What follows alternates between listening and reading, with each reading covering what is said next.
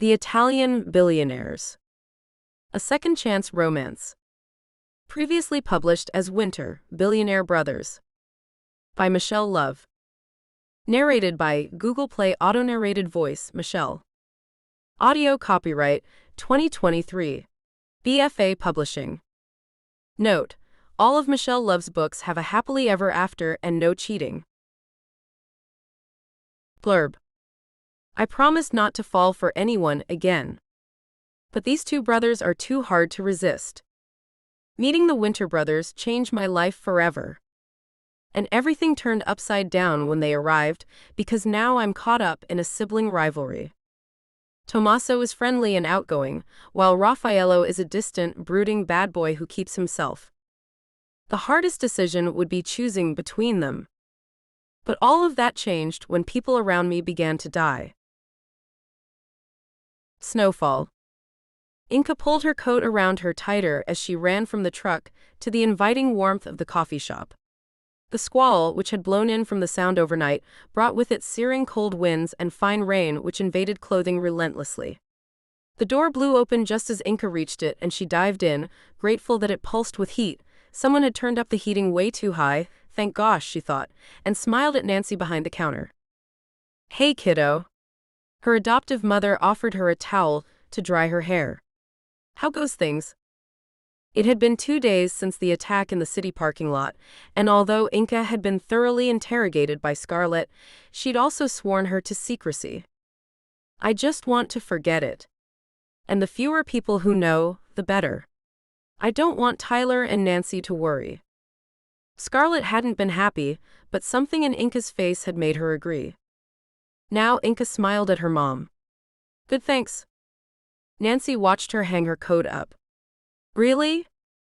Inka didn't answer her for a moment, and when she turned back to Nancy, her voice was strained. I'm fine, Nancy. But she knew she couldn't keep the truth from Nancy for long, especially after last night when, tormented by nightmares, Inka had suffered a full-blown panic attack and called her adoptive mother at 3 a.m., sobbing and incoherent. Inka waited until the tea house was empty, then asked Nancy to sit down with her. In a halting voice, she told her what had happened. Inka had spent her day off in Seattle, happily avoiding the rain by ducking in and out of bookshops and coffee shops. Busman's holiday, she grinned to herself, trying not to compare this coffee house with her own small tea house in the small town just outside Seattle. Overlooking the bay, the little Japanese-influenced gathering place had been Inka's dream when she was studying business at college. With the help of Nancy and Tyler, she'd opened it 5 years previously, not knowing what the people of small-town America would think. The Sakura Tea House was about as far from Starbucks as they could imagine, but they loved it.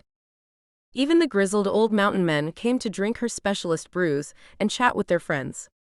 Inka lived in the small apartment above the tea house, but whenever she had a day off, she would escape, either to hike along mountain trails or into the city to find new reading material. 2 days ago had been the latter.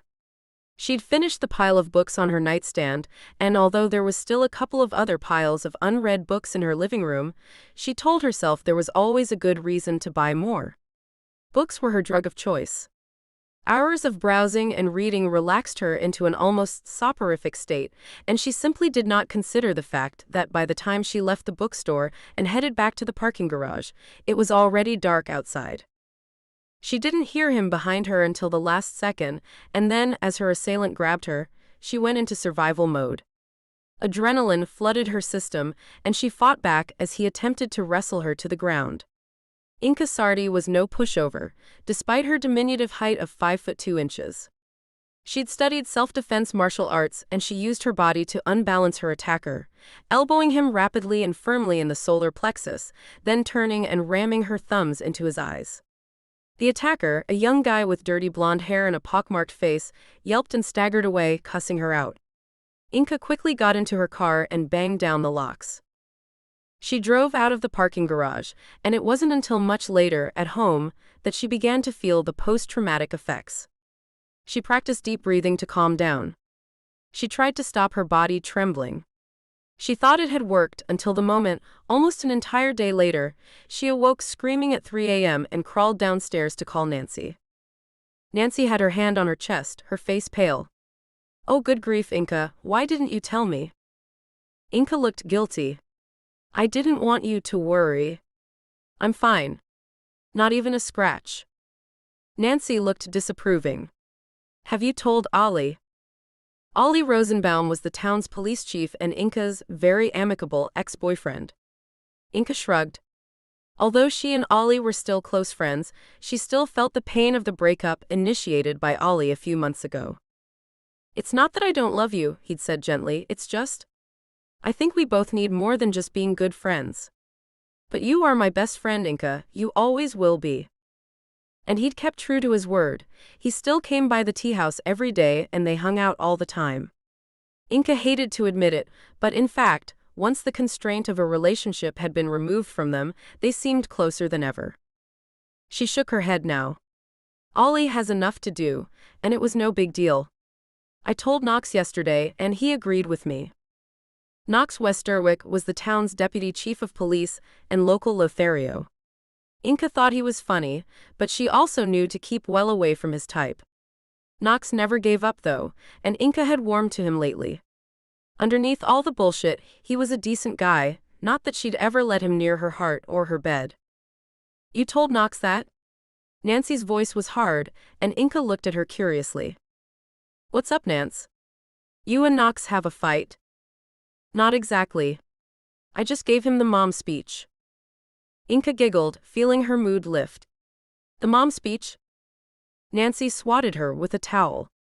Less of your sass, Inka. Seriously though, kiddo, I got your back. It's what happens when your kid calls you at 3 a.m. in tears. Inka's smile faded. Sorry about that. I guess I just panicked. Nancy frowned and opened her mouth to speak, but just then the door opened and a wave of customers came in. For the next couple of hours, they barely had a chance to exchange words, and it was only when Scarlett greeted them noisily that Inka looked up from her work. Yo, you old crumblies. Still alive?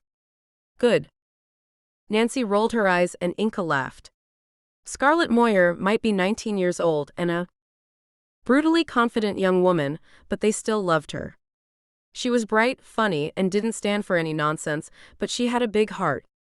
Dressed, as always, in her short skirt with Doc Martens and a t-shirt that read Smile Muthaf CKA, she snapped her gum and gave them both a cheesy grin.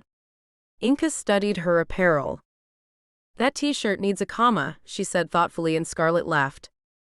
Only you, Inky Minx, would be more offended by a grammatical error than by foul language. She grabbed a Sharpie from the counter and added the missing comma after smile. Happy? Definitely. Now get to work, slave. Inka grinned at her young friend. There might have been 9 years between them, but they'd clicked the minute Scarlett had walked into the tea house 2 years ago. Scarlett, an undergraduate at the University of Washington, was wise beyond her years, and Inka trusted her implicitly. Now Scarlett slipped her apron around her tiny waist. I have gossip, she said as she began to stack cups in the sink. Someone, or rather someones, have bought the old Fletcher mansion. Inka's eyebrows shot up. Really? After all this time? Yup. And you're never going to believe who. Nancy rolled her eyes impatiently. Just spill it, Scarlett. Scarlett grinned. If I said the name Winter to you, who would you think? Both Inka and Nancy looked blank, and Scarlett gave a hiss of frustration. Gosh, grandmas. She grabbed Inka's iPad from the counter and quickly pulled up a photograph and newspaper article. Tommaso and Raffaello Winter. Look at them. Inka glanced quickly at the photograph.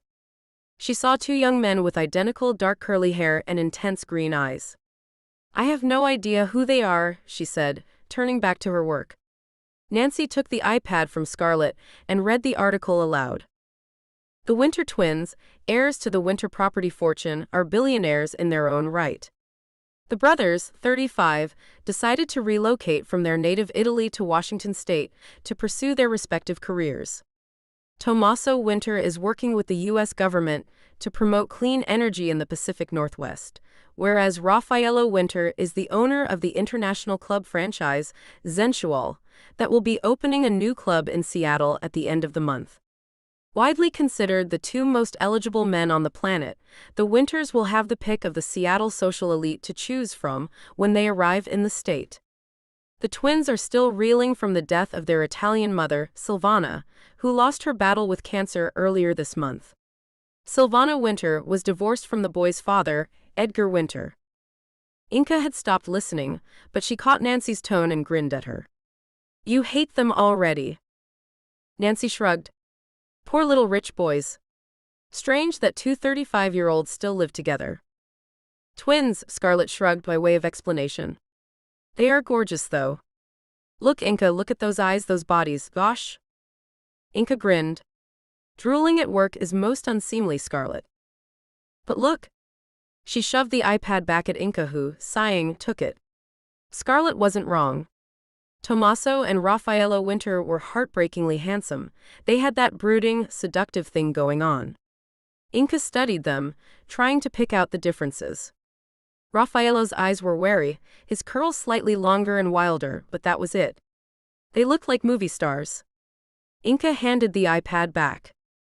"You know what they look like. Trouble." Scarlett grinned. "Yeah, fantastic." Inka opened her apartment door, rolling her eyes and giving him a disapproving look. "It's 11-page M." Ollie shrugged. "Come on in." Inka stood back to let him pass and squinted at him. "Nancy told you, right?" "Question is," Ollie said, "why didn't you?" She fixed him some tea, and Ollie thanked her as she passed him the cup. Inka sank into the sofa, pulling her legs up under her, and studied her friend with a critical eye. Ollie, at 33, was 5 years her senior. His light brown hair was cut short, his hazel eyes crinkled at the edges. Clean-cut, all-American, Ollie Rosenbaum was the epitome of trustworthy and noble. "You're not my bodyguard, Ollie." She softened her words with a smile. "It was really nothing. I handled it." "Why didn't you tell me?" Ollie raised his eyebrows at her. Inka rolled her eyes. "Because you have enough to do, and what could you have done anyway?" "Nothing. It was over in less than 2 minutes, and I'm fine. Like I said, you're not my bodyguard." Ollie sipped his tea. "Are you pissed with me or something?" "No, sweetie, just tired. How are things with you?" Ollie nodded. Good. Good. Listening, Inka suppressed a smile. "What's her name?" Ollie laughed, his expression sheepish. "Molly. She's a criminologist, working out of the city." Inka felt a pang in her chest but smiled at him. "Nice. How long have you been seeing her?" "A week or 2. Look, I wanted to tell you because I'm thinking of taking her to Levi and Jim's, and I didn't want to just tip up there and—" "I get it," Inka interrupted. "Look, Ollie, we're adults and friends. It's okay, really. I look forward to meeting her. We both need to move on." Later, after Ollie left, Inka went into the bathroom to shower and get ready for bed. She stepped out of the shower and wrapped a towel around her long dark hair and grabbed her moisturizer. Gazing in the mirror, she looked at herself critically. She had café au lait skin courtesy of her Indian birth mother and almond-shaped green eyes from her Japanese-American father. She knew people considered her beautiful, but Inka could never see what the fuss was about. She had to be honest, the attention she got wasn't always welcome. Catcalls, lascivious and repellent remarks, even grabbing hands, had all been part of her life since she was a teenager. Her curvy body drew men to her constantly. It was the reason why she had taken self-defense classes. Inka couldn't remember when her dislike of the attention had started. Nancy and Tyler had adopted her from a very young age, and she couldn't remember her life before that. She'd asked Nancy once, and Nancy, her face pale, had merely told her, "Be thankful you can't remember." Inka had been satisfied with that for a while. But lately, she had been having vicious nightmares about violence and a woman screaming. She had woken up shivering and gasping for air. Even with Ollie, it had taken her a few weeks of dating before she trusted him enough to sleep with him.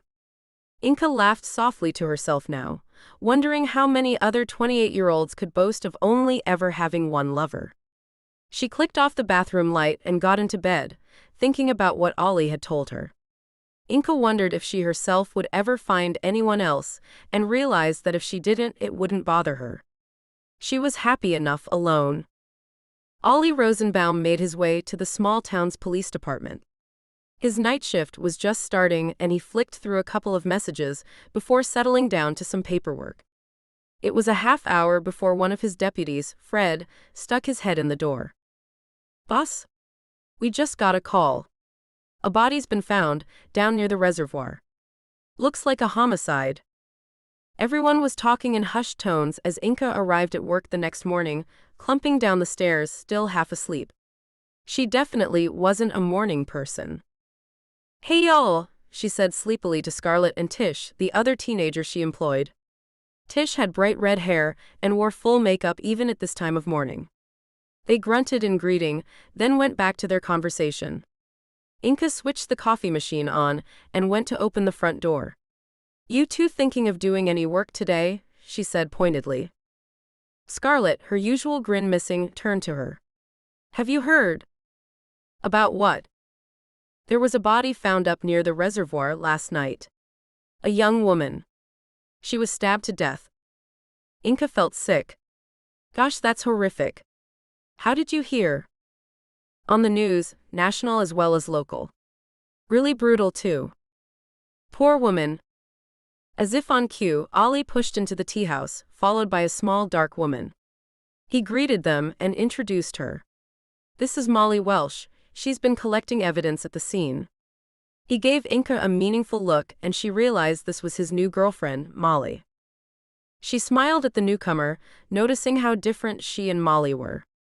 Molly was even tinier than Inka and effortlessly chic, almost French in her way of dress.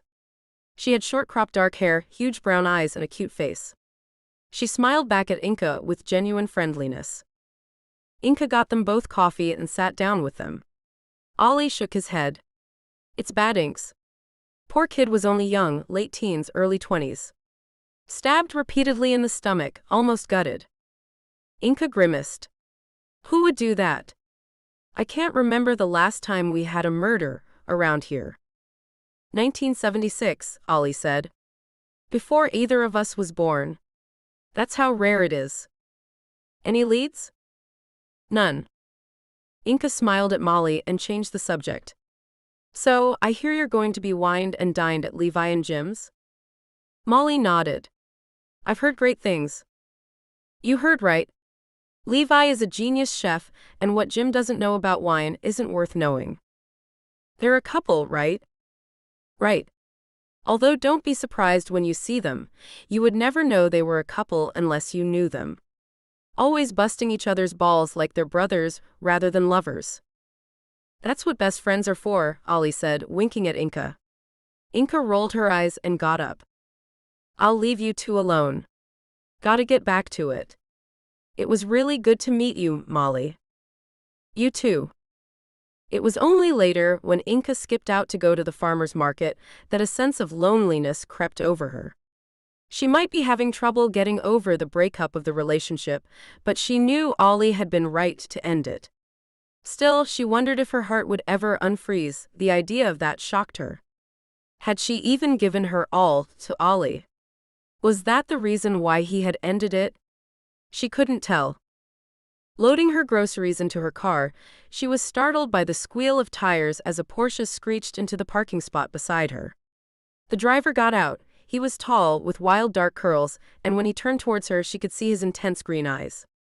He stopped when he saw her, and Inka flushed at his scrutiny. His eyes seemed to bore right into hers, searching, questioning. Inka got flustered and one of her bags slipped out of her hands, spilling fruit across the parking lot. She scrambled to retrieve it, and she sensed him walking towards her. He crouched down and helped her, without saying a word. As he handed her an orange, his fingers brushed hers, and she felt a jolt of electricity. She looked up to see him staring at her. A furious pulse began to beat between her legs, and she couldn't look away. He was unsmiling, but his face wasn't unfriendly, just entirely focused on her. Inca managed to find her voice. Thank you. They both stood at the same time. He dwarfed her petite frame, and Inca suddenly felt both utterly vulnerable and supremely turned on. He gave a curt nod, then, in a motion so quick she hardly registered it, brushed the back of his finger down her cheek. It left her skin burning, but he turned away and stalked off, leaving Inca open-mouthed behind him. She got into the car and sat, blinking. What the hell was that? She glanced at her burning face in the mirror, half expecting there to be a scorch mark where he had touched her. There wasn't, of course, but her entire face was bright red. She sucked in a deep breath. Jesus. On her drive back to the tea house, she suddenly remembered where she had seen him. He was one of the Winter twins. She suddenly wished she'd paid more attention to the article Scarlett had pointed out. So, they must have completed on the Fletcher mansion and moved in. There hadn't been as much fanfare as she would have expected, given Scarlett's excitement. But maybe they were just a private family. She got her answer when she returned to the Sakura. Gasping from the cold air that whipped around her, she stumbled into the back room of the tea house and dumped the bags of groceries on the floor. Tugging her coat off, she could hear Scarlett's infectious laugh, Nancy's soft chuckle, and another voice, masculine, deeper, accented. Inca felt a thrill go through her as she walked into the tea house's main room and saw him there. Dark curls now brushed into a neat style, intense green eyes, but now he wore a friendly smile. He looked up as Inca came into the room, and his smile widened. She felt her face burn. Hello again, she said, but his eyebrows shot up. I'm sorry. Gosh, that voice. Deep, mellifluous, sexy as all hell. Inca blinked. We just met. At the farmer's market? He smiled. I very much wish we had, but I think that may have been my brother. Now that she saw him, yeah, he was wearing entirely different clothes, and instead of being combed neatly, she realized this man's hair was shorter. Apart from that, there was absolutely no telling them apart. She smiled. I'm sorry, my mistake. He stuck his hand out. Tommaso Winter. Inca Sardi. His green eyes sparkled. Unusual name. She grinned. Indian. My birth mother was Indian. She had no idea why she was telling him that, and gave an embarrassed cough. Scarlett and Nancy were watching the interaction, Scarlett grinning openly. Inca surreptitiously kicked her friend. Well, I hope my mom and this reprobate were making you feel at home. I understand you've bought the Fletcher mansion? Now she sounded like she was interviewing him. Gosh, woman, are you really going to fall apart at the sight of a handsome face? But handsome didn't really cover it with the Winter twins, she decided. They were glorious. Tommaso Winter smiled at her, and she noticed how his eyes crinkled at the corners, his cheeks lifted, his beautifully shaped mouth curved. Gosh, what is wrong with you? First his brother and now him. Inca was sure her face was burning. We have. My brother and I decided we needed to be in the States for the time being. I would have thought high flyers like the Winners would be more New York-based. This was Nancy, who was peering over her glasses at Tommaso. Inca groaned internally. Was Nancy about to go into one of her rants about the uber-rich? Tommaso grinned at her. Neither Raph nor myself are New York people.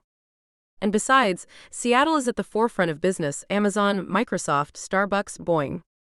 It made sense. Nancy seemed satisfied with this. She gave Inca a slight nod, this one's okay. Inca suppressed a smile. Mr. Winter. Tommaso, please. Tommaso. The name felt like a caress in her mouth. Have you had time to get to know the town? He shook his head. I was hoping to find a guide. His eyes twinkled at her, and Inca felt her stomach flutter. Desire. Gosh. Scarlett nudged her. Inca's an excellent tour guide, she said brightly. And she's a total geek. She'll tell you all about the lovely but dull little town we call Willowbrook. Tommaso snorted with laughter. Well, in that case, if you're offering, I'd like that. His eyes settled on Inca's in a way which made her feel like the only woman in the world. Of course, she said, swallowing her shyness. Just let me know when you have some free time. Tommaso considered. Is tomorrow too soon? Inca didn't look at Nancy or Scarlett. Not at all, it's my day off. Say 10 a.m. He smiled and took her hand, kissing the back of it. Perfect. I'll see you then. Thank you, ladies, for your warm welcome. I have a feeling this place will be something of a haunt for me. When he'd gone, Inca looked almost open-mouthed at her friends. What the hell just happened? Scarlett and Nancy were both giggling like schoolgirls. I think you have yourself a date. Nancy looked beside herself with glee. With a billionaire. Scarlett goggled at her and Inca rolled her eyes. It's not a date, I'm being a good neighbor. Good naked neighbor. Scarlett. Yes? Get back to work before I fire your sorry ass. Knox Westerwick walked the half-mile or so from the harbor to the police department. The station was as quiet as he'd found it yesterday. A couple of faxes sat on the machine, and he glanced at them. Warnings about Lyme disease and a flyer for a town committee meeting. He checked the answering machine. No blinking red light. Knox wandered around the building. The police department took up no more than 4 rooms in the big stone-built structure. A glance at the bell pad indicated the other offices were let to a surveyor and an insurance company. He wandered to the big window overlooking the back of the office to see the back of a firehouse to one side and apartments to the other.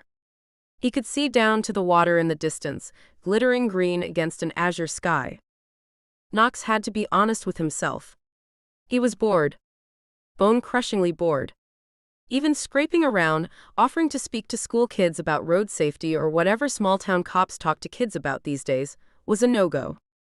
Ollie had done all that recently, so Knox had accepted the grateful apologies of the principal and given up. Knox glanced at the clock and wondered when Ollie would make an appearance. He went over to the filing cabinet, searching for any old case he could follow up on. Nothing.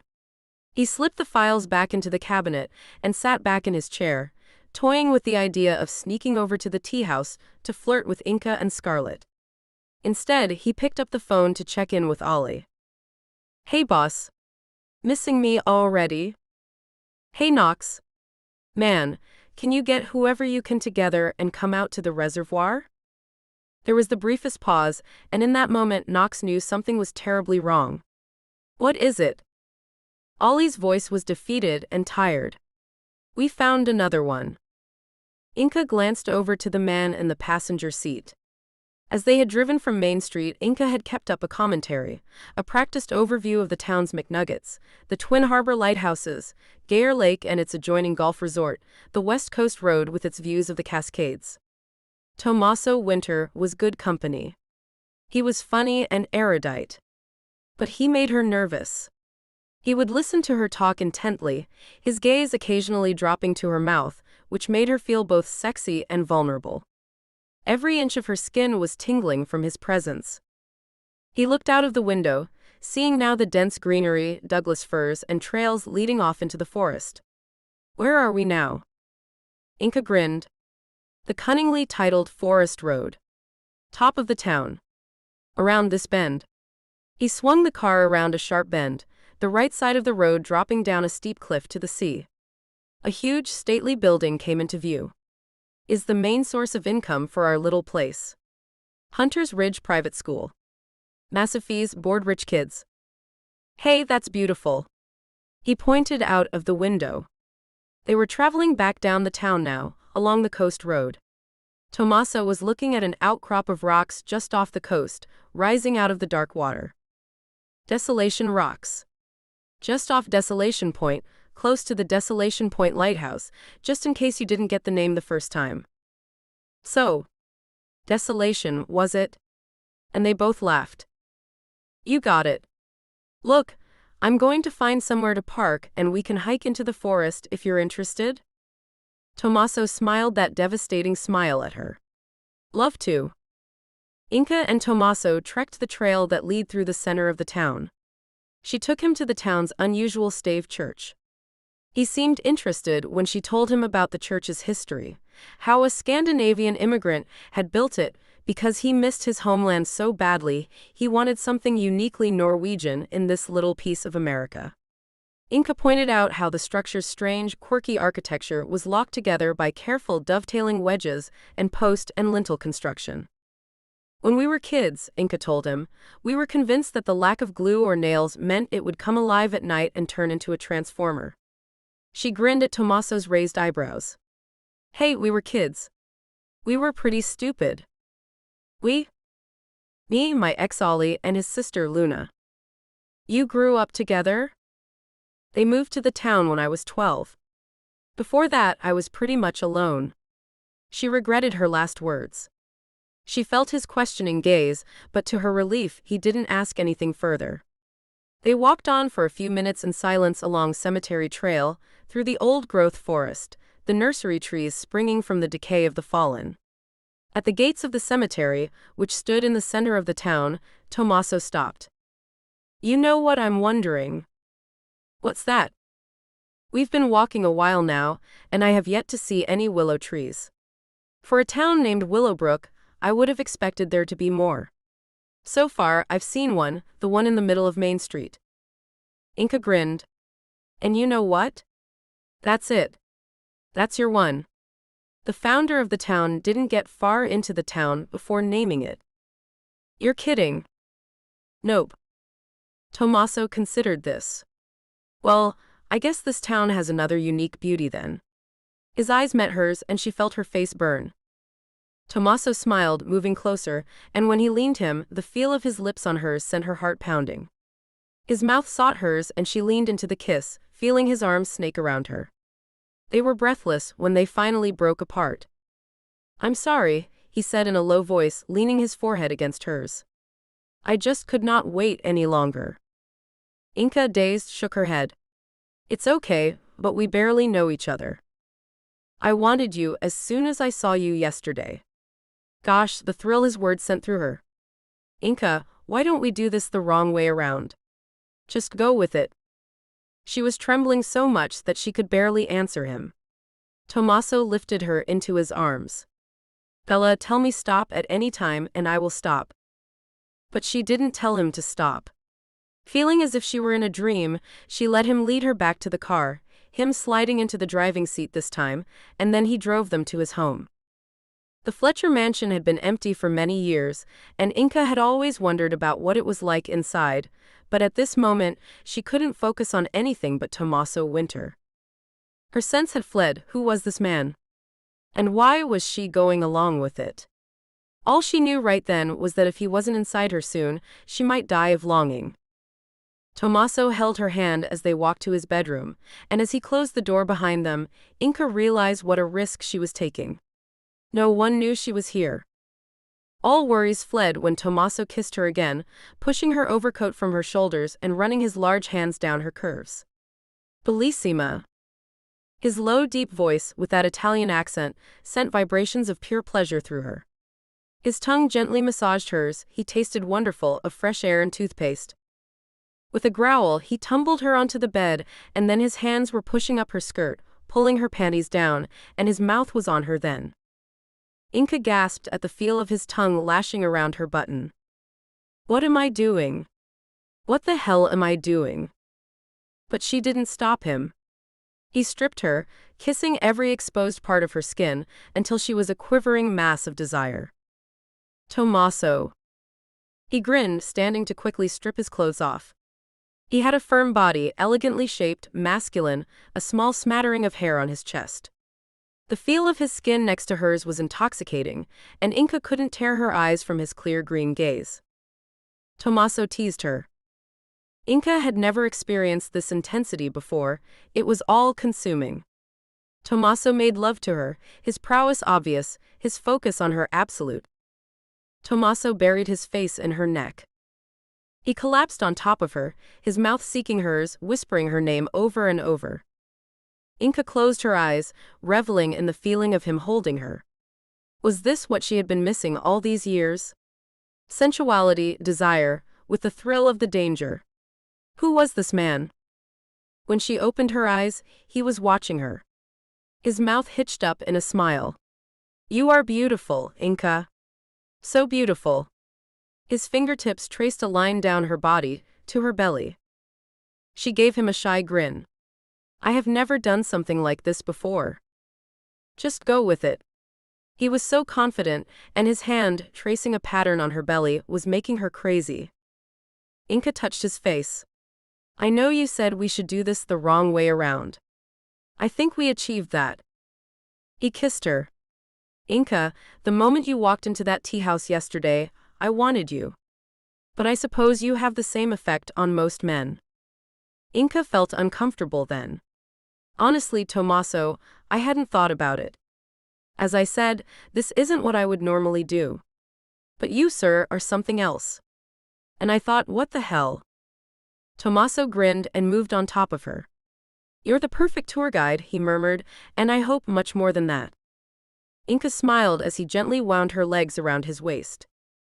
As he teased her, she sighed happily. I don't expect anything from you, Tommaso, but, oh. Tommaso grinned wickedly. I'm going to make you mine all night long, Principessa, in every way you'll allow. Say my name, Inka. Tommaso.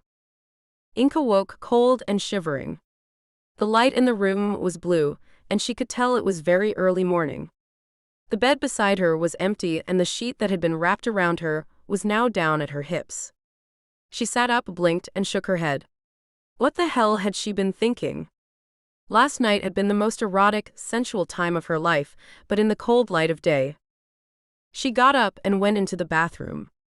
There was a toothbrush and a basket of toiletries left out on the side for her, and she smiled.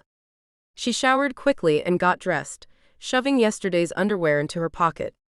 Feeling incongruous and shy, she padded through the large mansion, only now just noticing how beautifully it was decorated. The winter's aesthetic was obviously minimalism and clean lines.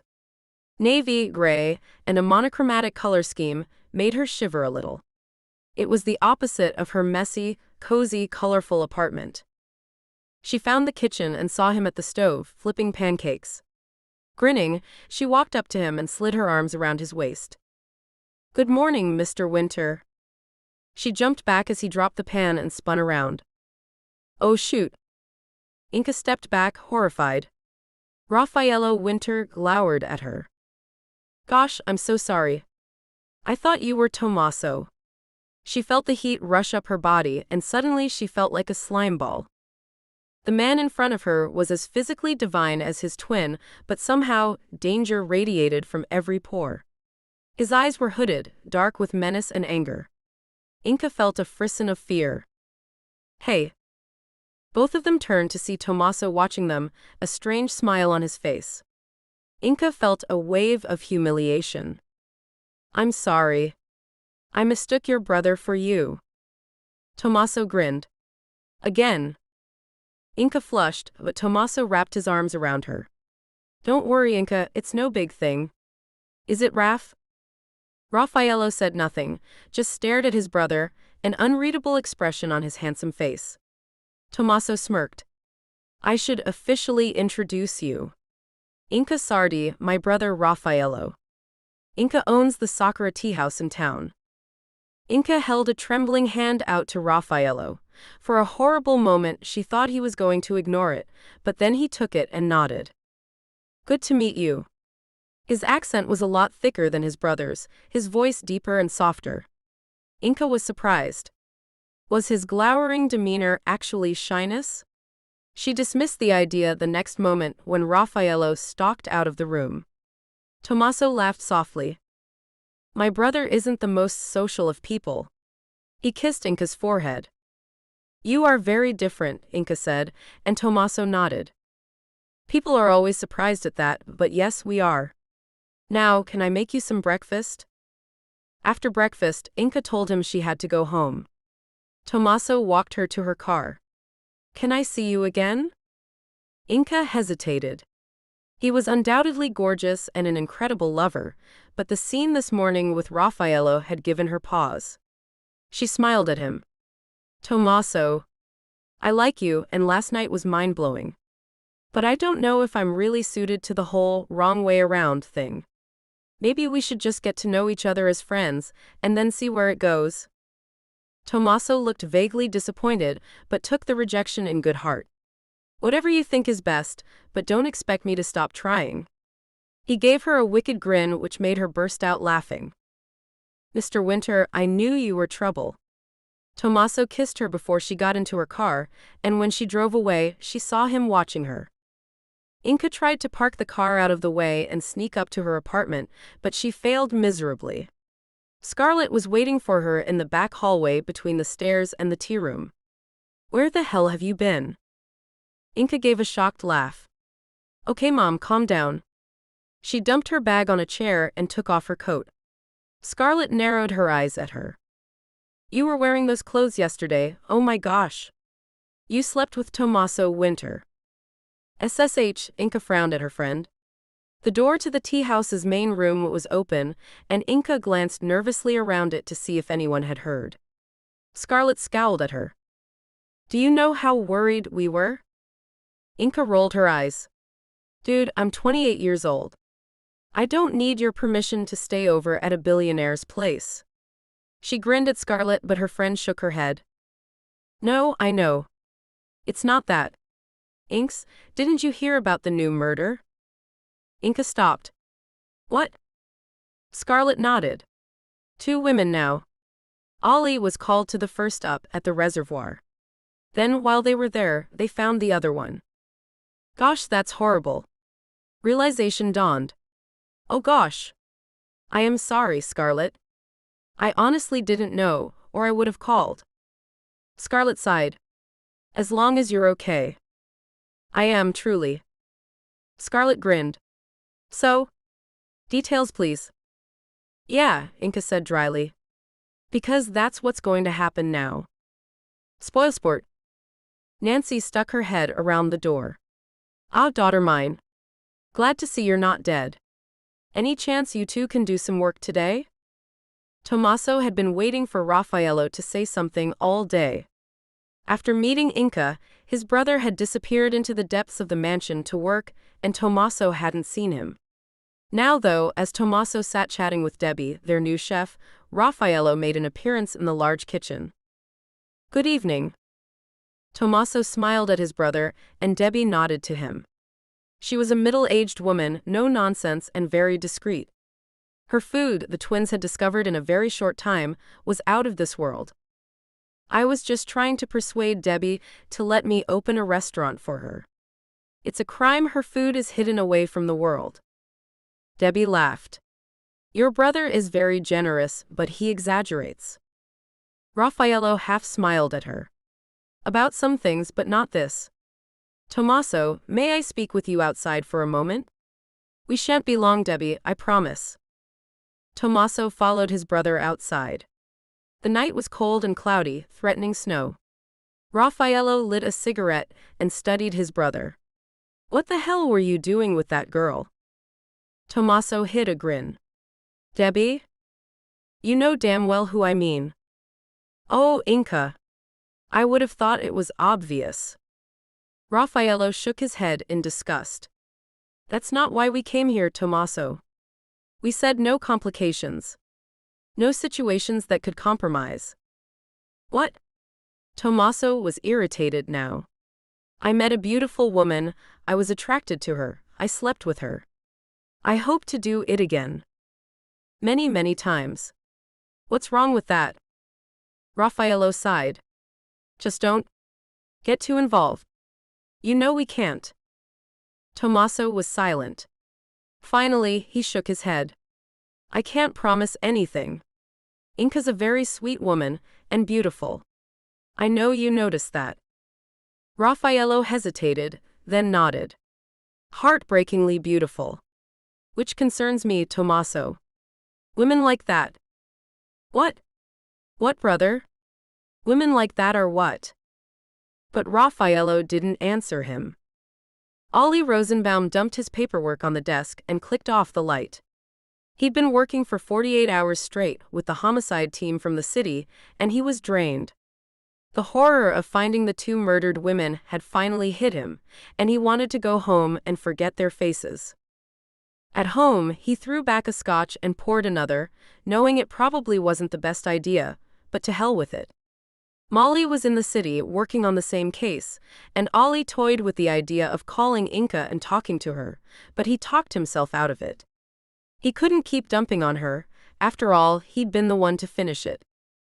Something else stopped him.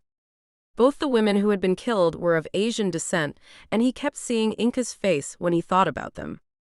Willowbrook had only ever had one murder before, long before his time, but this was a whole new level of terrifying.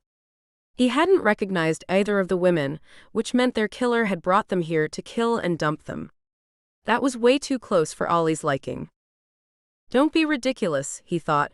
You don't even know if their ancestry had anything to do with it. But he couldn't stop imagining the killer seeing Inca and deciding she would be next on his list. No, stop it. It wasn't as if he had any right to be her protector. You're the police chief, you have every right. Damn it. He picked up the phone and called her. She answered after the second ring. Hey. Hey Inks, you busy? There was a hesitation. I was going to have an early night. Can it wait? Ollie couldn't help but feel stung. Yeah, sure. You okay? I'm fine, why? Doesn't matter. Look, I'll see you soon. Good night. He ended the call and hissed out his frustration. Shit. He really had to get used to this idea of not being with Inca anymore. You don't have the same rights now, buddy. I know, he said to himself and decided to go to bed. He fell asleep quickly, but was haunted by visions of Inca lying dead on the banks of the reservoir. A week passed before Inca saw Tommaso again, although he called her every day and they talked for hours. The tea room had been busy. Christmas season was coming up and the weather outside had turned to snow. Thick snowdrifts piled up at the sides of the roads. Inca was shoveling the sidewalk clear and sprinkling kitty litter down as she heard a car horn. She looked up to see Tommaso in his Mercedes pulling up to the curb. She grinned and shook her head. Mr. Winter, roof down? In this weather? Tommaso leaped out of the car, not giving a hoot about the slippery ice underfoot. I like to live dangerously. Hello again. She liked that he kissed her cheek and not her mouth. There was something respectful about the embrace. She nodded towards the tea room. Come in. I'll make you something hot. Tommaso grinned and Inca blushed, swatting him. You know what I mean. They were still laughing when they walked into the tea house, and they chatted easily. Tommaso looked around. Busy today. Has been for a week or two. She lowered her voice. We're getting a lot of homicide cops and journalists because of the murders. Tommaso nodded. Did you know the victims? Inca shook her head. No. They weren't from around here. The door opened with a swirl of cold air, and a young woman with black hair staggered in. Inca smiled at her. Hey, lunatic, long time no see. Luna Rosenbaum shook the excess snow of her coat, then looked down at the mess she had made. Sorry, Inks. Inca laughed. Don't worry about it. She went to hug her friend. Come and meet Tommaso. Inca introduced Luna, and she studied the Italian carefully. So, you're the new billionaire in town? Tommaso choked on his coffee. You could say that. One of them, anyway. Oh, that's right. She took the coffee Inca offered her. Thanks, Inks. Have you met the brother? Inca colored and Tommaso grinned. I'll say she has. Luna looked between them both, seemingly to make up her mind about something. She gave Inca a strange look that Inca couldn't decipher. Well, anyway, I just came to say hi before I went to Ollie's. I assume he's snowed under, ha, with this murder case. I'll catch up with you later, Inca. Inca watched her go, a frown on her face. That was weird. Tommaso sipped his tea. Are you okay? Inca shook herself. Yes, sure. Sorry, it's just, well, I used to be with Ollie, as it were. Maybe Luna's not dealing. She stopped and shrugged. Sorry, it's nothing. Tommaso reached out and took her hand. So, I was wondering if I could take you to dinner one night this week? Inca smiled. I would like that, but can I just say? I have a rule, Dutch, all the way. So if you were planning on something billionaire style, she grinned at him, think again. Plus, I would have nothing to wear at one of those places. Tommaso rolled his eyes. Fine. How about your friend's place? Inka clinked her coffee mug against his. Deal. When he'd gone, she marveled at how quickly they had become friends. Even if they hadn't had that wonderful night together, she felt like she had known Tommaso Winter her whole life. Was it her imagination? Did that instant connection come from her need for love? Gosh, she hoped not. She hated to think of herself as a needy woman. Hell, she wasn't a needy woman. But Ollie had, however gently, shifted her expectations of what men wanted. She was still deep in thought when Nancy came in, and she asked her adoptive mother if she thought she was just looking for an Ollie replacement. Nancy thought about it. I don't think so, Inka. You've never been someone who needs a man at all times. Maybe it's just that you and this Winter boy clicked in a way that you haven't experienced. Inka reddened slightly and Nancy laughed. Inka, I'm not talking about intercourse, and it's okay. You know, I'm not dead below the waist just because I'm over 50. He's a very handsome young man. Just remember, you might want him, but you don't need him. You are your own person. Inka smiled at her gratefully. Hey, anyone serving? Ollie grinned at her as she went to greet him, and as she poured some hot tea for him, she studied him. You look tired. He gave a small laugh. Got time to talk now? But his words were without rancor, and she sighed. Ollie, for you, of course. I can't be the person you call last thing at night anymore, you know? For both of us, we need to take a step back. Yeah, I know. Listen, Luna says you have a new friend, one of the Winters? Inka looked surprised. Haven't you met them yet? Ollie shook his head. I don't know whether this sounds bad, but for once, the department has been busy. I wish it wasn't for the reason it was. Me neither. Any progress? Inka saw Nancy join them, listening to what Ollie was saying. We've identified one of the women. Kristen Chu, a lawyer from Seattle. Her family is pretty broken up. I would think. How did she die? Ollie hesitated. Stabbed. Multiple times. Poor kid was almost gutted. Inka looked sick. Gosh. Nancy shook her head and Ollie looked at her. The other woman was Asian too. Nancy and Ollie shared a look and Inka sighed. Just say it. Wouldn't hurt to be extra vigilant. I thought serial killers were only called that after at least 5 victims? Don't be a wise ass. Nancy gave her daughter's butt a swat. Just be careful. Inka rolled her eyes. Okay. Ollie smiled at her. So, when are you going to introduce me to your new boyfriend? Not boyfriend. Friend. But Inka felt relief that Ollie seemed to be okay with it. And anyway, I wanted to talk to you about Luna. Is she okay? She was a bit off earlier. Ollie looked uncomfortable. She's having trouble with us splitting. You know how unstable she feels all the time. Gotcha. Tell her I miss her, will you? We need to have some girly nights in. Ollie nodded. I will. Thanks, Inks. Look, all joking aside, you'll make this old man happy if you make sure your deadbolt is on at night, okay? Promise.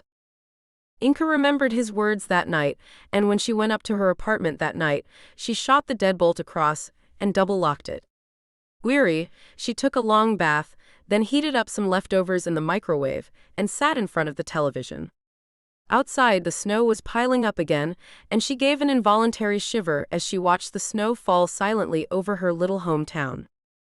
Willowbrook was the only town stuck out on a tiny peninsula on the Washington coastline. The one road out of town would sometimes get blocked with snow during winter, and then the town became like an island.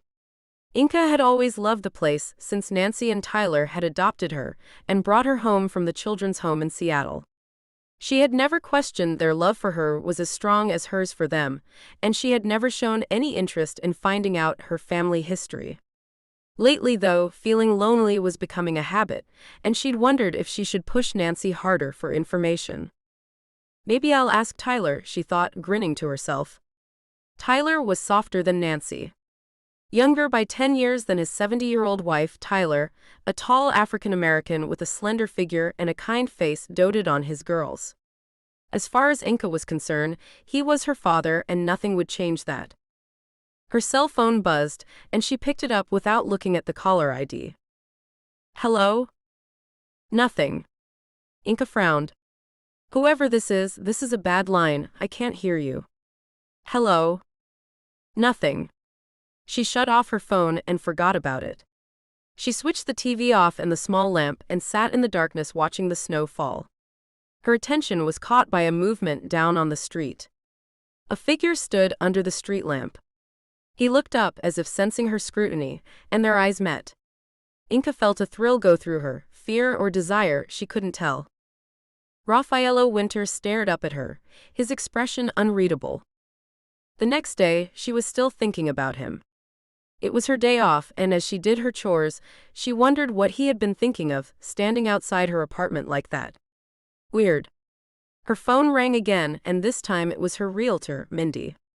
The apartment Inka lived in was leased from the owner of the building, but had offered Inka first refusal on it when he decided to sell. She'd scraped together the deposit and had put her offer in, and now she knew Mindy was calling her to finalize the details. Hey Mindy. What's going on? Inka sat on a kitchen chair, pulling her knees up to her chest.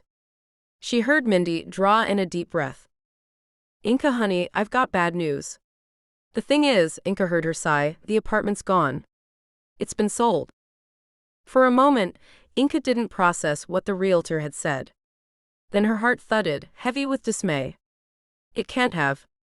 I mean, I thought the offer I made was a lock. It was. It was, sweetheart. I'm sorry, but the owner just called me. They were called late last night by a private buyer who gave them a crazy offer. Inka sat upright in the chair. I'll match it. Call them. Tell them I'll match it. I want this apartment. There was a silence. Honey. Mindy hesitated. You can't. You can't match it. The buyers offered 3 times the market price. Inka was speechless. Her shoulders slumped, and in that moment, she realized how much she had been relying on getting the apartment to kickstart everything and move forward. She felt suddenly tearful. Hun. You okay? Mindy sounded concerned. How did they know who to call? She heard Mindy give an annoyed hiss. Jeb. Don't worry. I've nailed his ass to the wall. He knows better than to give out that information. Look, I'm going to email you over some other prospects, we'll find you something. Inka drew in a deep breath. Yes. Yes, of course. I'm sorry. I'm just disappointed, is all. She jumped slightly as the doorbell rang. Look, Mindy, thanks, I've got to go. She looked around the apartment, her home, and felt tears threatening. This was her home, her space. She couldn't imagine living anywhere else. She grabbed her jacket and headed out of the door. Inka knocked once on the back door of her parents' home, then let herself in. Tyler, standing in his apron flipping pancakes and frying eggs, smiled at her and bent to kiss her cheek in greeting. Hey Bubs. Hey Popsicle. She heaved herself onto one of the stools. How are things? Good. Nancy's gone to the city, so I thought we'd have a little father-daughter chat. He handed her a plate of food. She grinned her thanks. That always sounds ominous when you say that. Honestly, I didn't break my curfew, Pa. She grinned, her mouth full of food, and he laughed, tapping her on the head with a spoon. Your mother tells me there's a new man in your life. Inka rolled her eyes. Not really. Just a new friend. I swear to God, you and Nancy are the biggest gossips. Every adjective you can think of. This is yummy, by the way. Tyler sat down with a plate of his own and studied her face. Thank you. Is it a good thing? Inka grinned. Yes. You've always been a great cook. Tyler didn't smile. I'm serious. I worry, Bubba, especially after all that business with Oliver. Inka smiled. Tyler had never called Ollie Ollie, not once. Inka thought about it for a long moment. I think so. I mean, I'm just getting to know Tommaso. He's not my boyfriend or anything, we're just friends. Tyler put his head on one side, his expression kind. So, no romance then? Inka acquiesced with a small laugh.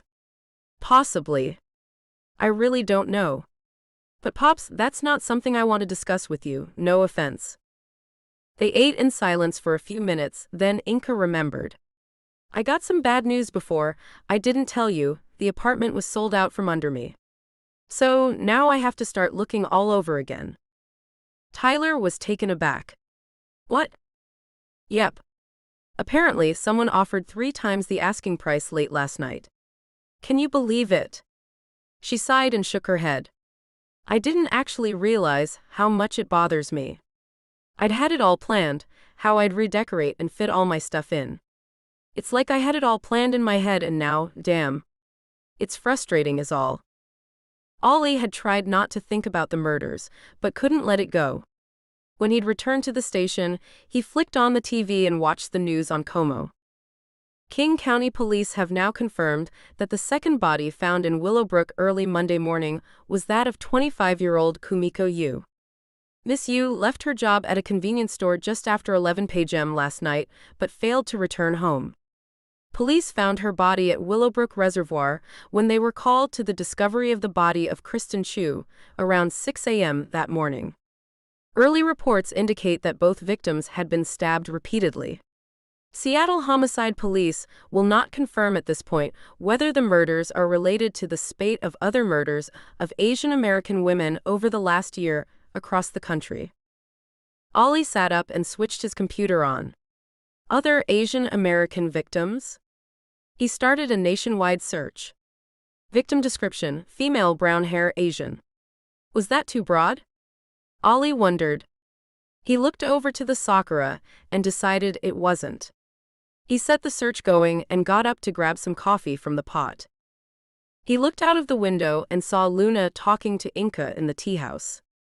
Ollie gazed at Inka, her dark hair, almond-shaped eyes, gorgeous honeyed skin, and he couldn't help imagining the body at the reservoir being hers, cut up, brutalized. He'd ask her not to go out alone. Eviscerated, bled out, slaughtered. Bile rose in the back of his throat, and he looked away quickly, pushing the image out of his mind. He rubbed his eyes as if scrubbing the image from his mind, sat back in his chair, and looked for something to distract him. He'd already dealt with the report from a robbery at the golf course. He picked a drawer at random and pulled a handful of files from the cabinet. Fixing himself some instant coffee with a wistful look across to the tea house, he sat down to read. Hunter Leeds, the town's mechanic, limped into the tea house just after lunch, carrying a large expensive box. Inka greeted him, turning to pour his usual brew. Hunter, an old school friend of Ollie's, didn't look happy. Got a delivery for you, Inka. He put the box on the counter. Inka gaped at him. What is it? Hunter shrugged, obviously put out. Scarlett ran her fingers over the name on the box. Expensive. She sounded impressed. Winter asked me to bring it to you. Hunter's voice cracked with tension. Inka was astonished. Why didn't he bring it himself? Hunter shrugged. Beside Inka, Scarlett shifted, impatient. Open it, open it. Inka lifted the top of the box. Tissue paper. She pulled it apart and pulled the dress out. It was gorgeous, pale pink, decorated with tiny beads. Wow. Scarlett was impressed. Well, he's just gone up in my estimation. She peeked inside. Even got your size right. That is going to look amazing next your skin. Inka was frowning. Okay, this is weird. Why on earth would he buy me a dress? Kind of personal, don't you think? And why the hell wouldn't he bring it to me himself, instead of getting Hunter to do it? Scarlett shrugged. Perhaps he's just marking his territory. She stuck her tongue out at her boss, but Inca was frowning. Flowers would have been enough. If anything. Scarlett could see she was disconcerted. Hey, look. The guy's a billionaire. Could you imagine the type of women he's used to? He's probably just doing what he thinks you'd expect.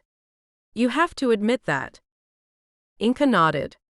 Okay, yes, but I thought he knew me well enough to know I'm not like them. Scarlett shook her head. Give him a break. Inca ran her hand over the dress. I don't know what to do about this. It's too much. But I don't want to offend him. Wear it. Scarlett shrugged.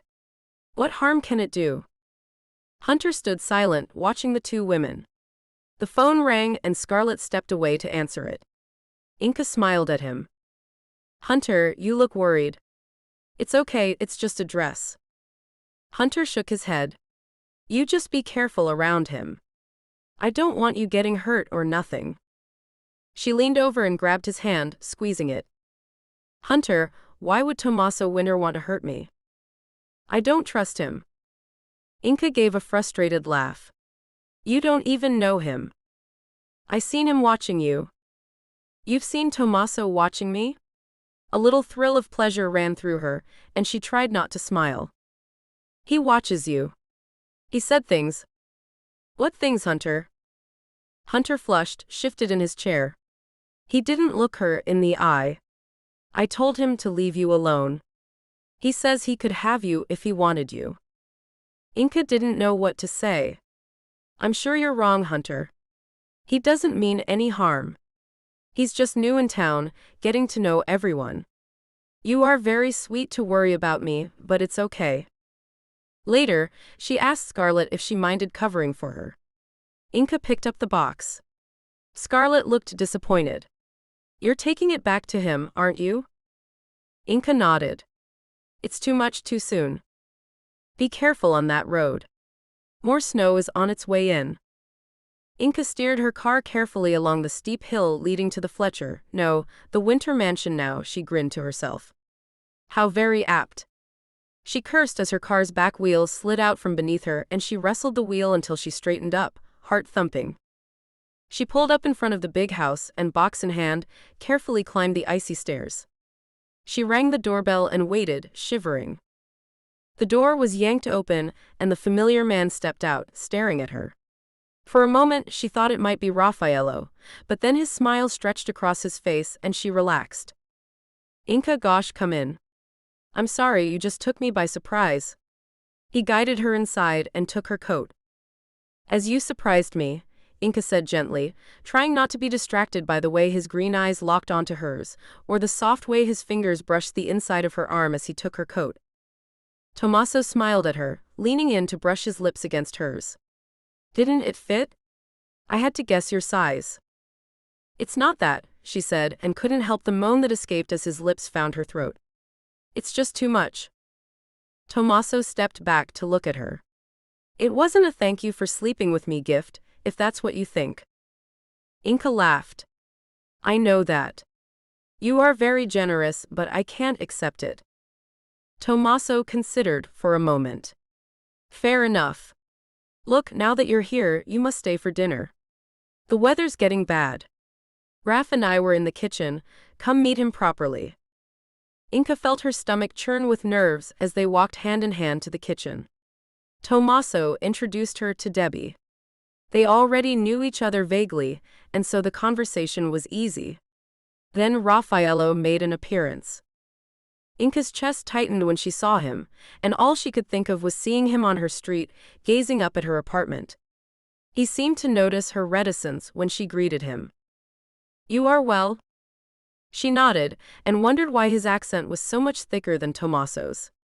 During dinner, which was a mouth-watering lobster bisque, followed by lamb so tender it fell off the bone, Tommaso led the conversation, but Inca found that Raffaello had thawed a little. Ironic, she thought, glancing out of the window. Outside, the weather had worsened, and now all she could see was a whiteout. Raffaello noticed her glance. Did you drive here tonight, Miss Sardi? Inca suppressed a smile. So formal. Inca, please, and yes, I'm afraid I did. He nodded and looked at Tommaso. Our guest must stay the night, I think. I was hoping she would, Tommaso said with a grin, but Inca felt awkward then. Tommaso noticed. Because of the weather, of course. Of course. After dinner, they moved to the living room, where Raffaello poured them all large drinks. Inca took the glass of scotch, not wanting to spoil the atmosphere by telling them she didn't drink much. She felt the effects an hour later, and for the first time, she saw Raffaello smile. I think the scotch has taken effect. She half smiled. I think it has. Raffaello drained his glass. I'll give you two some privacy. Good night, Inca. Tommaso. Good night, Raffaello. His name felt foreign and exotic in her mouth. Tommaso gave a soft laugh when his brother had gone. You realize you called him Raffaello? Inca clapped her hands over her mouth. I'm sorry. I don't drink alcohol, and it was a big glass. Big. Tommaso chuckled. You are adorable.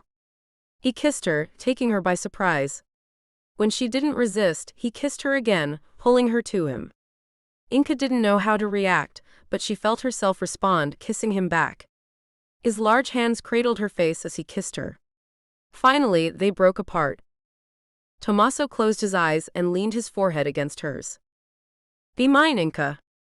Be mine. He half walked, half carried her up the stairs and sat her on the bed. He sat down next to her. You're a good friend, Tommaso.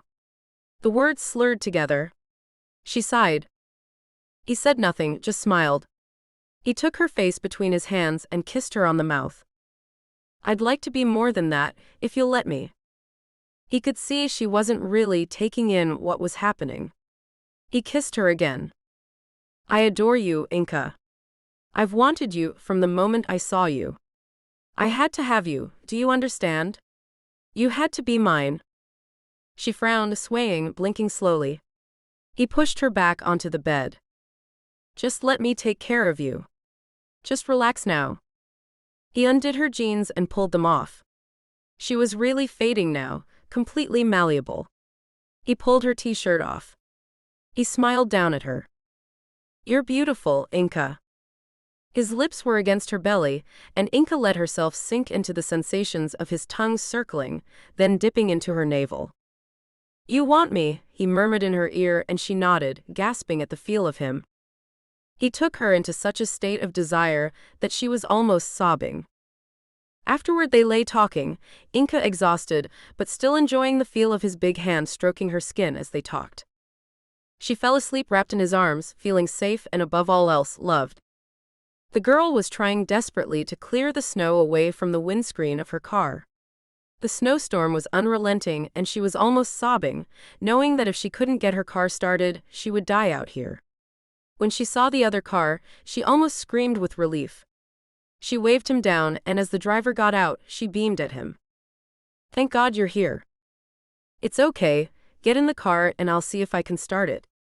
She climbed into her car and in moments heard him shout. Try it now.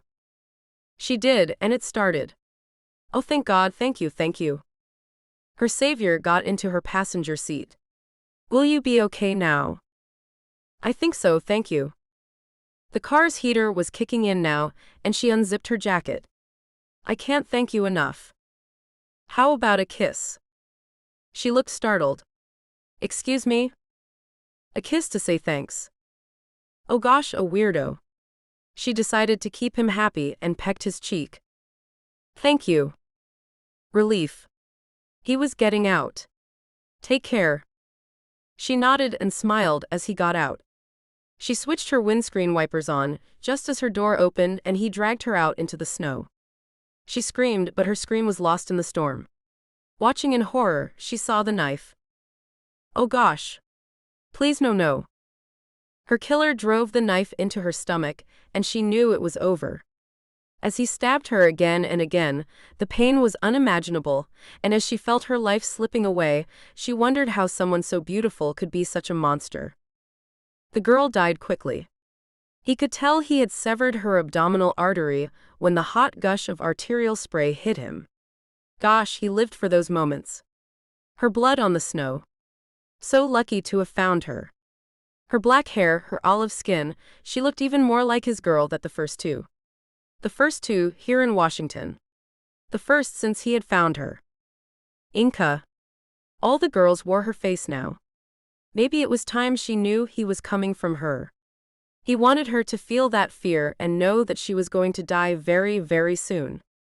He pushed the dead girl's shirt up and taking his knife began to carve. Tomaso was still asleep when Inca woke the next morning. He looked so peaceful and boyish, she smiled down at him and silently slipped from the bed. Her legs wobbled, she grinned to herself as she remembered the night's fun. Her thighs ached. She had never realized making love could be so all-consuming. She showered quietly and dressed. This time, she knew the way to the kitchen and walked down there. Raffaello was already there, as was Debbie. Raffaello smiled at her. "Good morning, Inca. I trust you slept well?" Ignoring the heat in her face, she nodded. "Thank you, yes."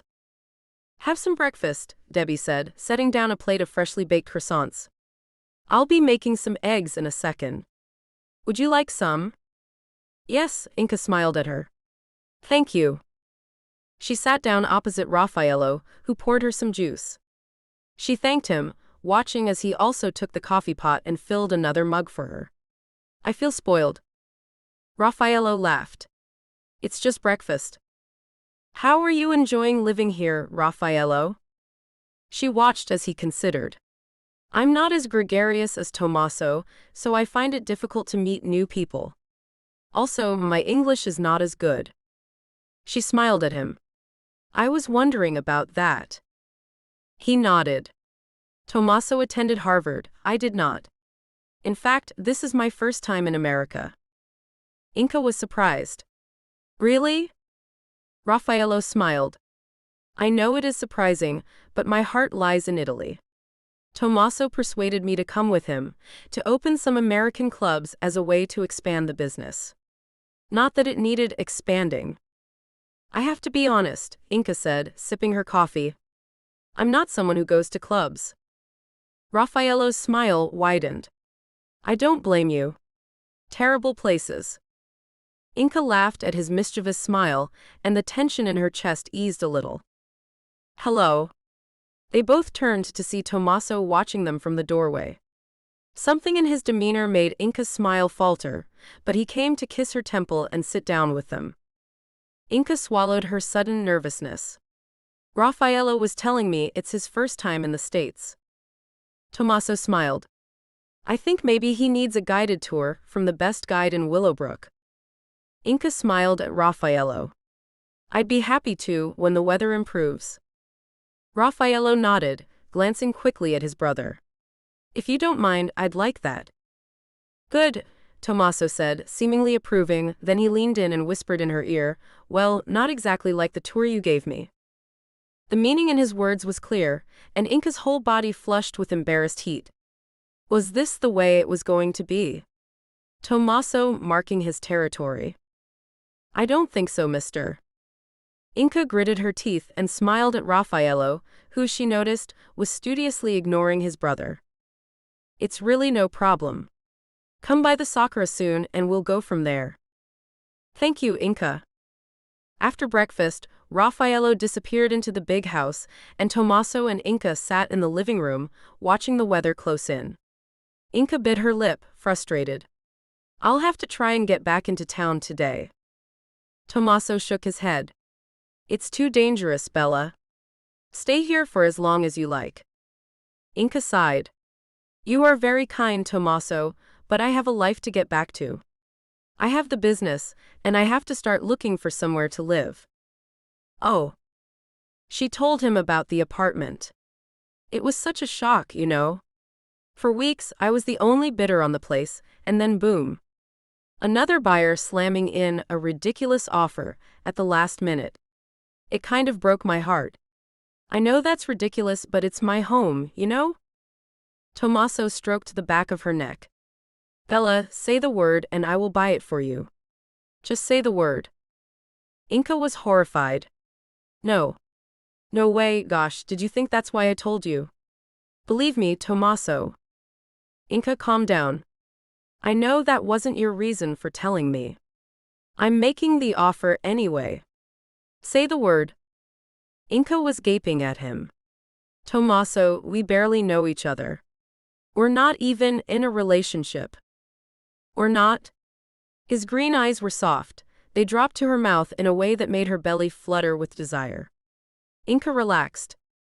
Tommaso, even if we're at the tentative stages of something, I'm still not ready for that kind of offer from you, however kind. And it's unbelievably kind, but no, thank you. I can find somewhere on my own. He stroked her hair. You could always move in here. We have plenty of room. Inca smiled at him and kissed him gently. Again, way too soon, but you are a sweet man, Tommaso. He grinned wickedly, his eyes crinkling, and he moved quickly, pulling her onto his lap and tickling her. Inca screeched with laughter. Oh, you lunatic. Tommaso suddenly stopped tickling her and pressed his lips to hers. You intoxicate me, Inca Sardi. I'm completely under your control. She tangled her fingers in his hair. Gosh, he was gorgeous. Take me back to bed, she whispered, nuzzling her nose to his. Take me to bed and make me yours. Ollie fought his way over to the sakura, not expecting it to be open, but inside he found Scarlett, alone. Why are you open? She grinned at him. If you expected me to be closed, why did you come? Ollie shrugged. You got me. Well, Scarlett turned to get him his usual Americano, you're officially my only customer. Ollie looked around. No, Inca. Scarlett grinned. Nope. She drove up to the Winter place to return something to Tommaso Winter. She called me a little while ago. She got snowed in up there and is staying until it's safe to drive back. Ollie nodded. Okay then. Jealous? Damn it, Scarlett never let up. Ollie tried not to grimace. Not at all. If you hadn't noticed, I too have moved on. Snippy. Ollie gave up and grinned. You are a pain in the ass. That's me. Scarlett studied him. Seriously though. She's fine, so what's your thing with the Winters? Who says I got a thing? I know you, Scarlett said. You're not sure about them. Ollie sighed. It's not really the Winters bothering me. It's the murders. Scarlett, in my 10 years of being a cop, I've never seen anything so depraved, so brutal. I can't shake the image of those girls, and the fact that they're Asian American. You can see why I'm a little antsy about Inca's safety. She's a big girl, Scarlett said gently. And she can look after herself. It's my job to make sure you're all safe. Scarlett shrugged. Fair enough. Just don't get too controlling. You don't have that right anymore. Gotcha. Look, Scarlett, why don't I walk you home? No, one's going to come in today. Scarlett shook her head. I'm good. I have stuff to catch up on, stock checking, stuff like that. Thanks though. Later that night, Ollie shouldered his way into his apartment and flicked on the lights. He snagged a bottle of water from his refrigerator and opened the door onto the small balcony. The snow had finally stopped, and now the night was calm but still bitterly cold. The apartment overlooked the harbor and the ferry landing, and he saw now that the last ferry of the day was waiting. He had thought the weather would stop the ferry service to the city, but no, he saw the lights of the ferry bobbing in the water. He was surprised to see a familiar figure striding along the jetty. One of the Winter twins, he couldn't tell which one, jogged up the gangway and disappeared into the ferry. Where the hell are you going at this time of night? Ollie frowned and glanced at his watch. 11:45. Ollie pondered for a moment and shrugged. No business of his what they got up to after hours. He drained the water bottle and headed inside. He showered and brushed his teeth and collapsed gratefully onto the bed. In the morning, he woke to the news that another woman had been murdered in the city. As he watched the news briefing, a shock drilled through him as they showed a photograph of the dead woman. She looked so much like Inca that it took his breath away. The victim was older than the others, an Indian-American woman in her early 50s who had been released from a mental health facility earlier that day. She had been stabbed to death like the others, but this time a message was carved into her skin. Police are not releasing the details of the message, but say it could help them in the search for this vicious and merciless killer. Ollie felt sick, but not as sick as an hour later when Knox called him and in a flat voice told him that another girl had been found dead. He drove out to the site and saw the horrific scene. The body was frozen, the girl's terror forever etched on her face, her clothes pulled up to reveal just what her killer had done to her, as well as the carved message on her skin. Ollie looked at Knox and saw he was as shocked and horrified as he was. It was what Ollie feared the most. The carved letters and pale skin. Inca. Inca drove home alone, despite Tommaso's insistence that he should come with her. She had gently declined. "I have so much to do, Tommaso, to get back to work and find a new place. Thank you for everything." She'd been at the winter home for 2 days before the weather had settled enough to return home, but she had to promise Tommaso she would keep the dress he had bought her and wear it to dinner that night. Smiling, she kissed him goodbye. "I'll see you tonight." He slid his hands around her face. "I'll miss you." She opened the door to the Sakura to find it busy and Nancy and Scarlett run off their feet. "I'll be down in 1 minute," she promised them before running upstairs to change. "More like 10 minutes, Nancy grumbled when she returned, but she kissed Inca's cheek. "How was your sojourn at the billionaire's mansion?" Inca rolled her eyes. "Very pleasant, thank you. We burned $100 notes for warmth and made the servants race naked in the snow so we could bet actual gold bullion on them."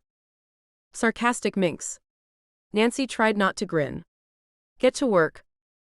"Yes, boss." Apparently, the entire town of Willowbrook had been going stir-crazy at home during the storm, and they had all descended on the tea house that day.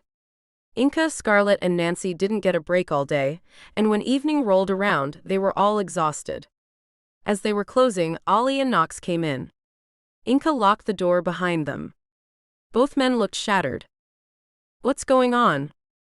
Inca went to make them some hot sandwiches as they told the women about the new murder victim.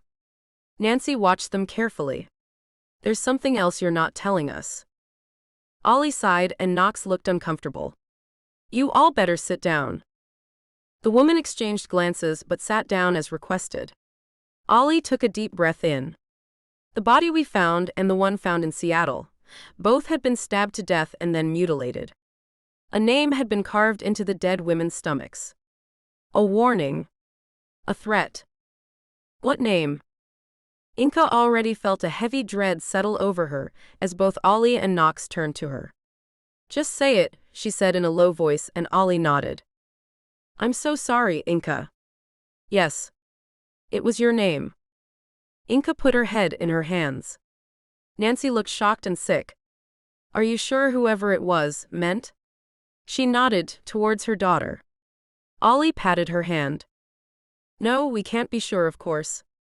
It's just, with the ethnicity of the victims, and the location of the deaths, and the relative uniqueness of your name, Inks, especially in the county, we have to assume that it could be a death threat." Inca threw up her hands. "But why? I don't think I have any enemies. Could be someone who's fixated on you. Anyone could have come in here and seen you. Or maybe there's someone from your past." Inca shook her head, silent, shocked. "I don't think so." But in the back of her mind, there was something she had never told anyone, not even Nancy. Something she had forced herself to forget.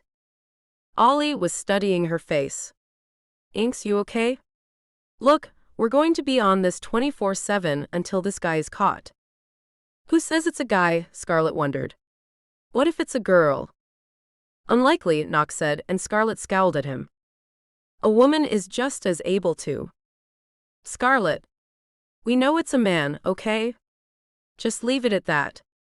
For once Knox was without his usual swagger, he just looked shell-shocked. Scarlett opened her mouth to argue, but then took pity on him, squeezing his hand. "There's something else." Ollie looked at Nancy and Inca. "The woman who was killed in Seattle, This one was different. She was older, a former mental health patient. Inka, her resemblance to you is undeniable. We would like to take a DNA sample from you to test against the dead woman. Nancy gave a distressed cry, and Inka stared at Ollie in horror. What? He nodded. I'm so sorry, Inka, but we have to investigate the possibility that the woman murdered in Seattle was your birth mother. Ollie looked up as his sister Luna came into the police station, balancing 2 cups of coffee. Hey, haven't seen you around for a while. Luna gave him one of the cups and sat down opposite him. I've been staying in the city. Okay.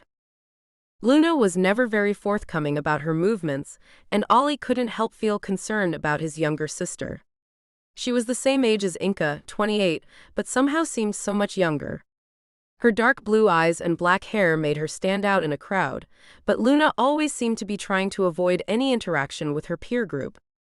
Only Inka had ever broken through Luna's high walls, and now that she and Ollie were no longer a couple, Luna seemed to be backsliding.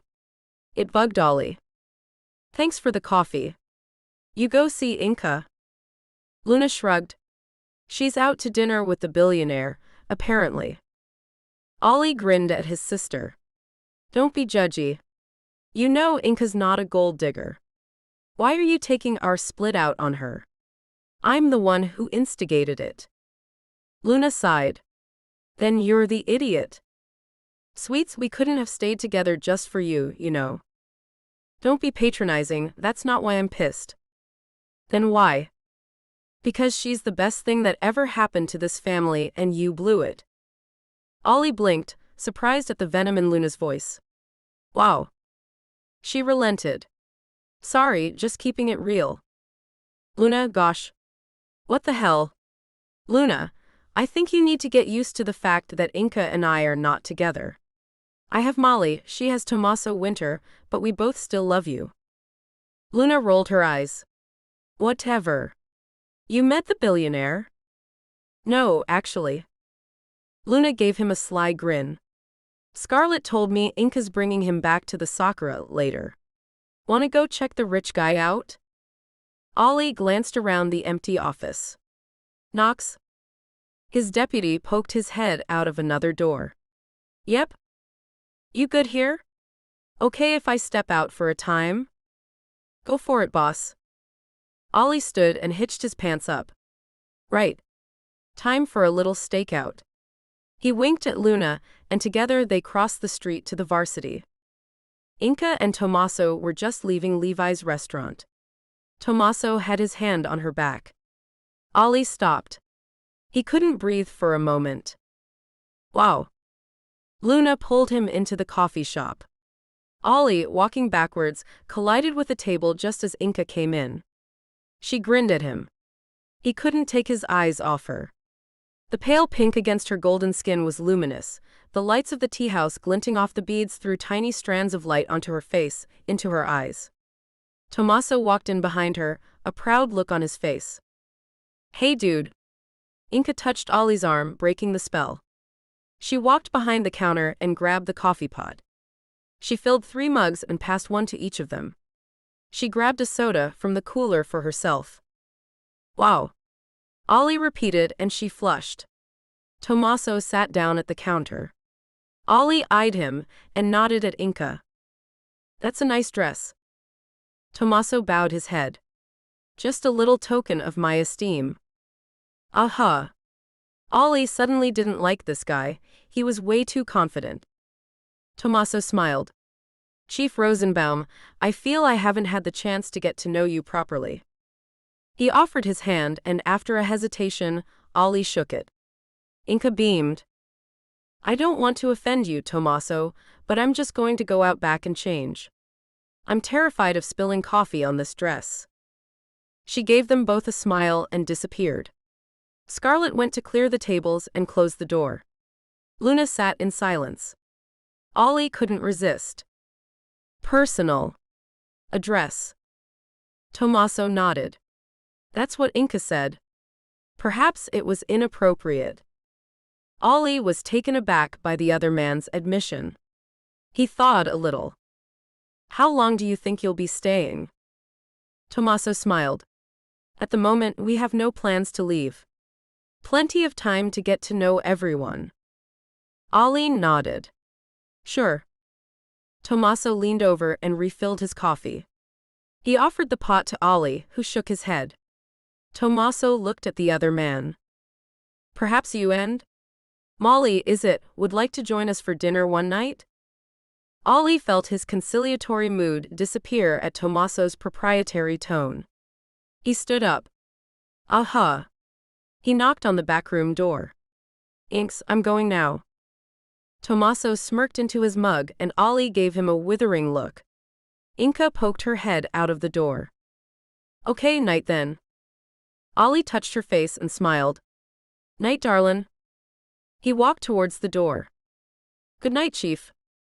Ollie nodded at Tommaso, curt and annoyed. He waved to his sister and went out into the night. Outside, he crossed the street, looking back over at the tea house. He watched Tommaso talking to Inka, touching her face, kissing her tenderly. He thought.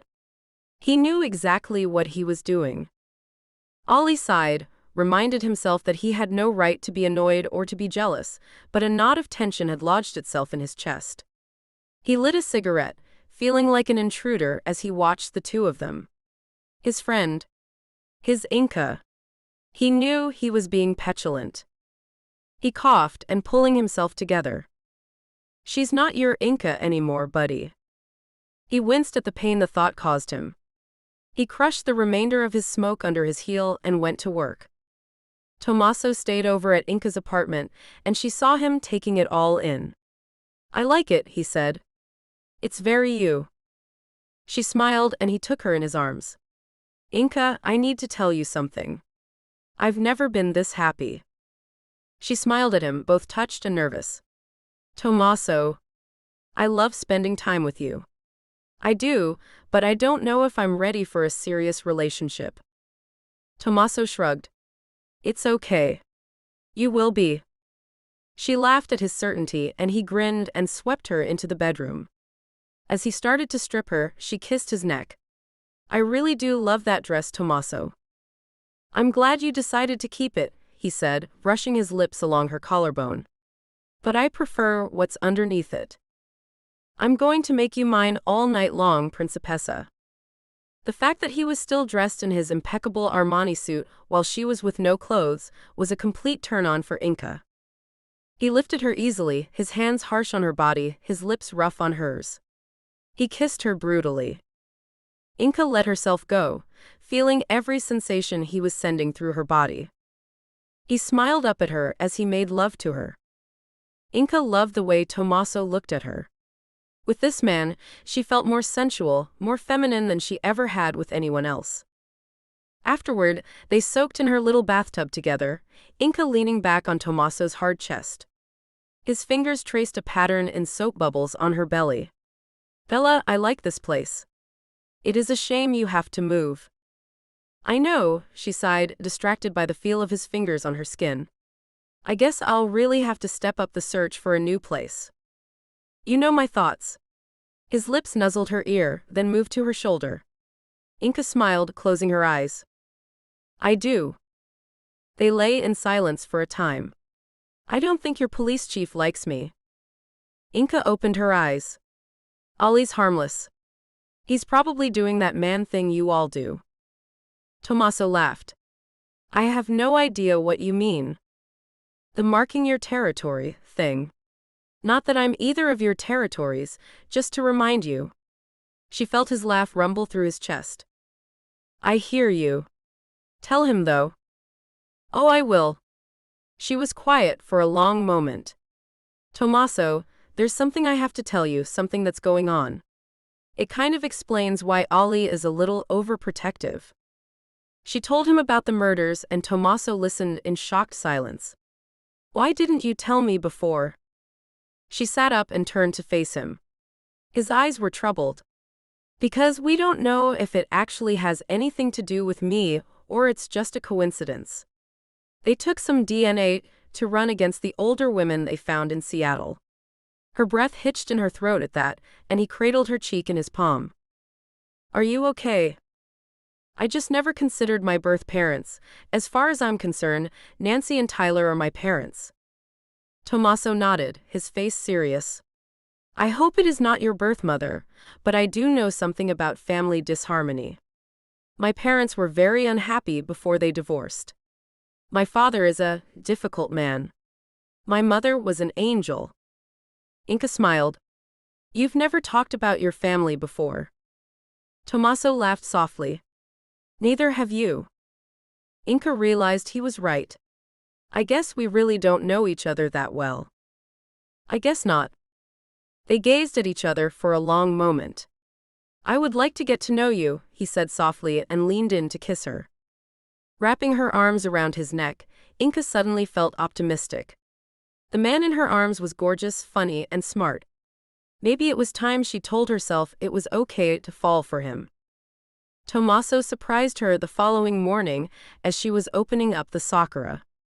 The day was surprisingly warm, the snow from the storm was almost gone.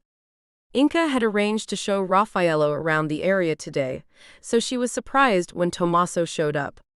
Inca grinned when with him, she saw a huge Labrador retriever bound out of his car. The dog immediately went to her, wagging its plummy tail, and Inca hugged it delightedly. You got a dog? Tommaso grinned. Technically, you got a dog. Since you won't let me pay for a security detail, I thought this was the next best thing. Inca was touched. That's really sweet, gosh he's so beautiful. What's his name? Boomer. Hey look, I didn't choose it. I got him at the pound. Inca almost felt like crying. Tommaso, I don't know what to say, thank you. I hope it wasn't presuming too much. It was, but Inca didn't care. She fussed around the dog, making him excited and crazy. She grabbed a bowl of water for him. Tommaso, he's lovely, thank you. She kissed him as they heard a horn toot outside. I think my brother is here, Tommaso said, then looked at Boomer. Shall I take him for today? Raf isn't keen on dogs. Inca was still smiling as she slid into the passenger seat of Raffaello's car. When Raffaello didn't start the car, she turned to look at him. He was watching her, his green eyes intense. Is there something I should know? Inca felt her face burn and looked away. Not at all. So where shall we start? I saw another road along here. I'm assuming it leads around the town? Inca sighed, relieved. Yes. It's the only other. I was going to say highway, but that would be overstating its size. She laughed and Raffaello smiled. For a small town, it seems bigger than it looks. Inca nodded. It's because there aren't many buildings. The population is less than 250 people, not counting the pupils at the school. During the semester, the population triples. Good for business. They drove in silence for a little while. Inca gazed out of the window at the coast road, its fir-lined cliffs, the steps down to the beach carved into the stone. Where does this road go? Raffaello's question brought her out of her reverie. Around to the school. We'll pass the golf course soon. So, you have a large school and a golf course for a population of 250. She laughed. And you don't want to know how few of us play golf. Do you? Play golf? No. Do you even know how to have fun? Inca thought to herself. She thought back to the nights when she and Ollie, Knox, and Scarlett had played board games and gotten drunk together, falling asleep on the couches and chairs in their living rooms, waking in the early hours to cover her friends with blankets. She couldn't picture Raffaello sprawled out in an easy chair, a half-empty beer bottle at his feet, as he tried to name all 50 states. She remembered Ollie squinting at the ceiling trying desperately to recall Arkansas, while she, Knox, and Scarlett heckled him. Inca grinned again and looked at Raffaello, ramrod straight in his seat, dressed impeccably as always. Inca narrowed her eyes at him, a mischievous grin on her face. Raffaello, what do you do for fun? The question seemed to surprise him. What do you mean? Just that. We're supposed to be getting to know each other, and I still know nothing about you. And your first question is how do I have fun? The tension was back. With a simple question, he'd made her feel frivolous and shallow. Stung, Inca turned away and stared out of the window. After a while, Raffaello gave a little cough. Inca, I feel as if I have. I didn't mean to offend you. Sometimes I don't express myself as I would wish. Your question was completely legitimate, and I apologize if.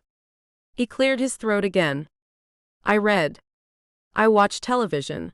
I go to the cinema, the theater. I don't play golf, but I like to run and sometimes play tennis. He smiled at her, and Inca saw genuine regret in his expression. She nodded out of the window. Pull over up here. I want to show you something. Raffaello pulled the car to the side of the road, and they got out.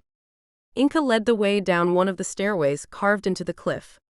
Halfway down, she turned into a small opening in the rock. Raffaello had to bend to walk into the cave. Inca sat down on a rock and he joined her. The first time I showed Tommaso around, I showed him this place. Raffaello squinted into the blackness of the cave. How far does it go back? She laughed. No idea. We did think about investigating, but we were too chicken. Anyway, I wanted to show you this because he wanted to know where I had grown up. Raffaello nodded. He went to stand at the edge of the cave, looking out over the ocean. Inca studied him, still trying to find some familiarity in his personality. He seemed too different from Tommaso. Raffaello turned, saw her smiling, and took a seat beside her. Inca, I? He stopped, and she noticed with surprise that he seemed nervous. He took a deep breath in. Inca, I know I can seem different. I don't make friends easily. I have always preferred my own company. But I hope that is about to change. She returned his smile. I hope so too. Come on, let's go down to the beach. He followed her down to the beach, watching the way her hips swayed gently and the almost childlike exuberance of her gait when they reached the sand. Inside him, he felt a rare emotion, admiration.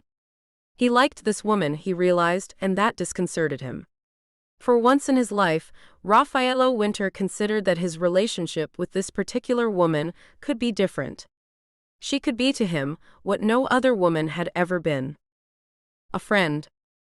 Ollie came to see her later. Still no news on the DNA, I'm afraid. He made a fuss of Boomer. That's a nice gift, a great idea. Of course, I'd feel better if you got your firearms license and bought a gun. Inca shook her head. No way. Not going to happen. Ollie studied her. Inca, this is real. Women are dying, young women are being butchered. God help me, I won't let that happen to you or anyone else I know. But you have to help me out here. Don't do anything reckless, don't go out on your own at night. Inca gave a hiss of frustration. Ollie, have you any idea what women have to go through every day because a man might kill us? I'm not curtailing my life. Then let's just hope he doesn't curtail your life. He'd seen her out with her friends, drinking, laughing. Her engagement party. He'd come upon her in her bedroom, trying on her wedding dress. She'd been drinking cheap white wine and twirling in front of the mirror. Princess for the day. Then, as he stepped into her eyeline, the fear. She hadn't screamed, just a widening of the eyes. He'd picked up her glass, put the tablet in. The cheap Rehypnol from the scrawny dead-eyed dealer in Belltown made her drink it. The liquid spilling over her lips, she had obeyed, shaking, tears pouring down her face. The horror of it all worked quicker than the drug. She'd passed out. He had lain her gently on the bed, waiting. As she stirred, he had gripped the knife firmly and plunged it into her abdomen, his hand clamped across her mouth as she screamed at last. Blood had spattered across the intricate lace. Turned pink. Inca was falling asleep in the armchair. She had tried to keep awake for the movie but kept missing huge chunks of it. She hadn't slept well since Ollie's warning, and now she was exhausted. She had settled Boomer into her life, and now she sat with the dog on her couch, wondering if she should just close her eyes and sleep. The credits were rolling when Boomer started barking. He skittered to the front door and scratched at it. Inca, dopey from sleep, didn't think. She pulled it open, and Boomer ran out. What the hell are you doing? Hunter yelled at her. She was awake then. Hunter strode up to her, his face contorted with anger. Boomer had disappeared. She shook herself. Hunter, what? I could have been anybody. You just opened the door? She was shocked. Hunter had never even raised his voice to anyone as far as she knew, and for certain not to her, but he was red with anger now. He came up to her and grabbed her shoulders. Inka, I could have been anybody. Someone who'd want to hurt you. You don't just open the door like that. Not on your own. Hunter, calm down. I'm sorry, I didn't think. He drew in a deep breath, and she was shaken to see tears in his eyes. Hunter, I'm sorry. Come in for a minute. He looked behind him, scanning the street. He whistled, and Boomer came bounding out of the darkness, his tail wagging. He waited until the dog was in the house before nodding at Inka and stepping through the door. Inka shut the door and locked it to keep Hunter happy. She followed him back to the kitchen. Hunter, are you okay? She opened the refrigerator and pulled out a beer for him. He took it. I'm sorry, Inka. I didn't mean to scare you like that. Thank you for the beer. He took a long drink. Inka sat down opposite him and waited. He drained the beer and sighed. You need to be more careful, is all. There's bad people around. Pretty girl like you on her own. He shook his head. Inka tried not to smile. You are very sweet, Hunter. But I have Boomer. He looked at her in the eye. Dog ain't no protection against a knife or a bullet. Inka swallowed. He had a point. Hunter, I know everyone on the peninsula. Who'd come over from the mainland just to... There's a lot of other people between me and, after all. She smiled and pointed out the window. The next land that way is Japan. I'm okay. I promise. Ollie would want me to look out for you. I know, and don't think I don't appreciate you. I do. You're my family, Hunter, don't ever forget that. I'm sorry about earlier. I promise I will be more careful. I'll keep Boomer in the house and keep the door locked. I won't answer the door after dark unless I know the person.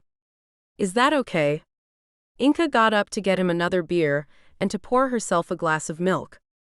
Not all bad people are strangers. Hunter muttered, and she turned, frowning. Hunter looked away from her, down into his drink. She sat down again. Hunter, who are you talking about? He didn't answer, but Inka had already guessed. Hunter, are you talking about Tommaso? He nodded. She leaned over and grabbed his hand, squeezing it. Hunter, why would Tommaso want to hurt me? I don't trust him. Inka gave a frustrated laugh. Have you been talking to Ollie? Ollie's a good man. Smart guy. I've seen him watching you. You've seen Ollie watching me? No. Him. Tommaso. He watches you. He said things. What things, Hunter? Hunter flushed, shifted in his chair. He didn't look her in the eye. Says he could have you if he wanted you. Inka laughed. Hunter, he and I are seeing each other. He knows it's not serious. Hunter's voice was small. I don't think so. Inka didn't know what to say. I'm sure you're wrong, Hunter. He doesn't mean any harm. He's a nice guy. Boomer started barking again, and Hunter was up. He yanked the door open, keeping Boomer from running out. He passed the dog to Inka and ran out. Keep him in, lock the door. Don't open it again, even for me. Inka did as she was told and went to the window. Hunter's torch bobbed into the darkness and disappeared. She sat at the kitchen table, waiting for some news or for Hunter to call through the door. Just before midnight, she couldn't keep her eyes open and crawled into bed. She glanced at her phone just as she saw Hunter text her to say all was well. Inka smiled, hugged Boomer to her, and fell asleep. At home, Ollie showered quickly and dressed. He'd enjoyed his run that morning with the fresh, cold Washington air in his lungs. His smile soon faded when the familiar scene of police tape and CSI officers filled the screen. Another murder. This time in her home. Jesus Christ. He tried to think back over the serial killings in the U.S. over the last few years. The Milwaukee North Side stranglings between '86 and '04, Anthony Kirkland's campaign in Cincinnati in the late the California bride murders in 2014. Something about that last one snagged at something in his memory. He flicked on his laptop and waited for the browser to load. He turned the television up as he waited. Victim was stabbed repeatedly in the abdomen, and reports say, disemboweled. Ali felt the usual nausea rise in his throat. He tapped bride murders in California into the search engine and hit return. A sense of familiarity made the hairs on his neck stand up. How the hell had he not seen this before? The victims, all stabbed to death, almost eviscerated. Over 3 days in San Francisco, Bakersfield, and Fresno, the killings had been famous not only for their savagery but for the killer's audaciousness. All 3 women were killed whilst trying on wedding dresses, in the dressing rooms of the boutiques. No one saw anything. Ali gave a choked laugh. How is that even possible? But it wasn't even that which made him shake his head and wonder just what the hell kind of monster they were looking for. The women. The dead women. Their pictures would haunt him. The beautiful faces of Kelly Cho, Zhang Mha, and Melissa Tang stared out at him from the screen, every one of them reminding him of his tiny brunette ex-girlfriend. How's things going, Missy? Tyler smiled down at her. And how is the boyfriend? Inca saw Tommaso look up, his interest piqued. They were all gathered in Levi's restaurant for his partner's birthday, and Inca had invited Tommaso as her +1. So far, she'd introduced him to her father, Tyler, her friends, and now he was chatting with Scarlett. Ali joined Tyler and Inca, casting suspicious glances at Tommaso. Inca ignored him and turned to Tyler. It's good. I mean, we're all just getting to know each other. It takes time. Sometimes it can be rocky, but we're getting there. There was a long silence. Inca sighed. Just say what you want to, guys, she said, shooting a glance over to Tommaso at the bar. But keep your voices down. Tyler grimaced slightly. I don't know about that one, he said, his deep soulful voice low. Seems to me you need to watch him. There's something off. Ali raised his glass slightly. Exactly what I think. Inca looked back and forth between them. Both were people she would trust with her life. Listen, she said softly, I agree he's not like us, how could he be? But I get the feeling, I don't know, that there's more to his story than he's told me. I don't think he had an easy time of it. Inca rolled her shoulders, suddenly tense. People deserve second chances, she said quietly. Her eyes glistened, and she felt suddenly very weary. Tyler put his arm around her shoulders. You always try and see the best in people, Inca honey, and I love that about you. I just hope in the end your faith is served. I would hate to see you disappointed or hurt. She leaned into him gratefully, wishing for the millionth time that Tyler was her real father. He was the nearest thing she'd ever had. Ollie's face was set and thoughtful. He leaned over to her. Inca, not now, but we need to have a talk. Please. For my peace of mind. It's not your job to protect me, she whispered back. As much as I'm grateful for you trying. He grinned. Actually, it is my job. Just a chat. Nothing heavy, I promise. Come by the Sakura next week. Just let me know when. She nodded and he gave her a reassuring smile. She picked up her glass and looked over at Tommaso. He caught her eye and she smiled back, trying to see in his expression any spite, any malice. There was none. Instead, his eyes were full of concern, of truth. She rubbed her hand over eyes. Ollie, Tommaso is not dangerous. You have nothing to be worried about, although I thank you for your concern. I'm a grown woman.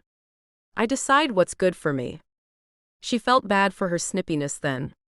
Truly. You cannot imagine how happy I am that you are in my life. So thankful. But Tommaso and I are having fun getting to know each other. Please, find it in your heart to be happy for me. Ollie kissed her cheek. I would never try to stop any happiness of yours, Inc. I meant it when I said you'll always be my best friend. You too, buddy. Raffaello had fallen into a routine. He would rise at 5 a.m., take a run along the town's roads and beaches, shower, shave, and dress. At a quarter of noon, he would drive down to Main Street, sliding his rental car into one of the few spots outside the Sakura. Then he would take up his spot at the counter of the tea house and talk with his brother's girl. He liked the routine. It was clean, reassuring, controlled. Inca didn't seem to mind his regular appearance, and even, it seemed to him, made an effort to make him feel welcome. There was that word again, so very alien to him. Welcome. No one screaming at him, no one banishing him. And to his utter astonishment, he liked Inca too. For a woman, she was bright, funny, and a good conversationalist without being chatty, gossipy. When the conversation fell silent, she didn't rush to fill it, at least not anymore, now that she'd become more comfortable in his presence. And he took pleasure in watching her slim yet softly rounded body, that glorious honeyed skin.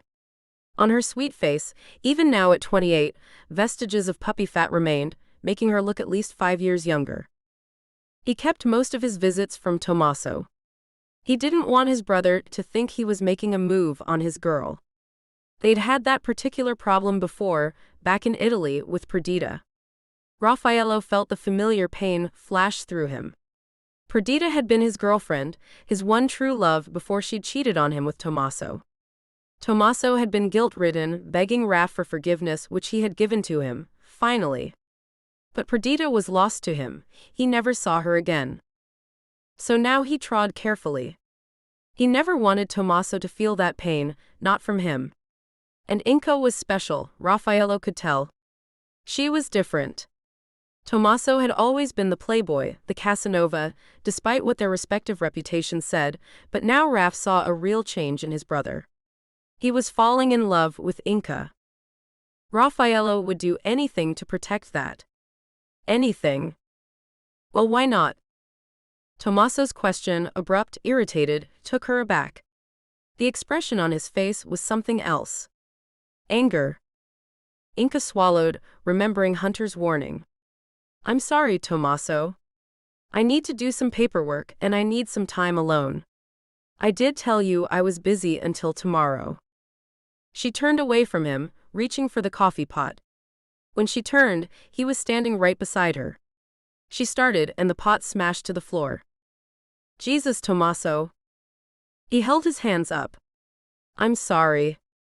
I didn't mean to startle you. I was just coming to help.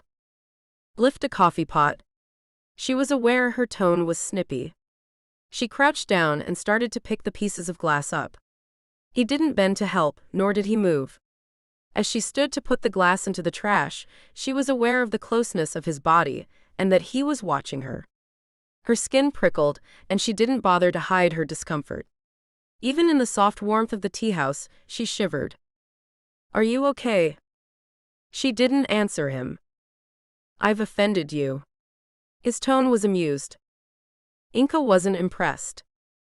No, Tommaso, you just startled me. It's fine. Well, clearly not. I'll leave you alone. He stalked out, leaving Inca to gape after him. Had that actually just happened? Where was the fun-loving, good-time man she had spent last night with? It was like he'd been body-swapped with someone else. She was still upset later when Ollie came to see her and asked her to sit down with him. She closed the tea house for a while and braced herself. We have the DNA results, sweetheart. I'm afraid my hunch was correct. The murder victim was your biological mother. Emotions she didn't understand rushed through her, and she gave a little moan of distress. Tears came then, and Ollie held her while she cried. I'm so sorry, Inca. I don't know why I'm crying, she said eventually, wiping her eyes. I never knew her. But even so, I hate to think this happened to her. Gosh. Ollie nodded, his eyes serious. And sweetheart, it makes it more likely that the murders are tied to you in some way. Inca, listen, whatever you tell me now is strictly, and I mean completely, between you and me. I won't tell a soul, but I get the feeling you're hiding something. Inka stared at him for a long moment, then closed her eyes. Ollie took her hand. Inka, is there anyone who might want to cause you harm? Anyone? Slowly, Inka nodded. Gosh, she really didn't want to have this conversation. Please God, don't let it be him. Yes. There is, Ollie. There's someone who would want to kill me, but I don't know how the hell he found me. I don't know how. Ollie leaned forward, his face almost contorted with fear. Gosh, Inka, who? Who is it? Tears began to pour down her face again. Ollie, I'm sorry, I'm so sorry. Who? Who is it? Inka took a deep breath in and looked at him, her dark eyes full of misery. My husband. It's my husband who wants to kill me. Ice storm. Inka had already decided to go into the city when her cell phone rang. She'd gotten up late, rested but distracted, disturbed by vivid dreams. She stood under the shower, trying to unravel the parts she could remember. Ollie. And her husband, the one she'd never told anyone about, Kevin. Then a choking, suffocating terror. Pain. Despite the heat of the shower, she shivered. It's just a dream. But her stomach was cramped up with tension. After a few minutes, she gave up and ran a bath, hoping immersing her whole body into the water would help. She kneaded her stomach muscles with her fingers, feeling how knotted and sore they felt. Ever since she'd told Ollie about Kevin, she hadn't been able to shake the fear that ran bone deep. It had been when she was abroad, in England, during her time at college. She'd met Kevin in the student bar of her college, and the attraction had been immediate. Kevin hadn't had the preppy good looks of his cohorts, but he had seemed genuinely besotted by Inka. Even then, though, she had been reticent about telling him everything about her. And when it came to making love, she had refused him. I'm not ready, she had told him. If you need to go elsewhere for that, I'm okay with it. She had never known if he had taken her up on that and slept around. For Inka, that had not been the foundation of their relationship. To her, she had found a good friend. To Kevin, however, it was more. He had appeared to fall in love with her, and when he had told her he wanted to relocate to the States, he had asked her to marry him so he could get his green card. Inka wasn't keen on the idea, but Kevin had manipulated her into agreeing to it, and they had had a 5-minute ceremony at a London registrar's office. Then, when they had gotten back to the States and moved into a little apartment in New York, that was when he had turned nasty, and Inka had realized that was why she had held back from fully committing to him. The menace that lurked underneath his outwardly friendly appearance was now all on the surface. He watched her every move, pressured her to make love, and got nasty when she backed off. The first time he had hit her, she had known she'd made the biggest mistake of her life. What had she been thinking? She had planned to leave less than a month after the wedding and get the marriage annulled. But Kevin had made sure she knew that he would never allow her to leave. I'll kill you, he had raged, and Inka had barely made it out of the apartment. She'd taken the bus across country and arrived back in Washington state, relieved she'd never told him where her hometown really was. Getting the marriage annulled would be difficult without Kevin finding her, so she'd stuck her head in the sand and pretended he didn't exist. Except now, he might have found her. Inka had no doubt that Kevin was capable of killing, and that his obsession with her would lead him to try and terrify her into submission. But gosh, she really didn't want to deal with that. She leaned back in the water. She couldn't shake the dream. It was sparks and discordant flashes of memory. Kevin. Was he kissing her? She remembered a feeling of resignation. It wasn't a good feeling. She was resigned to the fact that he was going to hurt her, that she would die. Kevin was killing her, and Ollie walked away. I told you what he was, Inka. I told you. She screamed for him, but he didn't look back. Kevin was holding her, and she couldn't move, couldn't escape. All of his limbs turned to blades, freakishly oversized knives, machetes. His grin was a terrifying rictus. It stretched and stretched until his whole mouth was impossibly large, a gaping maw. Then came the pain. Inka shook herself. A freaking child's nightmare.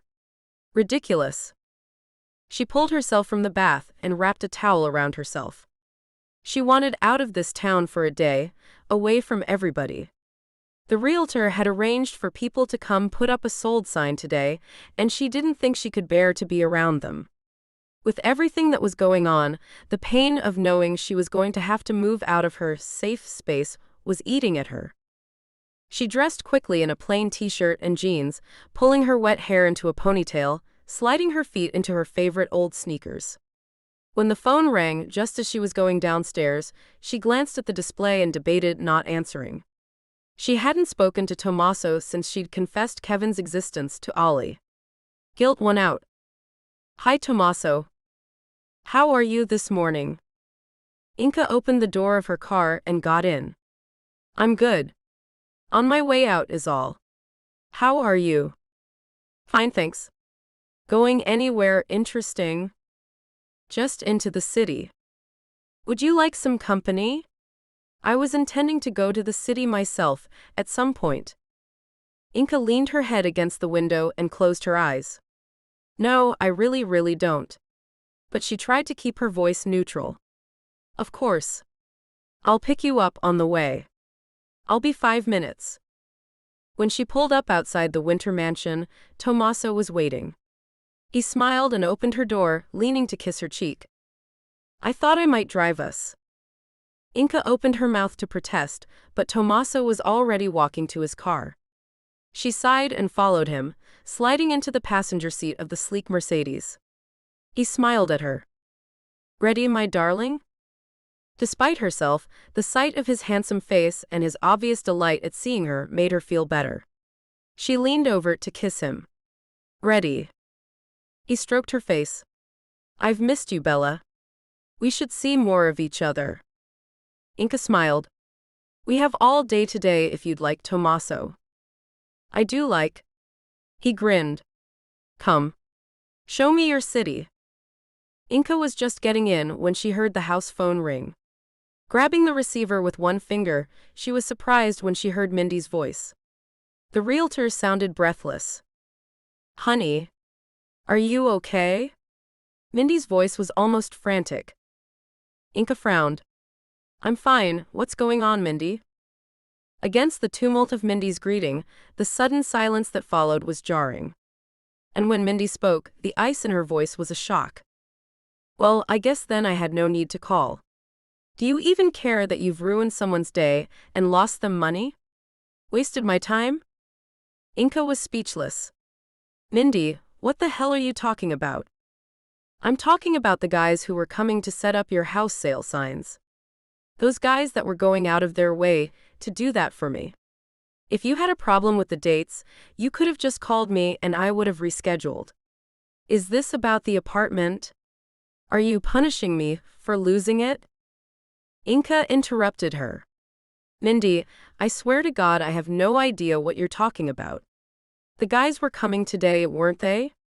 A building panic hammered at her chest.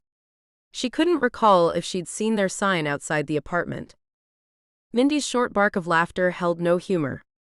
"Well, I thought so until half an hour ago when you called to cancel." "Wait, what?" Inka's head began to pound uncomfortably, and she knew another migraine would follow if she didn't calm down. "I've never called them, Mindy, not ever. I wouldn't even know their number. I certainly didn't call to cancel this morning." Mindy's voice was hard as she intoned, "I'm calling to cancel the appointment because I don't want you or your workers anywhere near my property." A ribbon of ice trickled down Inka's stomach. "Mindy, I swear to God I never made any calls. I will get you my phone records if you want, but I did not make that call. I was in the city with my boyfriend a half hour ago, or at least in his car on the way back. I would never, ever treat someone like that. Come on now, you've known me for months. Do you really think I'm capable of behavior like that?" Mindy suddenly sighed. When she spoke, she sounded tired and drained. "No, I don't, I guess. The guy was really upset in the way he said you spoke. What's going on, Inka?" The pain in Inka's head was shrieking now. She sat down on the bottom stair and rubbed her free hands over her eyes. I have no idea. Someone must have called and pretended they were me. She shook her head. Who would do that, though? I'm really sorry for the sign guy, even if it wasn't me. Jesus. Mindy sighed again. Who would? She didn't even get the rest of the sentence out when Inka realized. Her shoulders slumped and she gave a low, resigned groan. There was only one person petty enough and who hated her enough to do this. Mindy, it's okay. It's someone messing with me, and I think I know who it is. She apologized again, said her goodbyes, and set the phone down. The doorbell rang, and as she went to answer it, she felt anger sweep over her as she contemplated just how she would pay back her tormentor. She opened the door to see Ollie smiling at her, but his smile faded when he saw her face. What's up? Inka sighed. Ollie, would you happen to know if Belinda Clements is back in town? The queen of all evil. Ollie grinned as she stood aside to let him in. I really don't know. Why? Inka told him, and Ollie rolled his eyes. It does sound like something she'd do, but like 10 years ago. What's her beef now? Who the hell knows? I really could do without it though, you know? Ollie patted her arm. Listen, we can deal with a spiteful little slimeball like Belinda. I want to talk some more about this ex-husband of yours. Inka sighed. I wish he was an ex-husband, believe me. You have 1 hour. Tommaso is picking me up in 2 hours for dinner. Deal. Later, when she was showering and dressing for dinner, she thought about Belinda again. The two of them had been sworn enemies since childhood. Inka had refused to bow down to her queen bee schoolyard antics, and Belinda had instead made Inka the target of all her spite. It hadn't changed when they grew older. Belinda's jealousy of Inka's beauty and popularity, especially with Ollie, with whom Belinda was besotted, meant she had criticized and griped at Inka until at last, Belinda found some rich idiot to marry her, and they moved to California. Inka really hoped it wasn't Belinda who had bought her beloved apartment. I'd be tempted to leave a candle burning, she thought darkly, then smiled. Belinda Clements was the least of her problems, and now all she wanted was to enjoy her evening with Tommaso. Despite her reluctance to see him that morning, his company had been just what she had needed. Screw you, Belinda. You won't spoil anything for me. 6th grade, Willowbrook Junior High. Then. Chink. Inka ignored her, far too busily immersed in booze-saving Scout and Gem. A drop of purple soda flicked onto the page in front of her.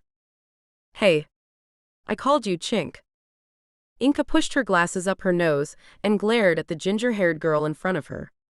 Belinda Clements was grinning nastily at her, her band of nervous-looking acolytes hanging back. They knew what was coming and clearly, Inka thought, it was going to be bad. As you well know, moron, I'm Indian, Japanese, and American. What do you want, you little jerk? She stood up and faced the girl. Belinda's gang skittered back, jabbering quietly among themselves. Inka Sardi was small, but she could launch herself with all the power of a cannonball on someone who riled her. Belinda grinned. Guess what my papa told me? He said Tyler uses a zucchini with your mommy, right in her Volvo. Inka rolled her eyes. This was nothing new. It's vulva. And you're an idiot. The girls behind Belinda giggled, then stepped back as Belinda rounded on them, eyes blazing. Shut up. They shut up. Inka grinned at her. That all you got, lame-ass? She picked up her bag, shoved her book deep inside, and gave Belinda what she hoped was a withering look as she pushed past her. Belinda hooked a finger in the top of her t-shirt and jerked her back. Inka stumbled and the others laughed. Belinda bent down to Inka's ear and whispered, Does Tyler use that zucchini with you too, pig dog? Do you enjoy it? And Inka was on her, yelling, pounding her small fists into the girl's face and body. The entire yard came running then, most of them shouting encouragement at Inka. After a minute or so, Inka felt herself being picked up and carried off by a teacher. She struggled, still incensed, trying to get back to Belinda, who was being helped to her feet amid snickering from the other kids. Inka Sardi. Quit it. Quit it now. The teacher, Mrs. Lindo, tried to contain the squirming child. Inca gave in, but gave Belinda the finger as she was carted off to the principal's office. She heard a bark of low laughter coming from behind her. She looked past the school gates to see a youth, no more than 15 or so, grinning at her with cigarette in hand. The look on his face said he was impressed. She gave him the finger too, which only made him laugh harder. The principal, Bill Porter, a squat African-American with a jolly face, said he was disappointed in her. He winced when Inca relayed in a dull voice exactly what Belinda had said to set her off. He sighed, but said that because of the provocation and her history, or the unfortunate incident, he was prepared to overlook the fight this time. Inca was used to people referring to the unfortunate incident. Nancy and Tyler would never tell her what it was, and Inca had stopped asking. All she knew was, it got her out of most trouble. Make no mistake though, Inca, I cannot keep making exceptions for you. Next time it happens, I'll suspend you. Take a good look at your behavior, young lady. Inca thanked him politely and walked out into the secretary's office. The school secretary was shooing a blonde woman in her 30s into the outer office. A girl of about 7, dressed impeccably in a princess costume, came skipping in. Inca returned her friendly smile, then stopped as the boy from earlier rolled around the doorjamb and grinned at her. Inca flushed, remembering she'd flipped him the bird. As she passed him, he chuckled again and she shot him a glare. She tried not to smile as his merry eyes twinkled at her, but failed. Behind her, she heard Mr. Porter greet the woman. She introduced herself and then pulled both her children to her side with an exasperated sigh. For God's sake, behave. Mr. Porter, this is my daughter. You'll be seeing her in a few years. Inca turned to leave the office just as Mr. Porter asked the boy his name. The boy winked at her. Hello, he said with a face-splitting grin. I'm Ollie. Nancy was waving the paper at her angrily as Inca entered the tea house the next morning. She'd hoped to get there before anyone and had walked into town wanting the fresh air. Sleep had eluded her for the rest of the night, and she'd given up trying after a while. She couldn't get that call from Mindy out of her mind. Mindy had been so sure it had been Inca who had called the guys and abused them. Had she done it? No, of course not. But it bugged her why Belinda would want to start their feud up again after all this time. She needed something to distract her. Taking advantage of the apartment's lack of neighbors, Inca cranked Pearl Jam up loud and cleaned the whole place until dawn broke over the town. Now, though, confronted by an obviously annoyed Nancy, she wished she'd stayed home. Have you seen this crap? Nancy shoved the paper at Inca, who glanced at it. She rolled her eyes. It's the Bugler. What do you expect?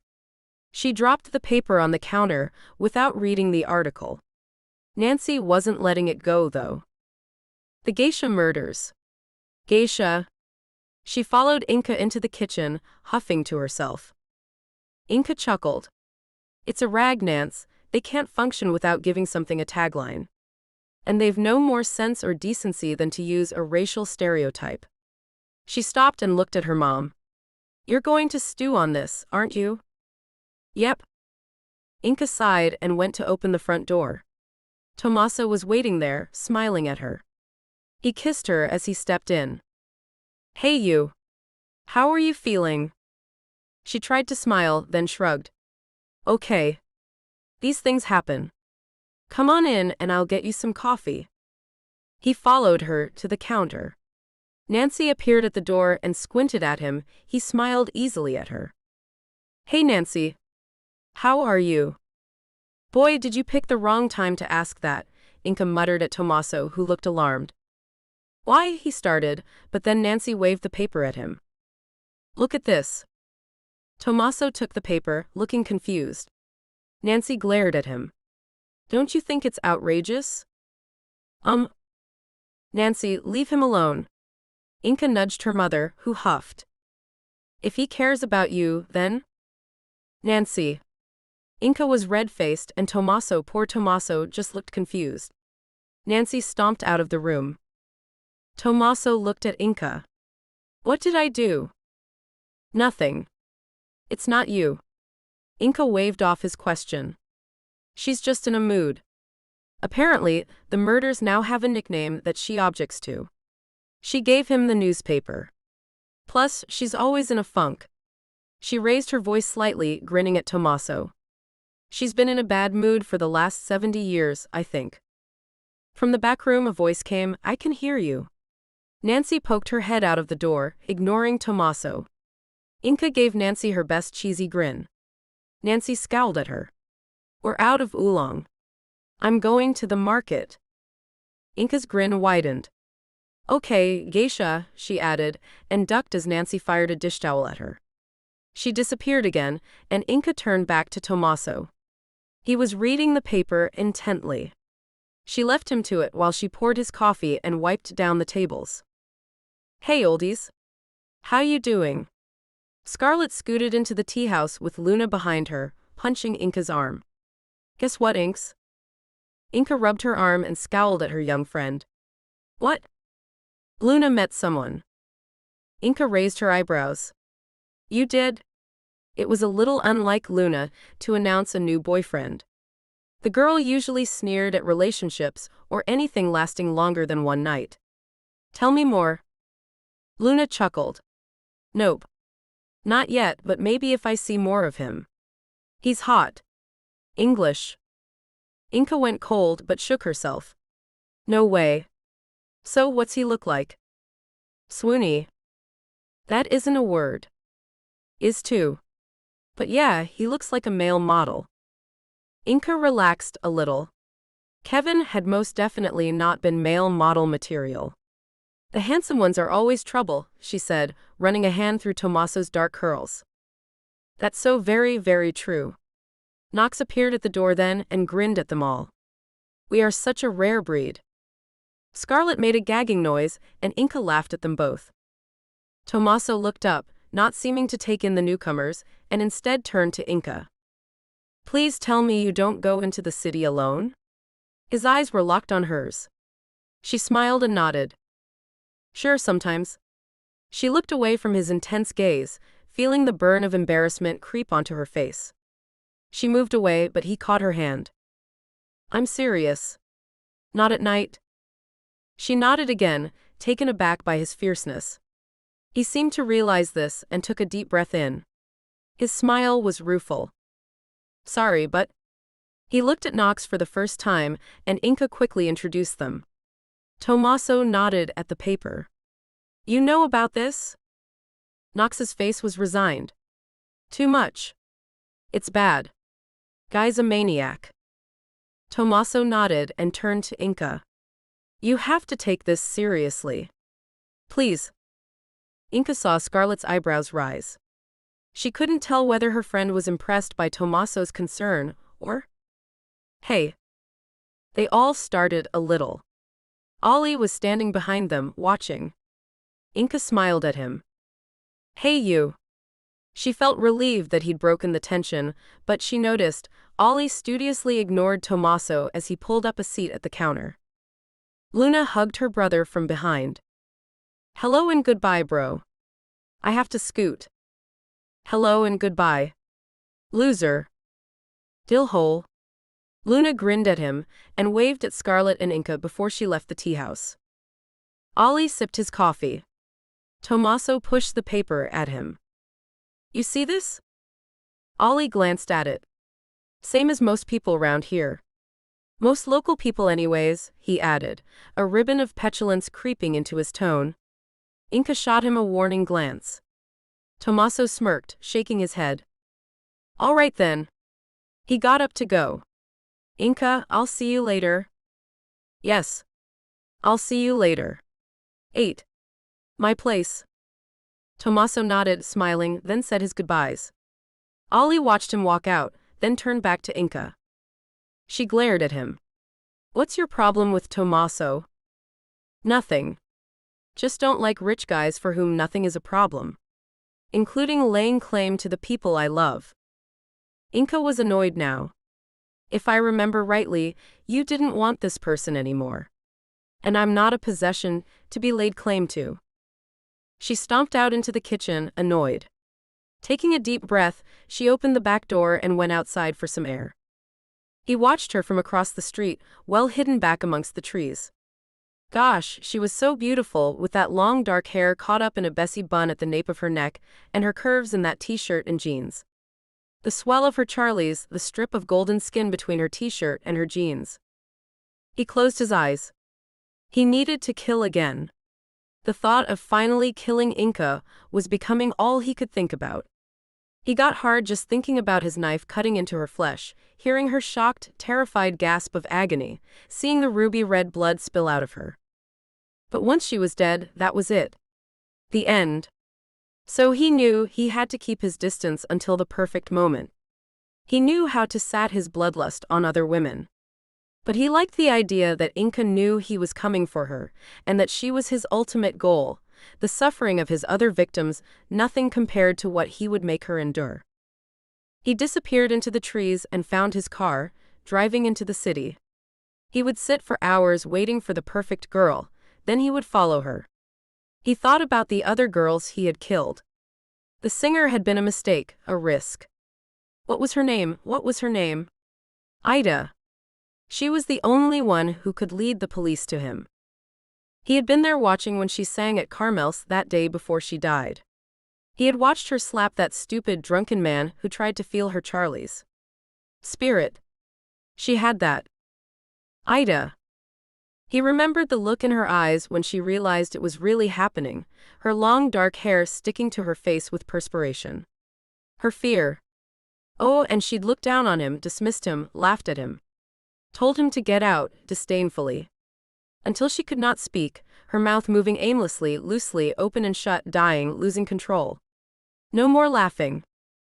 Or the girl with the spider's web tattoo on her belly. He'd come across her in a deli on 5th.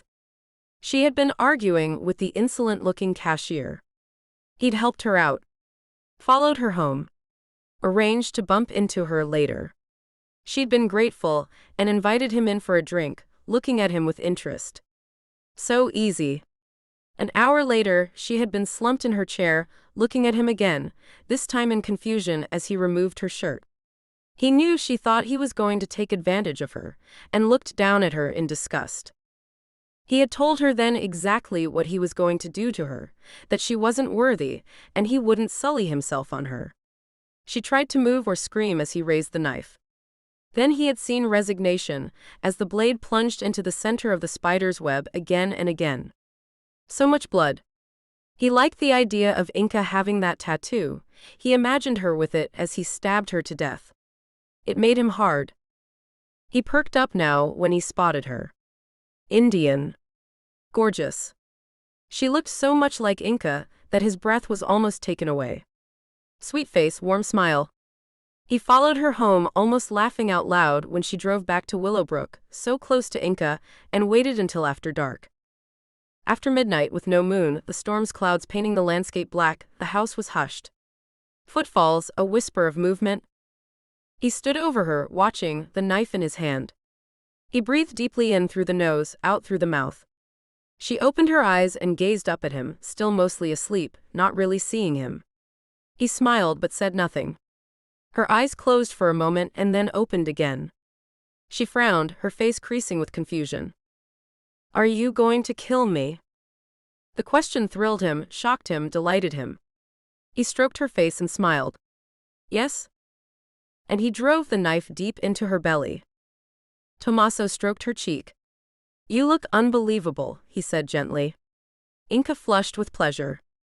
Her dress was a dark gold, reflecting on her skin, her hair pulled over one shoulder. Tommaso's eyes lingered on her mouth. Inka, mio caro, how would you feel about making our relationship more official? His lips were on her throat and Inka closed her eyes, letting all the tension of the past few days drain from her. They'd had a quiet dinner at a little place in the city, then Tommaso had driven her back to his mansion. Raffaello is away on business, he told her, with a wicked grin. We have the place to ourselves, and he trailed his fingertips down her belly, am going to make love to you in every room in this house, my darling Inka. A moan escaped her as he took her in his arms now, and she nodded. Yes, Tommaso. We can talk about us. Good. He pulled his tie from his neck and, grinning, wound it around her eyes. Do you trust me, Inka? She hesitated a little. Should I? Tommaso gave a throaty chuckle. Absolutely not. Inka laughed and felt him take her hand and lead her somewhere else. She felt a draft of cold air but said nothing as Tommaso began to remove her clothes. She felt his lips on her skin. She stroked his dark curls as his kiss touched her belly. You taste like honey, he said, his deep voice rumbling through her. She felt him stand and kiss her mouth. I want you to feel me, Inka. Feel how much I want you. She could feel him, and by the time he laid her back on what felt like a table, she was desperate for him, but Tommaso would not let her rest. He pulled her to the carpet and tugged the blindfold off, only to bind her hands behind her. You like this, Bella Ragazza? Breathless and excited, she nodded, and he gave a soft laugh. Good. Now. He rolled her onto her back, her bound hands pressing into the small of her back. She gazed up at him. His green eyes were intense, almost demonic against his swarthy skin and dark hair. Gosh, he was divine. His body, hard and defined, covered hers. You are mine, yes? She nodded. Yes, Tommaso. I am yours, oh. Tommaso had a satisfied look in his eyes, almost victorious. You like the pain? Astonishing herself, she nodded. From you, yes, she whispered, and he chuckled. Maybe another time we can explore that further. He smoothed her damp hair away from her face and gazed down at her. Ti amo, Inka Sardi. Ti amo. Inka's eyes filled with tears at the depth of passion in his voice, and in that moment her heart swelled and she kissed him fiercely. I love you too, Tommaso. Much later, she fell asleep in his arms and didn't wake when he slid from the bed. For a few minutes he watched her sleep, her dark hair spread on his pillow, watching her deep, regular breathing, her skin glowing in the low light of the room. Tommaso tugged his pants on and wandered down to the kitchen. Lately he had been plagued by insomnia and nothing, it seemed, not even exhausting himself, could help him. Tommaso Winter knew darkness. It aided him constantly, and despite his happiness with the beautiful woman in his bed, he found himself sinking back into the blue funk he knew so well. Only Raf knew how to drag him out of it, only Raf knew the depths of it. He called his brother now. Raffaello was in Rome, checking on his favorite and original club. Tommaso glanced at the clock. Rome was 9 hours ahead of Seattle, which made it 11 a.m. He knew Raf would be parked in his favorite cafe right now. Tommaso. Hey. Everything okay? Inka's here. There was a silence. What's going on, brother? I told her I loved her. Another long pause. Oh damn. Yeah. Raffaello sighed. Look, don't freak out. Did she say it back? Yes, but I don't know. You're freaking. I'm not. Yet. I need you to talk me down. Stop me from ruining this. Raffaello knew his brother well. Through the damage their father had inflicted on both of them when they were young, and the loss of their mother, Raffaello had been the one to hold his brother up. And ever since then, every time Tommaso went through any heightened emotion, Raf was his rock. His anchor. They both knew what Tommaso was capable of when he felt insecure. Tommaso closed his eyes now. I don't want to hurt her, Raf. You won't. Listen to me. So you've said it. Did you mean it? Tommaso nodded to himself. I did. I do. She is everything. He heard his brother give a hiss of frustration. Tommaso, get yourself together. You barely know her. You're projecting. No. No. It's really not like that. But he knew Raf didn't believe him. He heard his brother curse softly. I'm coming back. No. I'm sorry, I shouldn't have called you. You know me. Exactly. Let me come home and help you. There's no reason, if you really love her, that this time can't be different. Tommaso went back to the bedroom after ending the call and saw that Inka was now lying on her back, the sheet tangled around her hips. He watched the gentle rise and fall of her Charlies, the soft curve of her belly as she slept. He lay down beside her and stroked her soft skin, tracing a line between her Charlies down to her navel. She murmured in her sleep and turned towards him, half opening her eyes. "I love you, Tommaso," she whispered before her eyes closed again, and Tommaso was glad she was asleep again quickly so that she would not see his tears. The news broke the next morning and the entire town was horrified. Jasmine Khan had been one of their own, a well-loved girl found murdered in her own apartment. Inka felt sick. Jasmine had helped out at the Sakura more than once. Inka had been glad to help her out as she studied for her college degree. Jasmine had only been 17, sweet, intelligent, and now this. Ali looked shattered when he came into the Sakura that morning. The whole town was buzzing with police. Inka hugged her friend. "Oh, Ali." He relaxed into her embrace. "It's bad, Inks. Really bad." Nancy's face was creased with worry as she looked between the two. "Come sit down, Ali, before you fall down." Inka didn't want to ask the question, but Ali must have seen it in her eyes. "Yes, sweetheart. Your name was carved into this victim too." Inka's hands clenched into fists and her temper broke through. "Then why doesn't he come after me? Why kill an innocent woman? All those girls? Just kill me." Ali took her shoulders and his face looked fierce. "I never want to hear you say that again, Inka Sardi. You are not to blame for this. Don't ever say that to me again." He tried to smile to soften his words. Tyler came in then, accompanied by Tommaso, who was talking at him rather than to him. Tommaso's face was serious, and he appeared to be pressing his point with some fervor. Tyler looked rather taken aback. "Hey." Inka smiled at them both, hoping to break the tension. Tyler smiled back rather wanly. Tommaso kissed her cheek. "Bella," he said warmly and sat down, nodding to Ali, patting his shoulder. "Chief. Guess you've had a rough morning." Ali nodded.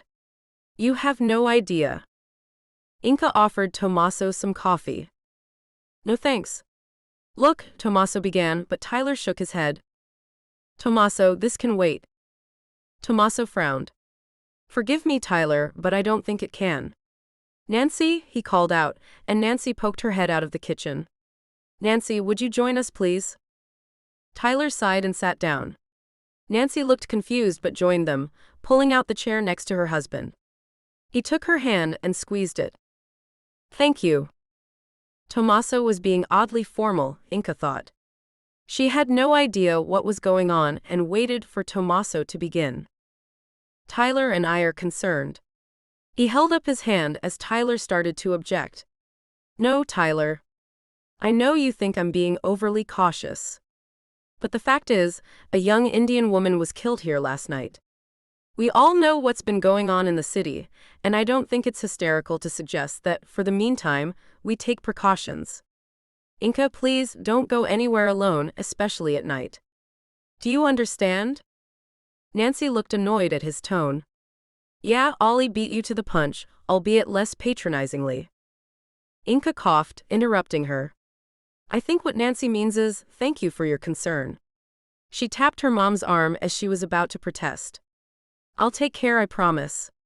I do think you can be overcautious, but hey, it's not like we don't have people around us all the time." Tommaso shook his head. "Until you are in that apartment isolated from everyone." Inka glanced at Tyler, but he nodded. "He's right. I'd feel better if—" "You'll move into the mansion," Tommaso announced suddenly. "It's the best solution." Inka started to protest, but he held his hand up to stop her. "I won't take any arguments. Do any of you feel that this isn't the best arrangement? Do you realize how much security we have access to?" No one would get near Inka. No one had any answer to that, and so Inka found herself agreeing. She would move in with the Winter twins until the killer was found. Tommaso left soon after, to arrange things, Ollie following him to rejoin the investigation across the street. Inka blinked at Tyler and Nancy, grinning slightly. "Well, I guess I have roommates." That happened fast. Tyler reached out to pat her arm. "If you're uncomfortable, you can always stay with us." Nancy nodded, gesturing towards the door. Tommaso was eager, wasn't he? A bit too eager, if you ask me. She gave Inka a meaningful look, and Inka flushed. He's just being a good friend, Nance, and he's right, he's got security out the wazoo. And you two really don't want me hanging around like a moody teenager, do you? Tyler and Nancy laughed, and Nancy tugged gently on Inka's ponytail. Kiddo, you know you always have a home with us. Just watch that Tommaso doesn't get the wrong idea. Raffaello was tired when he arrived back at the mansion, but he listened to what Tommaso told him in silence, then nodded. You're right. She should stay here. Tommaso was vaguely surprised. I thought you'd object. That you want to protect the woman you love? Don't be ridiculous. I don't want anything to happen to Inka either. Thank you. Tommaso turned to leave his brother's room, knowing he was exhausted, but Raffaello called him back. Tommaso, I hope that by Inka being here, you won't? He trailed off, but gave his brother a meaningful look. Tommaso cocked an eyebrow. Won't what? Raffaello sighed. You know what I mean. Inka is an independent woman. She's under our protection, yes, but we have no right to dictate what she does or where she goes. Tommaso's smile faded. You think I would try to control her? Wouldn't you? Tommaso looked annoyed now. Inka is different. I know. I'm just saying, don't get too entrenched with her that you can't see anything else. She'll feel suffocated. You think I'm suffocating? You can be. Even with your good heart, you know what has happened in the past. If Inka really means that much to you, give her space. Tommaso gave his brother a tight nod and left the room. Raffaello pulled off his shoes and lay back on the bed. It would be strange having Inka living here. Neither of the twins had ever lived with one of their girlfriends before, but then again, they'd always had each other. Raffaello had known this was coming for a couple of years now, and he was glad. It was time. They were 35, too old to be sharing with a sibling. They needed to move on, but he'd been reticent about how to broach the subject with Tommaso. Tommaso had always been the insecure one of the two. Again, Raffaello thought darkly, more fall out from their father's shitty parenting. But Raffaello liked Inka and didn't want her hurt because Tommaso hadn't worked out all of his issues. For himself, he had no intention of getting involved with anyone. The emptiness within him was something he clung to. It stopped him from feeling. It had been an age since he had been attracted to anyone enough to make a move. His looks meant he could have anyone, and yet he found he wanted no one. Yes. He told himself that he wanted no one. There was no woman who could penetrate his walls. No one.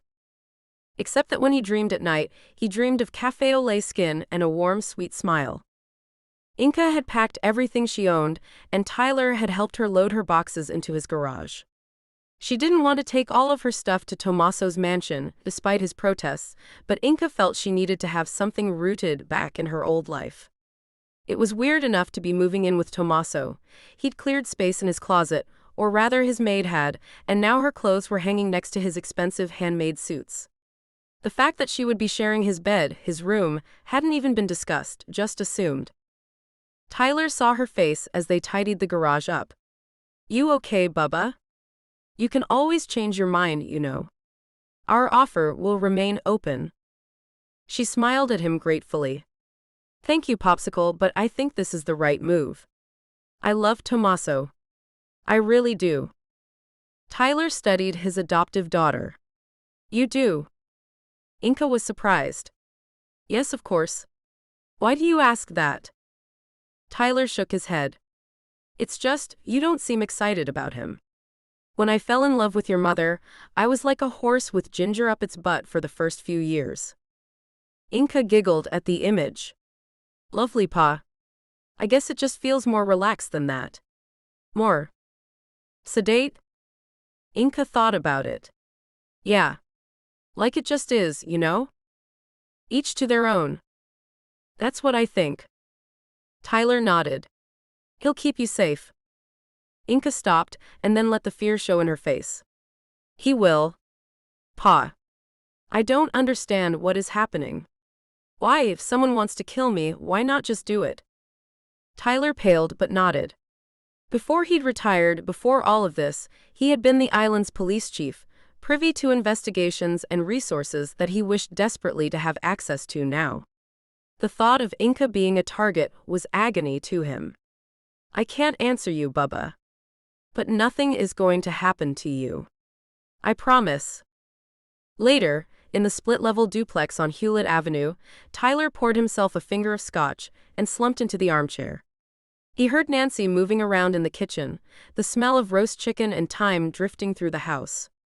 She poked her head in the room. Hungry? Tyler tried to smile and nodded. Smells great, Nance. She hesitated for a moment, then walked over and sat down on the arm of his chair. He patted her leg as she kissed the top of his head. The TV flickered quietly in the corner, the familiar scenery of the town invaded by reporters from the city. They watched it in silence. Eventually, Tyler sighed. I'm worried about Inca. He felt Nancy nod. I know, honey. The reassurance he expected from her didn't come, and he felt the knot in his stomach tighten. Nancy's eyes were concerned. She sat down in the chair opposite him and took his hands. But honey, she's an adult. She's stronger than you think, she really is. She's come so far and grown so independent. All we can do is support her decisions and hope, whoever this maniac is, that he doesn't get to her. Tyler studied her face, her dark eyes just starting to crinkle at the edges, her brown hair just starting to show fine strands of gray. Nancy Hama had come into his life at a time when he'd come to terms with being alone. After his initial adoption of Inca had been turned down, I am sorry, Mr. Sardi.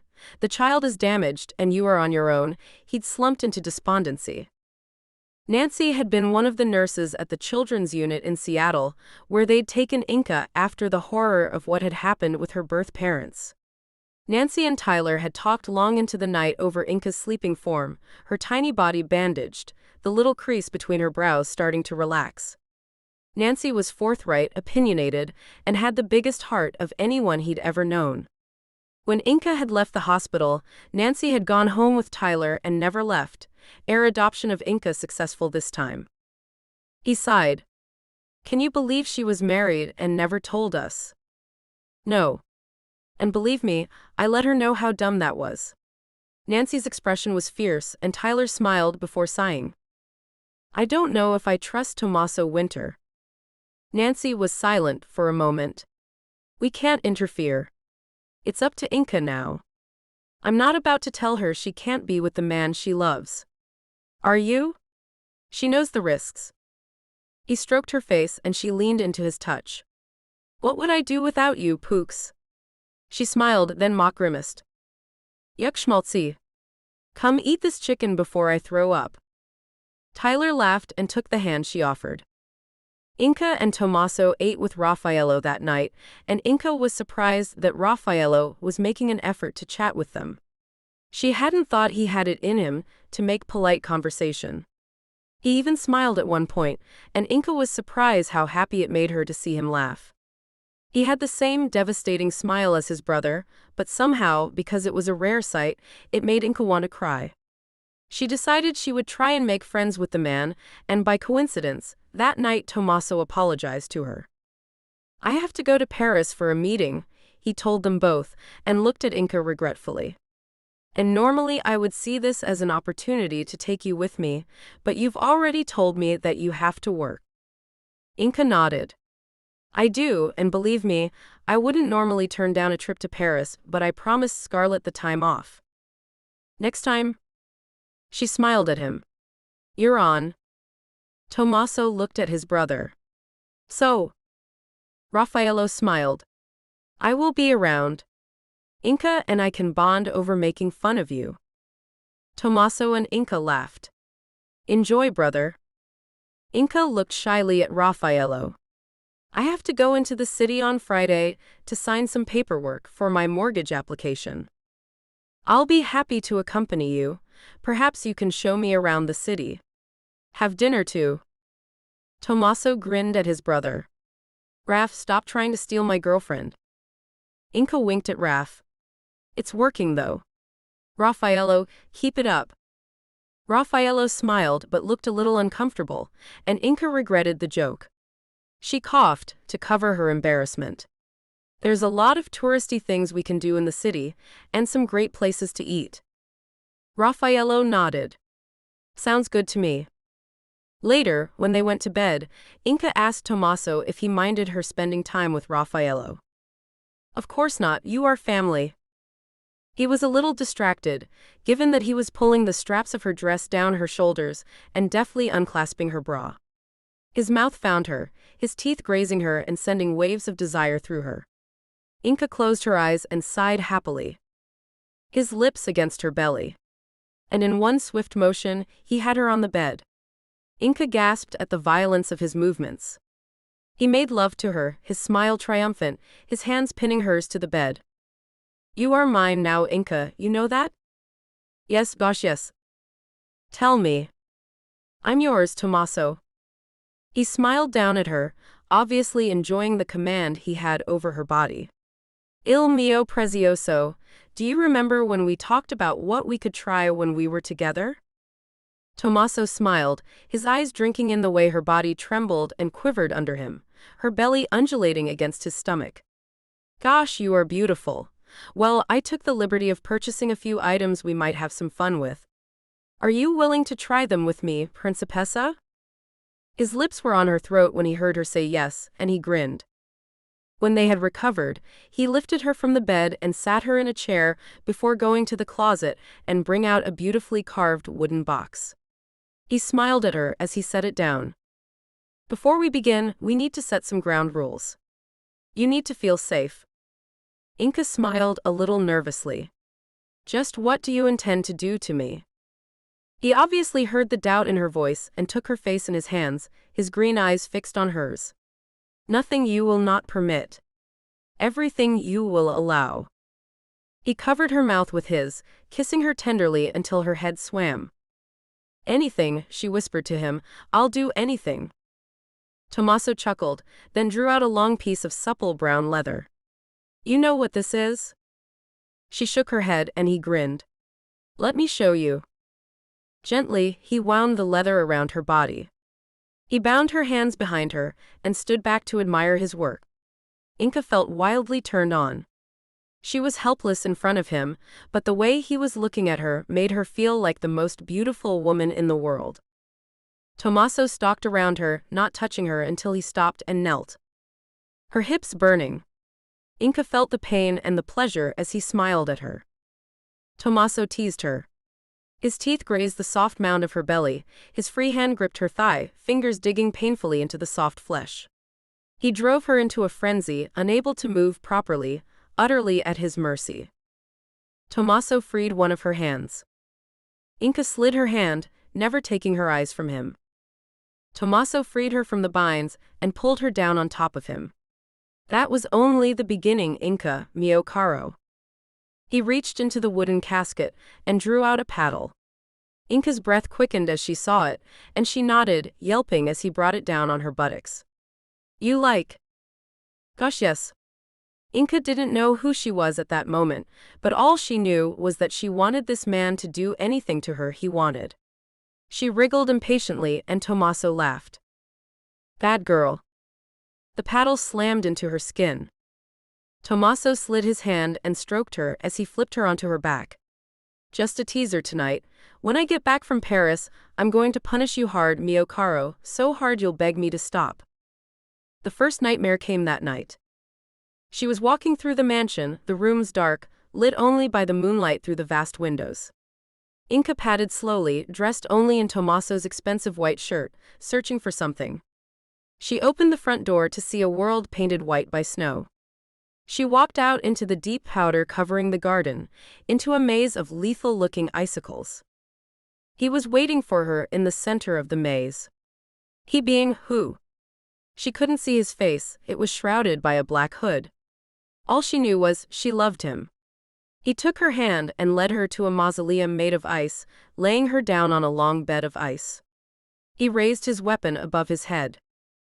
Inca smiled as the long shard of glass in his hand was driven into her again and again. Inca woke shivering, cold, wet, and terrified. She was outside. How the hell was she outside? She was naked, curled up in the snow of the winter mansion garden, utterly frozen.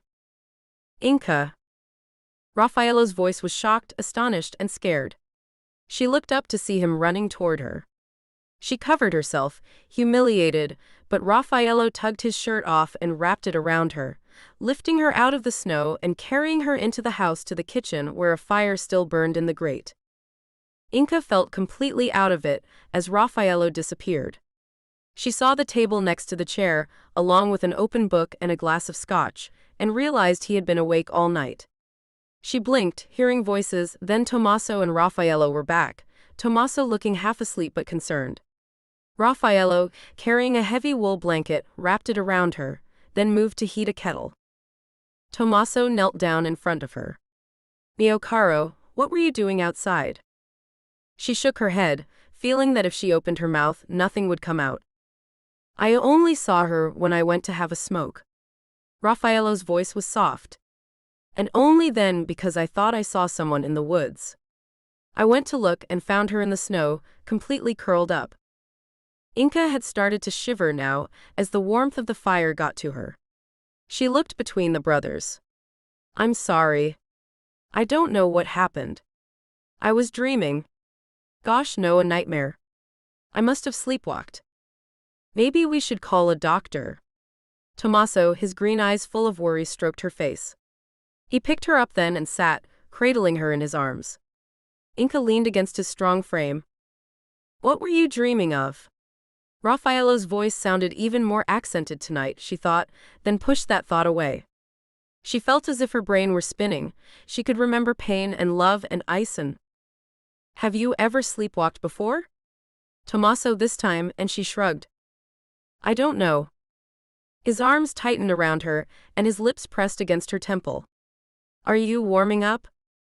She nodded, but then, to her surprise, she felt Raffaello gently take her feet. "They are blue, Piccolo." He smiled at her and, to her surprise, lifted them and put them under his arms. He winced a little at the cold. "Our mother taught us this is the best way, human body warmth." "He is right," Tommaso said. Inca leaned into him and felt a rush of love for both of the brothers. "You never talk about your mother," she said softly. "I would have liked to know her." Raffaello smiled. "She would have liked you, I think. She was soft and sweet like you." Inca felt Tommaso nod. "I agree. She passed a few months ago. I know we both miss her terribly." "Mama's boys?" They both laughed. "Unashamedly," Raffaello said. Her feet were getting warmer now, less painful, but he made no move to release them. They must have looked strange, the three of them, but Inca didn't care. Weirdly, this was the closest she had felt to them both. Eventually, though, Raffaello let her go, and Tommaso led her back to bed, as she felt exhaustion take over. She fell into a dreamless sleep then, wrapped in the safety of Tommaso's arms. Raffaello went to his own room, but this time it was he who was haunted by dreams, dreams of Inca's body, her full Charlie's and soft belly, her dusky skin and warm smile. In the dream, he found her in the snow again, but this time she held out her arms to him, and he went into them as she wrapped her long legs around his waist. In the morning, Raffaello got up, showered, dressed, and left the house before Tommaso and Inca woke. He honestly did not know what he would do if he saw her. Merda, he thought as he steered his car towards the city. He really did not want to fall for his brother's girlfriend. Anything but that. Anything. Scarlett left Nancy in charge of the Sakura and walked down to the ferry terminal. She'd decided earlier that day just to go, get off the peninsula, go to the city, and have fun. Things at home were too heavy right now. She was worried about Inca and the murders. As she walked, she noticed Raffaello in his car, driving towards the city road. She waved, but he seemed to look straight through her as he drove past. She shrugged and continued on. She liked Tommaso. He was charming, he was fun, and he was obviously crazy about Inca. But his brother was a mystery. A hot mystery, Scarlet smirked to herself and wondered if he was as enchanted with Inca as his brother. She suspected he might be. Her best friend had no idea of the effect she had on men. None, she thought, utterly clueless. Scarlet was still grinning when she got to the ticket booth. Harv, the ticket master, took her money. "How you doing, young un? Still single?" Scarlet winked at him. "Saving myself for you, Harv." Harv's son, Sal, a slinky-hipped blonde sitting with his father in the booth, his long legs stretched out, feet on Harv's desk, called out, "Hey, what about me?" Scarlet cocked her head to look past Harv and raised her eyebrows at the young man. "When I grow one, I'll let you know." Harv choked on his coffee and guffawed. Sal grinned and shook his head. "Don't know what you're missing, girl," he called as she said goodbye to Harv. She turned and saluted him. "I've seen unhung heroes, Sal, I do know," she shot back, which made Harv laugh even harder and clap his crestfallen son on the back. Scarlet waved at them both and walked up the gangway to the ferry. She headed straight for the front deck and leaned over the side. As it pulled away, she felt her spirits lift. An afternoon in the city's best fashion shops, Nordstrom's, she thought with a happy sigh, and an evening of music. Gosh, I'd try and escape you for one day. She turned to see Knox walking towards her and smiled in delighted surprise. Hey you. He was dressed in a dark green t-shirt, blue jeans and sneakers, casual, but she noticed the dark circles under his eyes and the slightly strained smile. Impulsively, she hugged him. He tensed for a moment, then returned the hug. Releasing him, she studied him. You look like you needed that. Rough few days, huh? He nodded and gestured towards the mainland. That's why I'm here. Going to camp out in bookshops, have some coffee, maybe catch a band later. You? She smiled. The same. Hey, there's a great covers band at the Paramount on 9th and Pine. Suddenly, she felt shy. I mean, I'm going, and I don't know if you're sick of the sight of me, but... Knox laughed. Would never happen, Scarlet Rose. I'd like to come. I've heard good things about that place. Maybe we can grab some dinner before? She grinned. You bet. The way he said her name made her stomach flip excitedly. They sat on the deck and talked for the rest of the journey, about music, books, art, carefully avoiding any mention of the murders or what had been going on. It was late morning by the time they got to Seattle, and as they walked off the gangway onto Alaskan Way, Knox took her hand. Inca told Nancy about the night she'd had, well, the sleepwalking part, not the good part that had come before. She grinned to herself. Her thighs ached and her body throbbed with the pounding it had taken. Tomaso's teeth marks were still on her belly. Gosh, what a night. On her break, she surreptitiously took her laptop into the back room and looked up some BDSM websites. She had never indulged before, but last night had awoken something inside her. She wanted to know more, try more. What's that? Inca started and slammed the laptop shut. Luna Rosenbaum grinned at her. Too late, she said, and flopped down onto the couch next to Inca. Inca, bright red, grinned. You are a pain in the ass. And where the hell have you been? I've barely seen you since you got back. I know. I'm sorry, honey. The English boyfriend? Luna grinned. Inca studied her. So, you over whatever I did to piss you off? What do you mean?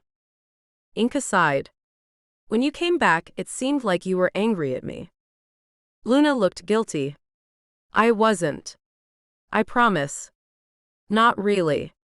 It was just that, I thought I would have to keep my distance because of you and Ollie splitting, and it broke my heart. I love you like a sister, Inks, and it killed me that you weren't together anymore. I didn't do the dumping, Inca reminded her gently, and Luna nodded. I know, and I am sorry. But seeing how you and Ollie are still good friends, I came around. I hate that you're not together, but as long as we can all get along, I'm good. He doesn't like your boyfriend, though. Inca was stung. I knew he wasn't sure about him, but I didn't think he actively disliked Tomaso. Luna looked askance at her. No. Because why would he hate his ex-girlfriend's drop-dead gorgeous billionaire boyfriend? Inca conceded that, laughing. That does sound good when you say it. But I couldn't give two hoots about Tommaso's money, you know. I know that. The brother's gorgeous too. Luna grinned wickedly. That's a threesome I could get on board with. Luna! Inca gave a shout of shocked laughter. Don't tell me you haven't thought about it. And they're Italian too.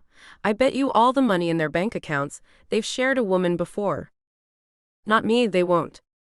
Inca was feeling very uncomfortable now, and was glad when Luna changed the subject. It was later, when Inca was alone in the sakura, Nancy having ducked out for a moment, that the thought came back to her, and she couldn't shake it. Raffaello. She closed her eyes and imagined him being the one making love to her, tying her up, his quiet, brooding nature at odds with the sensations he was engendering inside her. Hello, Inca. Ice flooded through her veins. She knew that voice. She opened her eyes and felt the blood drain from her face. Kevin. He blocked the doorway of the tea house. Oh gosh, no. Kevin smiled nastily and reached behind him to lock the door. Tommaso stopped at a florist's in Willowbrook to order some flowers for Inca.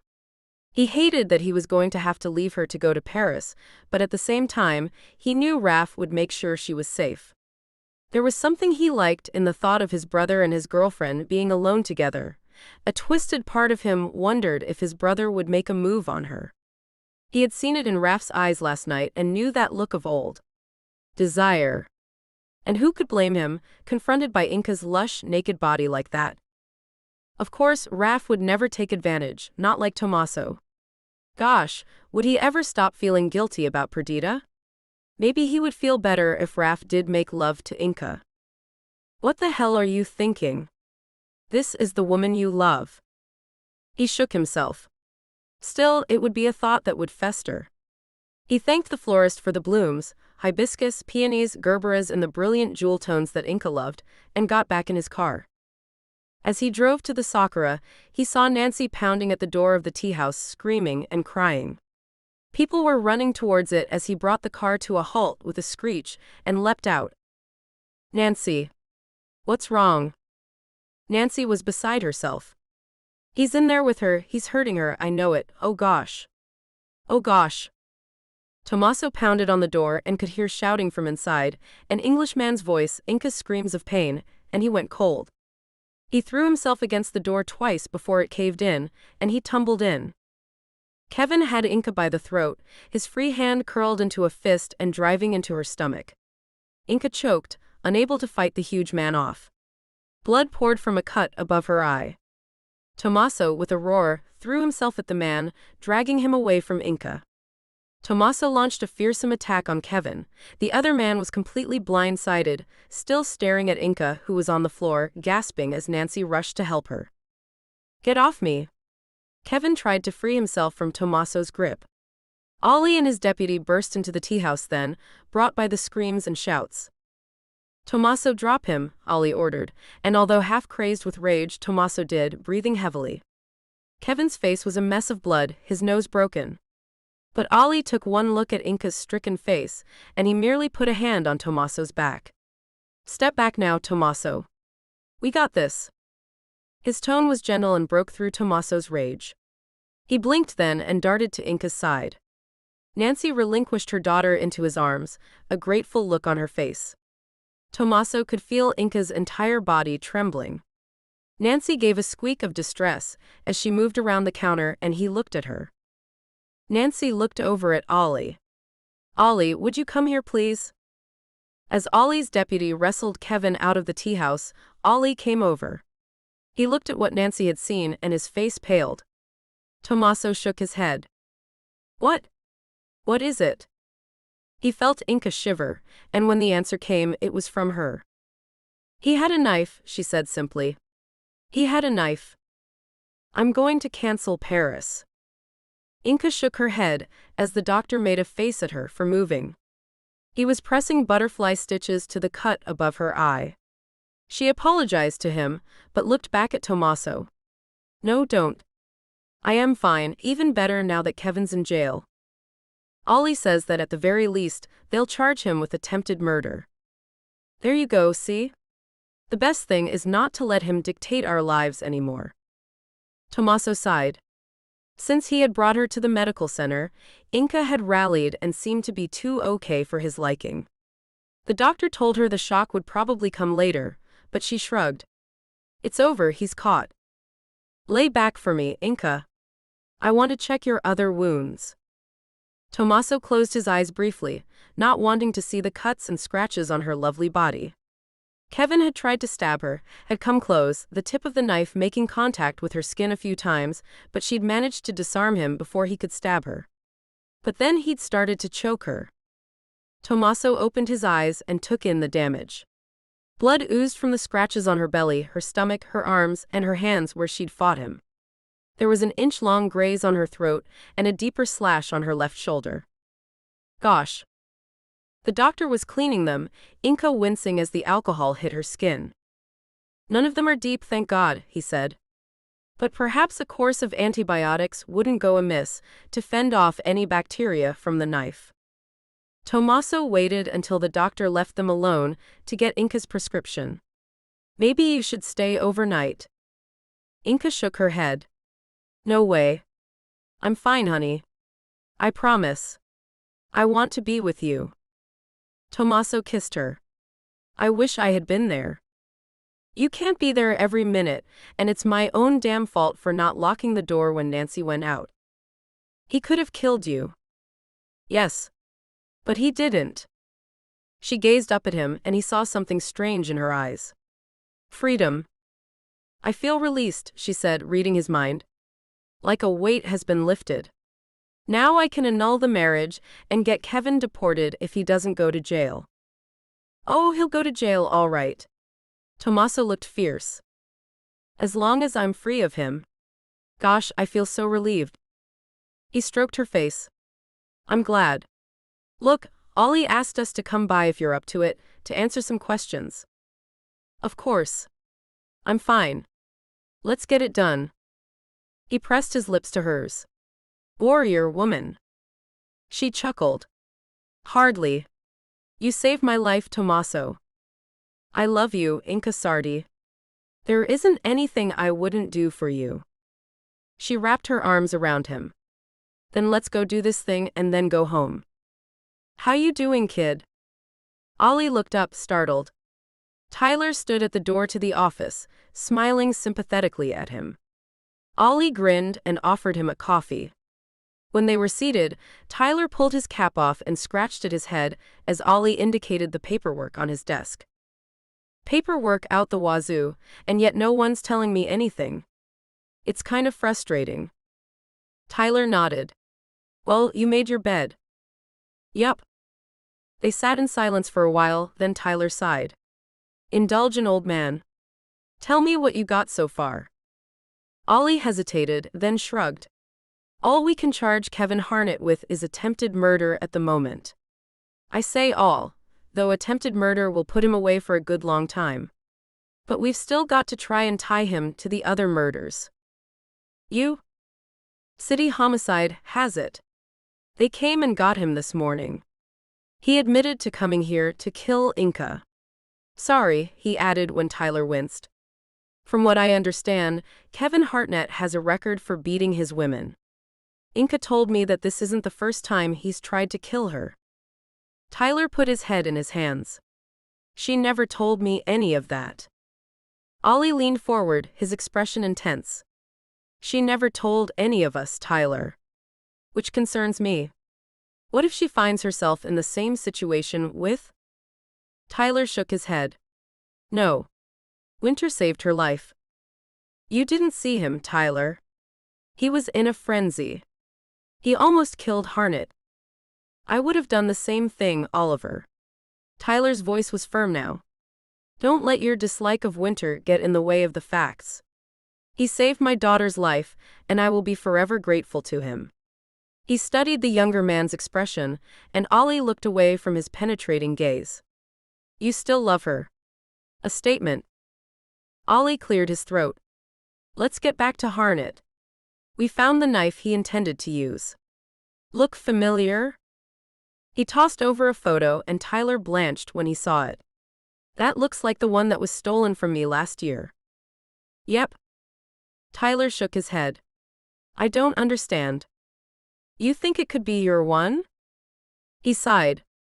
I don't know. I hope it is just coincidence. Is it the murder weapon in the other killings? Forgive me, but I'm not up on the forensics on all of them. When I talked to homicide, they hadn't identified it. All they know is that it's not your everyday kitchen knife. The wounds are jagged, but don't match a serrated or hunting knife. He gave a frustrated hiss. Man. Tyler was watching him carefully. Oliver, take it easy. You did your job. Inca is safe now. We can all move on. Getting his subtext, Ollie nodded. Tyler, I am moving on. You've met Molly? Tyler smiled then.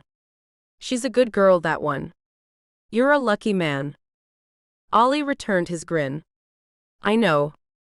Tyler got up. Well, kid, if you need someone to blow off steam to, you know where I am. Try to remember why you left homicide, though.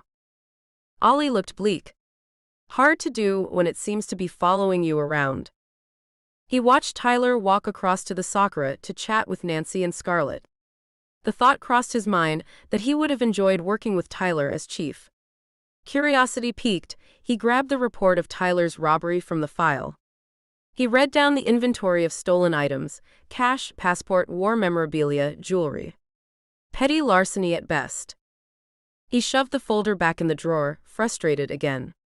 He wondered again if he should ask if he could question Harnett again. Gosh, when he'd stepped into the Sakura that day and had seen Inca all bloody and in pain, then watched Tommaso beat the shit out of her attacker, all Ollie could think was, that should have been me saving the woman I love, wailing on her would-be killer. He'd realized then that he was still in love with Inca. Gosh, you fool, Rosenbaum. You utter fool. You should never have let her go. Inca finally persuaded Tommaso not to cancel his trip to Paris. It's 4 days, my love. If we can't make it 4 days apart, then we have bigger problems. After a night of passionate and definitely kinky lovemaking, she drove him to SeaTac herself and kissed him goodbye. Tommaso stroked her hair back from her face. Ti amo, Inca Sardi.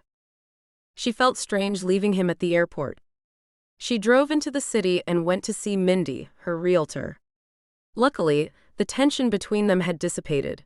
Mindy believed her when Inca told her she hadn't been the one who was rude to the signage guys. Did you ever confront the witch? Mindy asked her now, passing Inca a mug of hot coffee. I haven't even seen her, which is why it was so weird. Ollie tells me he's seen her in town but not to talk to. If it wasn't her, then I have no idea. Still. Inca sipped the hot coffee. That's all in the past. So, I'm in the market for a new place. Mindy gave her a sly smile. From what I hear, you already have the best place in town. Inca almost spit her drink out. Holy hell. Does everyone know about me and Tommaso Winter? Mindy laughed. What do you expect? I'm surprised the Nationals haven't got a hold of it. The Billionaire and the Girl Next Door. Headlines write themselves. Inca sighed. Whatever. Look, I'm still in the market for an apartment somewhere in Willowbrook, so? Mindy patted her hand. Of course, sweetie. I've got a bunch of prospects for you. Raffaello Winter felt edgy. 2 phone meetings with his investors had not gone well, but that was mostly because he hadn't been engaged in them. Snapping that he'd call them back, he had hung up, then changed into his running gear and gone out into the cold Washington morning. The roads were clear of snow now, most of it piled at the roadside, and he found his rhythm as he ran towards the town. He wanted his head clear to think, to try and gain some clarity on what he was feeling. But almost automatically, he found himself outside the Sakura, cursing himself for being so weak. However, when he went inside, Inca was nowhere to be seen. Hey. Scarlett smiled at him as she appeared from the kitchen. Haven't seen you here much. Raffaello, never one for socializing, thought about turning around, but he didn't want to be rude to Inca's friend. He half smiled at her. I have heard good things about your tea. Scarlett grinned, obviously his ruse hadn't worked. She's not here.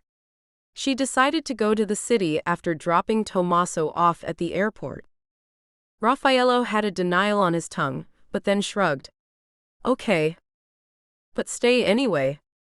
I'll make you some tea, our house blend. Okay. Say something more than okay, idiot. Thank you. The tea was light and refreshing. Scarlett was studying him. You are very different to your brother. Raffaello shrugged. He heard that a lot. Tommaso is better at talking to people than I find myself. How do you say it? Tongue twisted? Scarlett hid a grin. Tongue-tied. Yes. Tongue-tied. I feel I haven't anything to say that other people will want to hear. Scarlett nodded slowly. I'm sure they will. Inka likes you a lot, you know.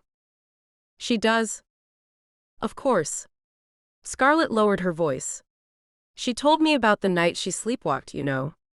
Thank you for finding her in time. Raffaello felt a little awkward. Just a coincidence. He didn't know what else to say to the young woman. She went to serve a customer, and he finished his tea, calling his thanks to Scarlett before leaving. He wondered when Inka would be back from the city. Maybe he should ask Diane to cook something for their dinner that night. Or maybe he should eat alone and stay away from temptation. He ran back home and showered, and as he was dressing, he heard a light knock on his door. Inka was outside and she smiled at him. Just wanted to tell you I'm back. She was adorably flushed from the cold outside. Raffaello tucked his t-shirt in, for the need of something to do with his hands. Good. Listen. I have to go into the city again tomorrow to go to my lawyers. They called today and asked me to go in. So I wondered if you were free to go have our day out. Gosh, she was lovely, that hair tumbling over her shoulders, the flush of pink on her honey-colored skin. Stop it.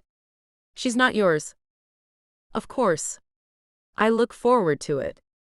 She smiled, and Raffaello wanted to take her in his arms so badly that it hurt. Listen, he said. I already ate today, so you'll be alone for supper. I hope that's okay. No problem. I ate in the city. I'll see you in the morning.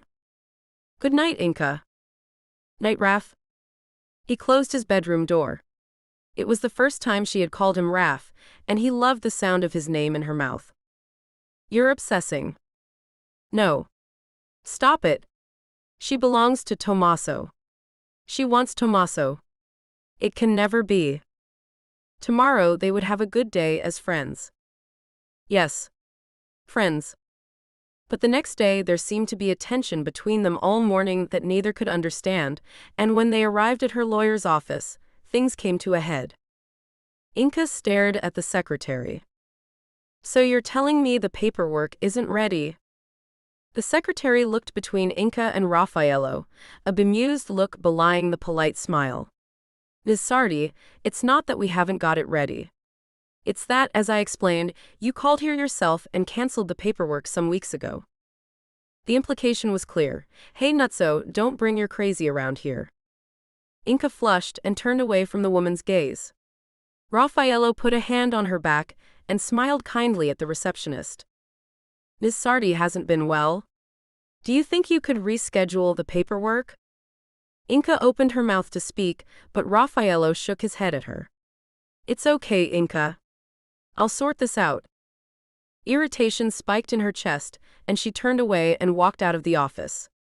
On the street, a freezing air blew up from Elliott Bay, a faint spattering of drizzle hanging on it.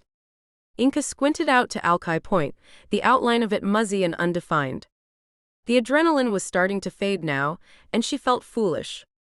So what if Raffaello had taken charge? He was trying to be a friend, trying to protect her. Deny all you want, a small voice in her head said. You know it's more than that. Inka shook the thought away, but her irritation remained. She felt a hand on her back and turned to look at Raffaello. He was frowning. Why did you leave? We were just dealing with?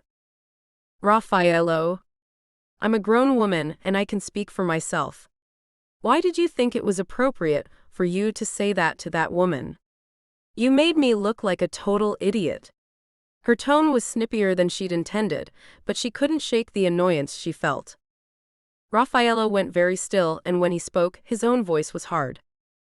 That wasn't my intention, I can assure you. I was merely trying to help. Hey. She'd turned away from him and started walking away. He grabbed her wrist, twisting it around as he stopped her. His fingers bit into her skin and she winced. Raffaello, you're hurting me. His grip didn't lessen. Then don't turn your back on me when I'm talking to you. She turned back to him and nearly recoiled at the anger in his eyes that had darkened from his usual green to a dark hazel. Anger that turned to desire. They bored into hers and she felt her stomach flip, her breath catching in her throat. She froze. He dropped her wrist and took a deep breath. When he spoke again, his voice was softer. I apologize. I was just trying to help. He touched her face. What is going on today? Why is there this tension between us? She flushed, not wanting this conversation now, here, out on the street. He dropped his hand. Inka, we need to talk about what is happening between us. She said nothing, but looked away down the busy street. She felt an overwhelming need to be alone, to shake off everything and everyone in her life. An idea occurred to her, and she turned towards the city, not looking at Raffaello. I'm going to see my realtor. She didn't elaborate, and Raffaello said nothing, just walked beside her. He slid a hand up her back and rested his hand on the back of her neck. It felt good, a comfort, and so she didn't pull away. A couple of blocks later, she pushed open the door to Mindy's realty office and smiled thinly at her friend. Mindy greeted her warmly.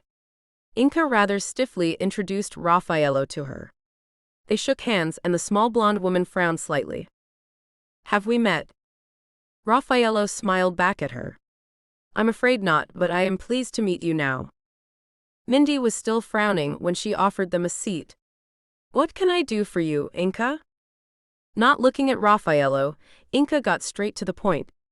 I would like to see some more apartments. In the city, rather than Willowbrook. She felt Raffaello look at her in surprise, an expression that was mirrored in Mindy's face. Really? Well, that's why the change of heart. Inka's irritation suddenly went, and she felt her whole body slump. She shook her head, trying to not cry. I need a new start, a new life. And I can't do it in that town. Mindy nodded.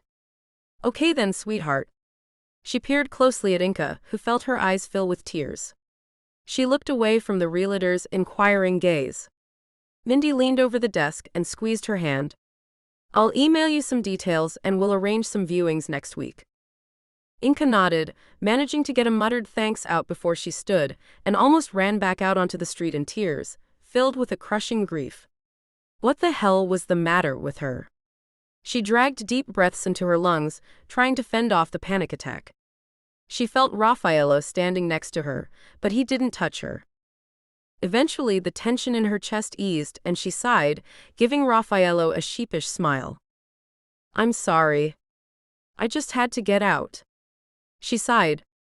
Raffaello gathered her into a hug, his arms tight around her. After a second, she returned his hold. He kissed her temple. I think this is the shock from the attack hitting you, he said gently.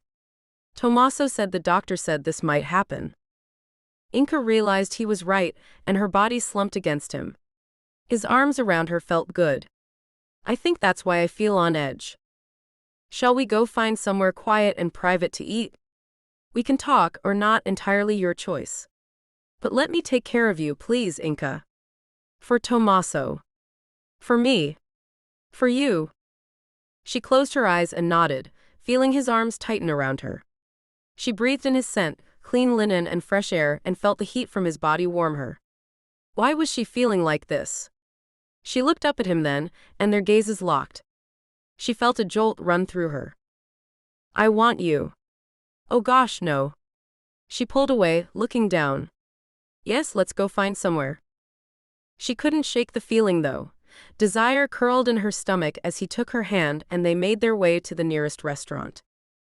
Raffaello watched her as they sat at their table, drinks in hand. Inka, he said softly. I think I know what you are feeling. I feel it too. Inka shook her head. Raffaello. I love Tommaso. I do. I know. As do I don't want to feel like this. Raf, maybe we shouldn't spend time with each other. Not until Tommaso comes back. Perhaps.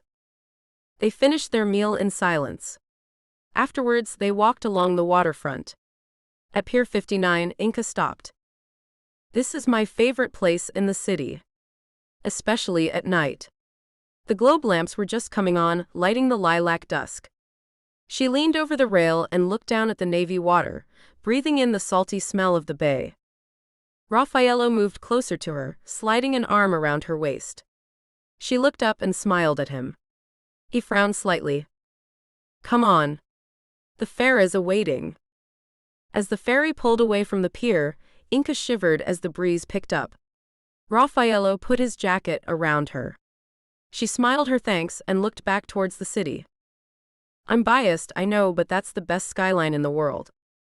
What about Manhattan, Hong Kong, Sydney? He was amused. She grinned and pointed over to the horizon. Out of the violet night, Mount Rainier rose above the city. Volcano. Big-ass volcano, Inka said. Big-ass volcano trumps everything. Fair point. Beautiful, isn't it? He smiled but said nothing, kissing the top of her head. There was a new possibility opening to him that he hadn't figured into his plans. Raffaello tightened his grip on her and stared out at the ocean, contemplating a future of something completely alien to him. Love. When Tommaso returned, after the initial joy at seeing her, he noticed the tension between his lover and his sibling. Inka saw him weighing up the two of them and their relationship. So, did you have a good time in the city? Yes, thank you. Raffaello gave him a rundown of their day, but Tommaso still seemed on edge. And when he and Inka were alone, he asked her about it. What's going on with you and Raf? What do you mean? Tommaso looked annoyed. I'm not blind, Inka. There's tension. If I didn't know better, I'd say it was between lovers. Inka sighed. I would never cheat on you, Tommaso. But you're attracted to Raffaello. Inka hesitated. Yes. A little. I don't know why. A schoolgirl crush. But I love you. Tommaso sat in silence for a while, studying her. Inka went to him. I meant it. I love you, Tommaso. There is no one else. It's just a little blip. Thank you for being honest, mio caro. I'm sorry, Tommaso. He pulled her onto his lap and began to kiss her neck. Perhaps we should invite him to share our bed. Horrified, Inka pushed away from him. Tommaso. He shrugged, something dark in his eyes. Why not? It wouldn't be the first time we have shared a woman. Inka almost slapped him. She felt sick. Gosh, Tommaso, is this how you repay my honesty? You Americans are so uptight. It's not a big deal. Come on. Tell me you haven't thought about sleeping with my brother? Jesus. Inka gathered her purse and her things. I'm leaving, Tommaso. His hand snaked out and gripped her arm. Don't be silly. I was just joking. Inka ripped her arm away. Not funny. She stormed out of the mansion, down to her car, and got in. Still fuming, she drove into town and went to the Sakura. Tish was just closing up and Ollie was talking to her. He greeted Inka with a smile, which faded when he saw her strained face. Tish made her excuses and left. Spill it, Ollie said, but Inka shook her head. It's just a row. All relationships have them. Don't I know it, he said wryly. Molly and I split. Inka sighed. Oh, Ollie, I am sorry.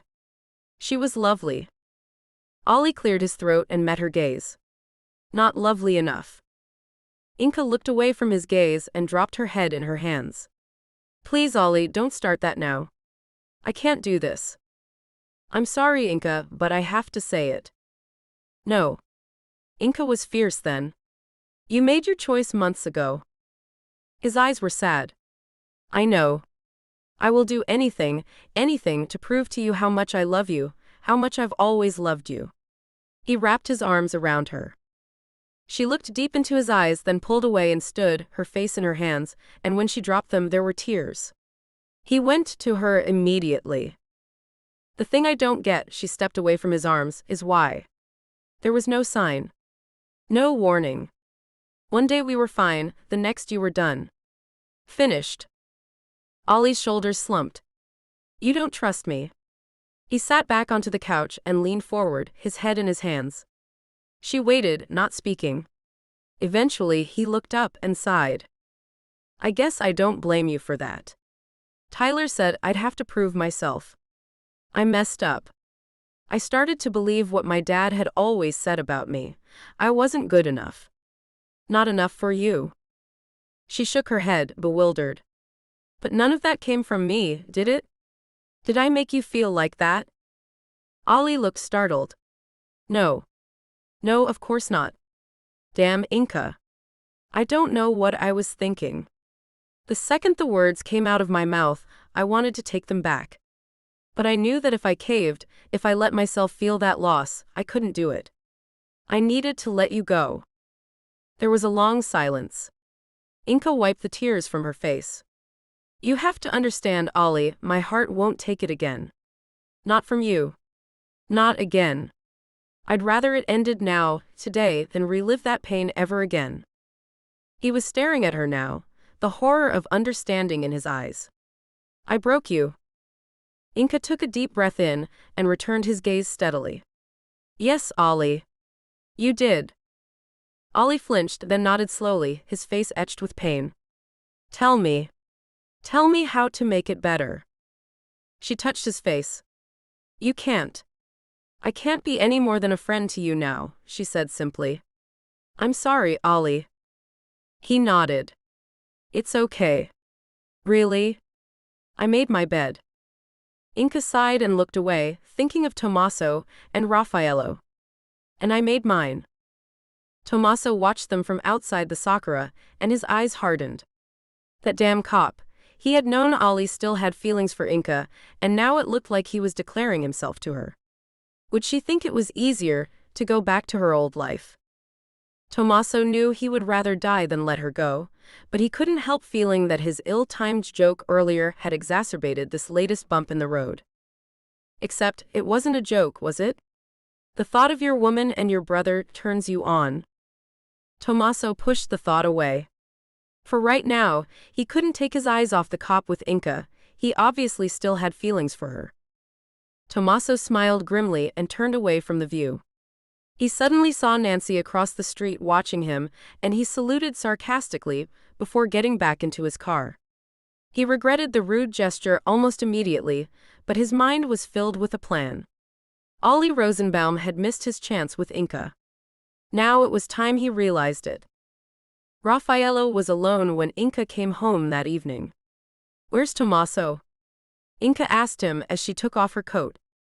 No idea.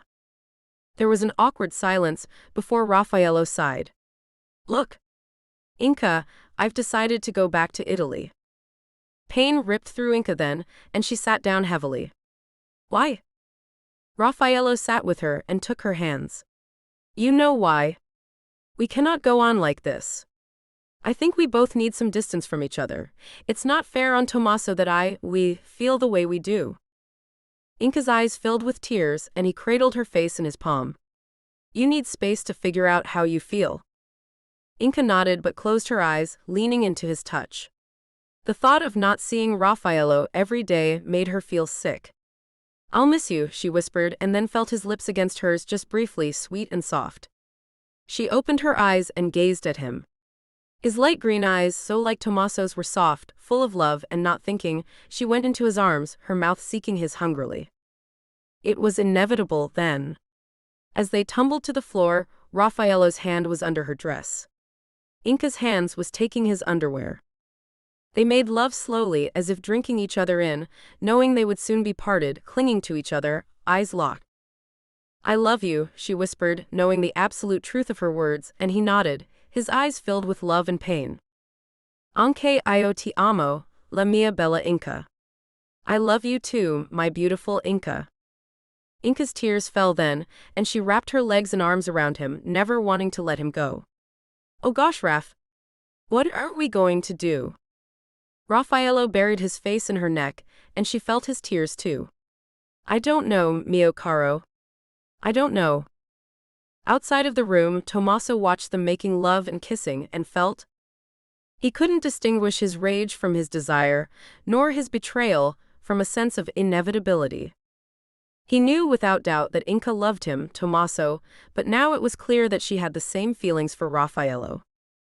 He wanted both to kill them and to join them in their lovemaking.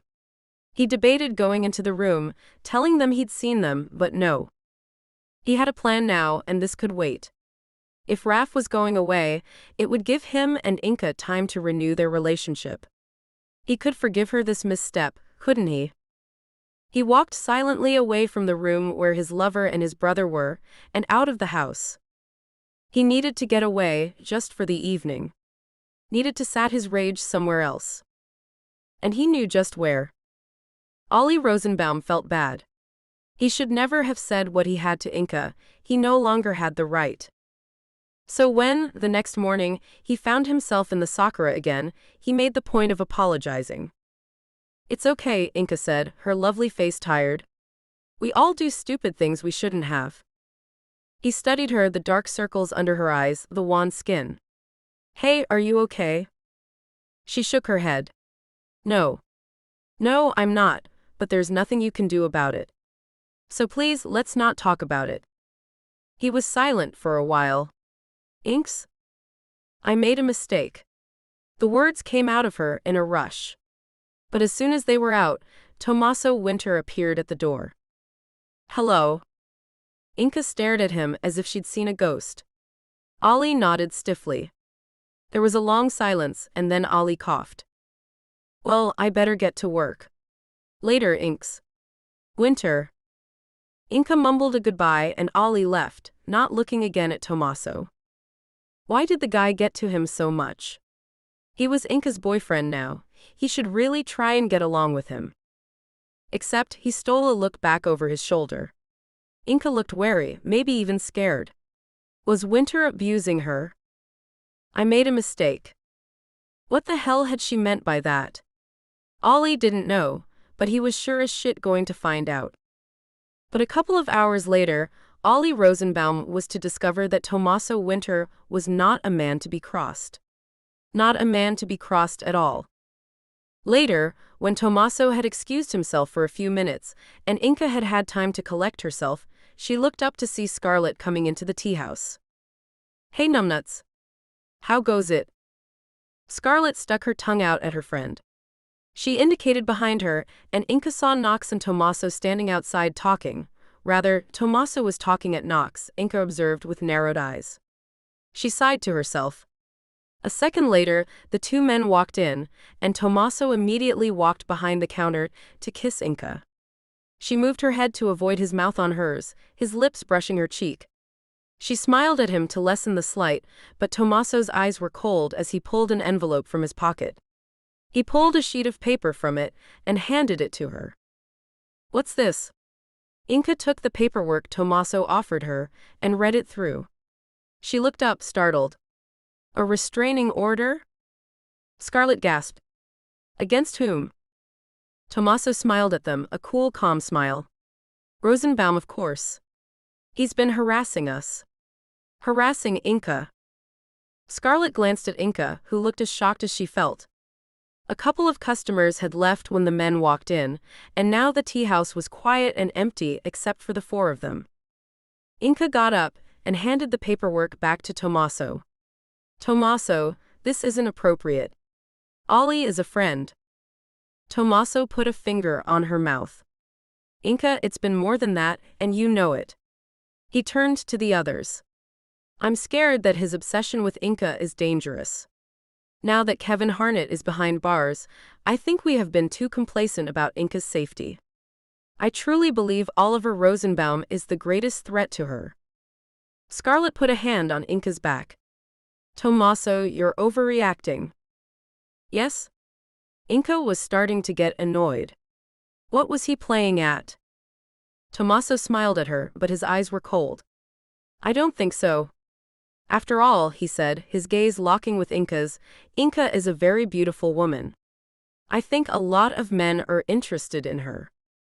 Inca felt a hot flood of shame. He knows. Oh gosh. I'm sorry, Tommaso. Still, I don't think this is really necessary in Ollie's case. He's just being a friend. Tommaso was silent for a moment, then reached into his pocket. Okay. I understand why you're reluctant to think badly of your friend. If it was just an isolation, but take a look at these. I took these over the past 4 nights. The photographs were dark and grainy.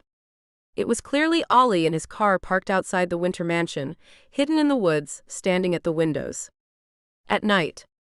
Alone. Inca was speechless. Scarlett's eyes filled with tears. Tommaso looked at Inca sympathetically. He clearly has a preoccupation with you, I could tell that from the first day. What concerns me is how deep it goes. I'm worried for you. Tommaso took Inca's hand. I just want you safe. Hell. Scarlett started to cry openly now, and Tommaso squeezed her shoulder. I'm so sorry, to all of you. Please understand, this comes from a place of love, not control. I think he may be having some sort of breakdown.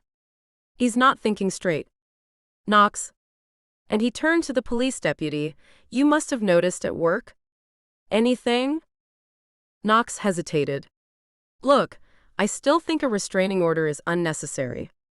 Ollie's obviously got a lot going on, dealing with these murders. Anyone would be unstable. Tommaso nodded. Anyway, the restraining order remains. It's to stay away from me too. You've all witnessed his antagonism towards me. He bent and kissed Inca's cheek. I need to meet some contractors, darling. I'll pick up some takeout for us later. Scarlett Knox. He nuzzled Inca's ear again. Ngaio ti amo, la mia bella Inca. Exactly what Raffaello had said to her. Oh gosh. She closed her eyes. When Tommaso was gone, the 3 of them remaining sat in an uncomfortable silence. Eventually, Knox stood. Look, I need to get to work. Inca, you want me to do anything? She smiled a strange half-smile. No thanks.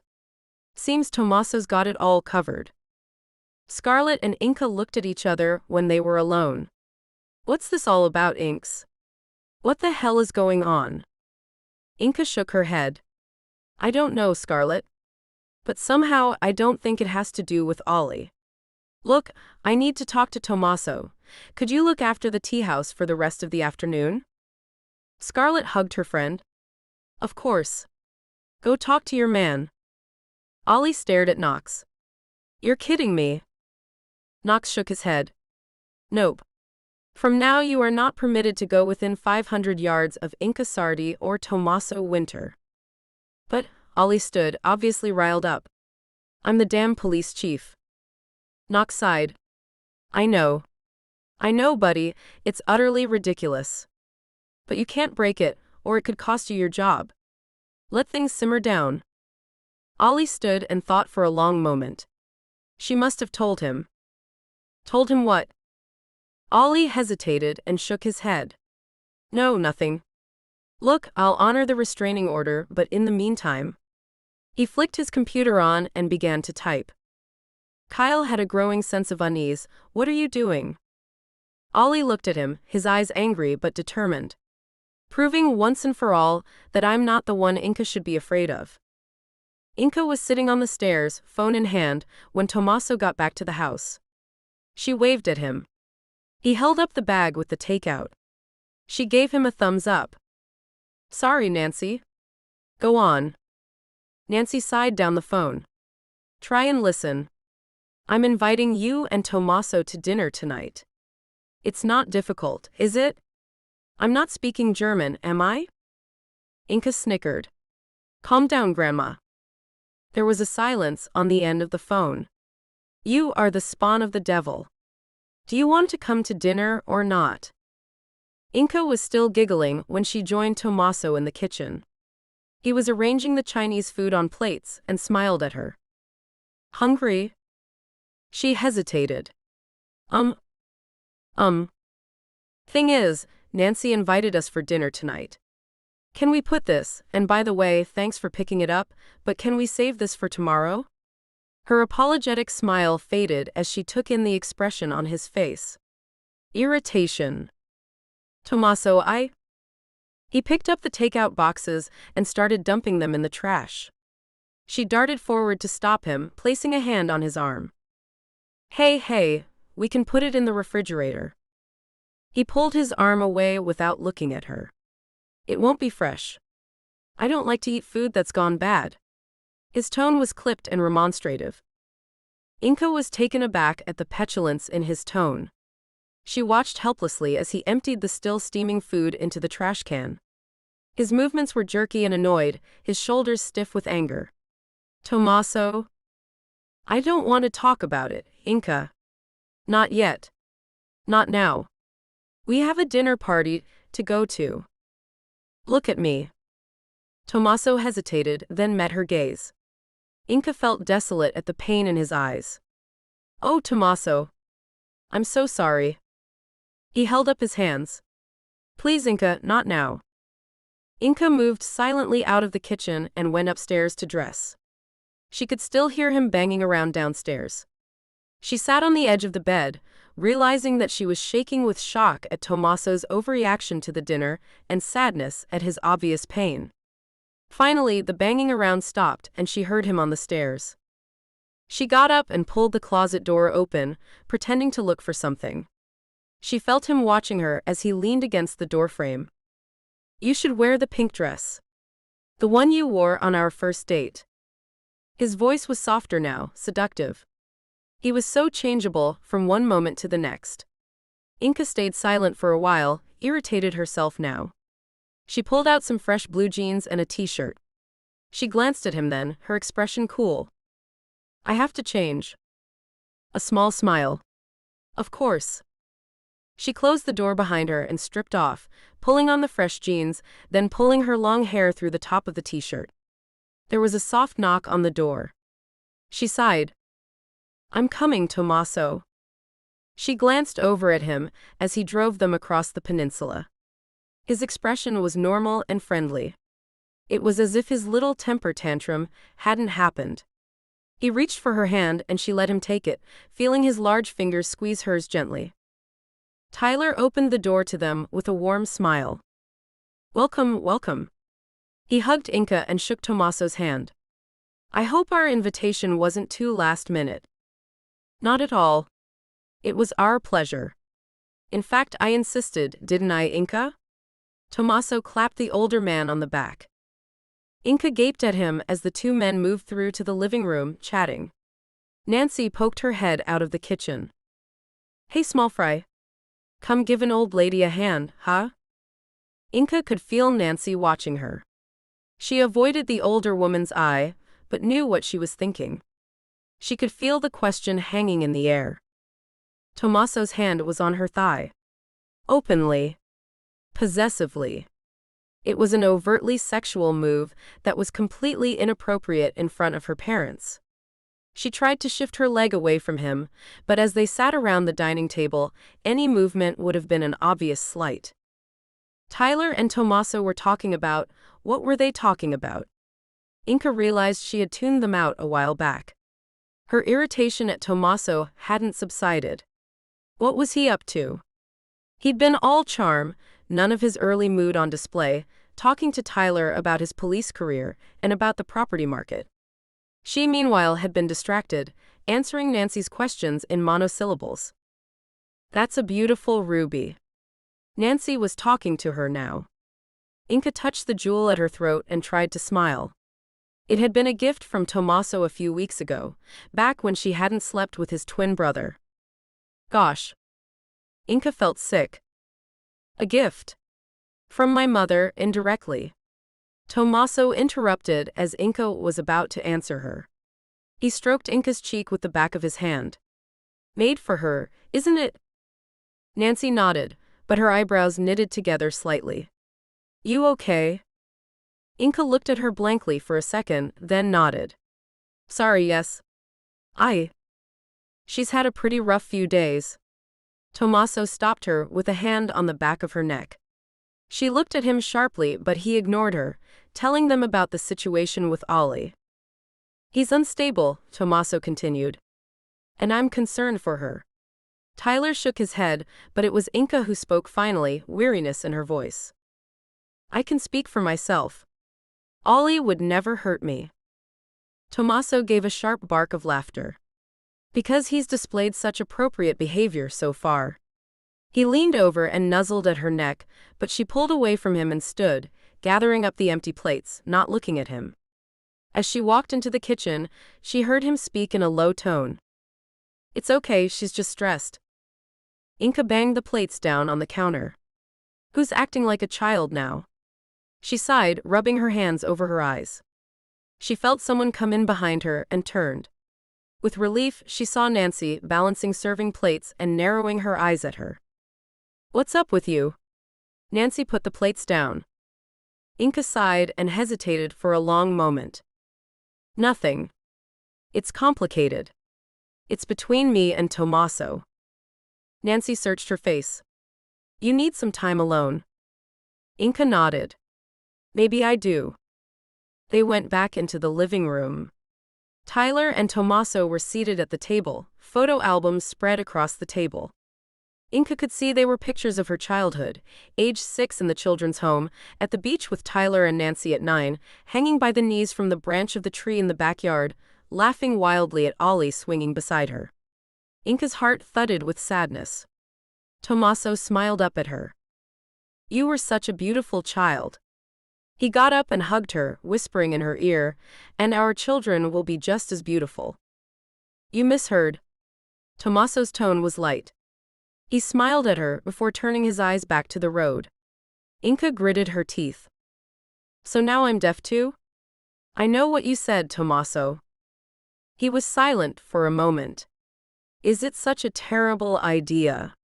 His voice was apologetic, and she heard something else in his words. Hurt. She looked away and out of the window, not answering him. The cold front had brought heavier freezing rain, and it pounded against the car now, the headlights barely cutting through the maelstrom. For a few minutes, Inka was disoriented, not recognizing which road they were on, then realized they were on the East Coast Road. For some reason, she had automatically expected they would go back through Main Street. This road was poorly lit, and she saw only sporadic flashes of light as they passed the few houses that were visible in the trees that lined the road. Soon, she saw the lights from the high school, as the road curved around the top of the peninsula. She drew in a long breath, trying to ease the ball of tension in her chest. She risked a look over to Tommaso. He sensed her glance and turned to smile at her. She could read no malice and no anger in his face.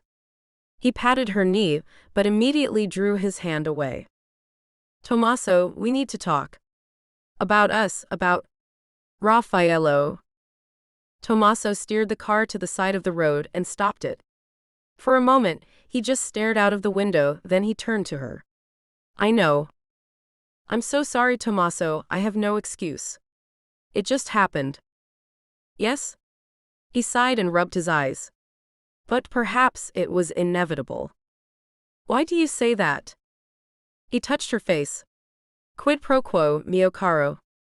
I once did the same to Raffaello. That stung. No, she thought, it wasn't revenge. That's not why Raffaello, but she felt sick. How could she have been so stupid? Tommaso was watching her. You are not to blame, Bella. Neither is Raff. I got what I deserved. Inka felt the guilt weighing her down. Tommaso, I want you to know. I love you. I'm so confused about both of you. Tommaso gave her a strange smile. Do you think it is impossible to love two people at once? Inka stared at him. I guess not. No. It is entirely possible. Which is why we must wait for Raffaello to come home before we decide what to do. And that is your choice entirely, my darling. Me, Raff, or both of us. It is for you to decide. He leaned over and kissed her. Now shall we go home? Later, after they had made love and Inca was asleep, Tommaso slid out of bed and went downstairs to call Raffaello. When his brother picked up, all Tommaso said was, "I know." Raffaello sighed. "Tommaso, don't apologize. It's okay. I could see it coming. The only thing now is that we have to decide what happens next. I want you to think about that before you come home." He hung up, feeling wretched. Whatever he had said to Inca, the hurt from her betrayal was beginning to hit him now, and he felt like he was losing her. He could not bear that, and even if it meant sharing her love with his brother, that would be okay with him. But if Inca chose Raffaello over him? Tommaso didn't yet know what his reaction would be, but he knew none of them would come out of it unscathed. Ali ignored the terms of the restraining order without hesitation. He marched over to the sakura as soon as they opened and got Inca on her own. She looked tired and stressed out, and all the fight went out of him. "Are you okay?" She shook her head and started to cry. Ali went to her and pulled her into a bear hug. Nancy watched them from outside the sakura, her face set and hard. Jesus, would they ever learn? Last night, after seeing Winter acting so bizarrely at dinner, she'd confessed her fears to a concerned Tyler. They had both tried calling Inca only to get her voicemail, and were about to go get in the car when she called them. She told them she had discussed things with Tommaso, but wouldn't say any more. Her voice had been tired, almost flat, and she had turned down their offer to come over. But they both had stayed up until the early hours, racked with concern. "We can't interfere," she'd told Tyler. "Last thing she needs is babying. We need to give her space." But Tyler had lain awake all night next to her, Nancy knew because she had too. Now, watching Inca hug Ali, she felt an irrational anger towards her de facto daughter. She stalked into the coffee house, slamming her bag onto the counter. Inca and Ali leapt apart, both flushing guiltily. "Well, isn't this nice?" Nancy's voice was like ice. Ali coughed. "I better," he turned to leave, but Nancy stopped him. "No, you both need to hear what I have to say." "What the hell are you doing?" "You," she nodded at Ali, "are still under a restraining order." "And you," she broke off, her anger too much for her. She shook her head at Inca, who quailed under her gaze. "Are you trying to drive yourself crazy again?" "Ali, just go," Inca said softly. "I need to talk to Nancy." When they were alone, Inca held up her hands. "Look, we're just trying to find our way back to friendship is all. I was feeling down and he hugged me. Like a friend." Nancy scoffed. "You are hell-bent on self-destruction." Inca smiled, and Nancy was taken aback by the steel in her voice when she spoke next. "Quite the opposite," she said. "I'm finally realizing something. I'm not looking for Ali or Tommaso or anyone else to rescue me. I realized I have to be my own white knight.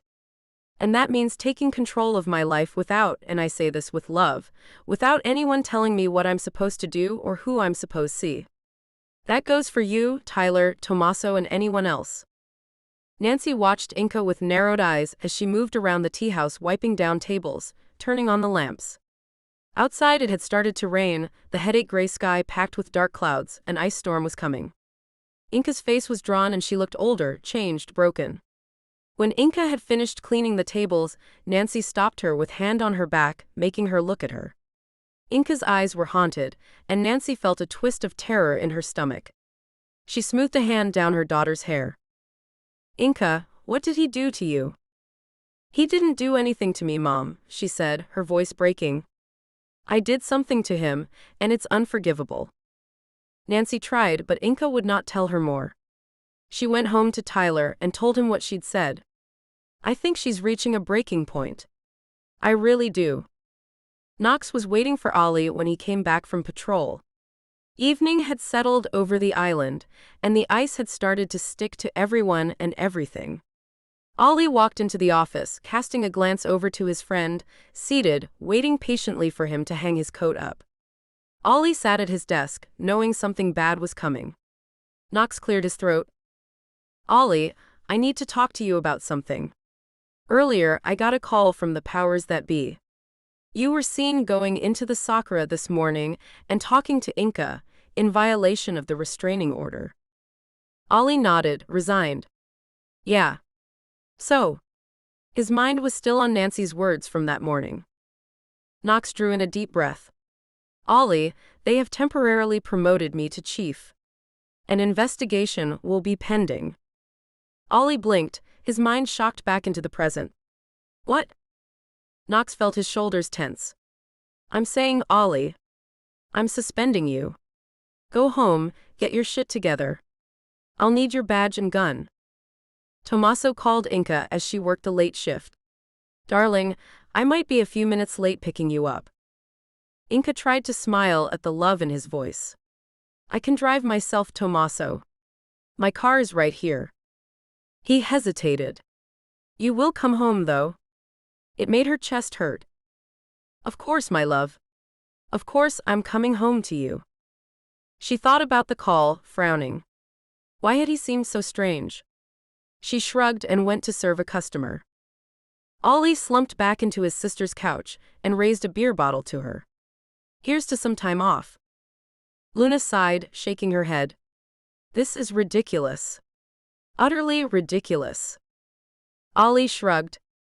Honestly, sis, I'm past caring now. Tommaso Winter is an asshole who thinks Inka is his property. Luna made a noise. Seriously, what is it with you people? She's just a normal woman. Why do you all go gaga over her? Ollie looked surprised at the venom in his sister's voice. Calm down, it's not Inka's fault. Isn't it? Don't you think she loves that attention, Ollie? You know she's not like that. Luna looked away from him, her face red with anger. She didn't used to be. Ollie patted his sister's shoulder. Sis, don't you think everyone's life would be easier if she wasn't around? Take her out of the equation and problem solve. Don't talk like that, he reprimanded his sister. Kevin Harnett nearly killed her. Do you think she deserved that? But Luna did not answer him. At 10 o'clock, Inka went to lock the front door of the sakura. Before she could, Scarlett came racing in, startling Inka.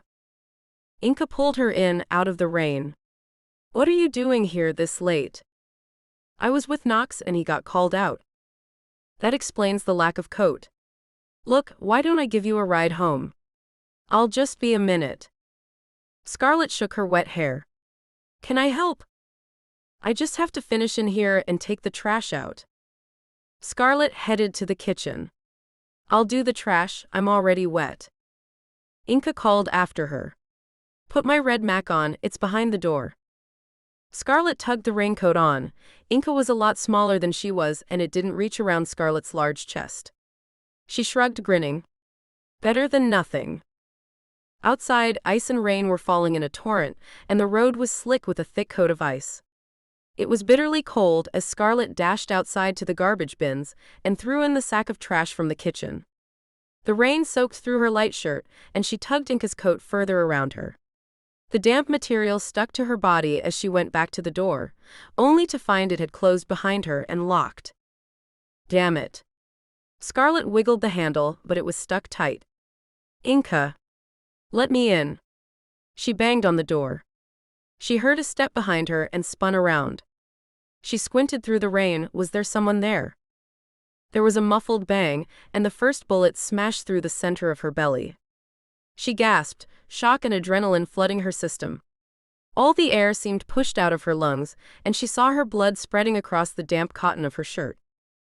Oh gosh, no.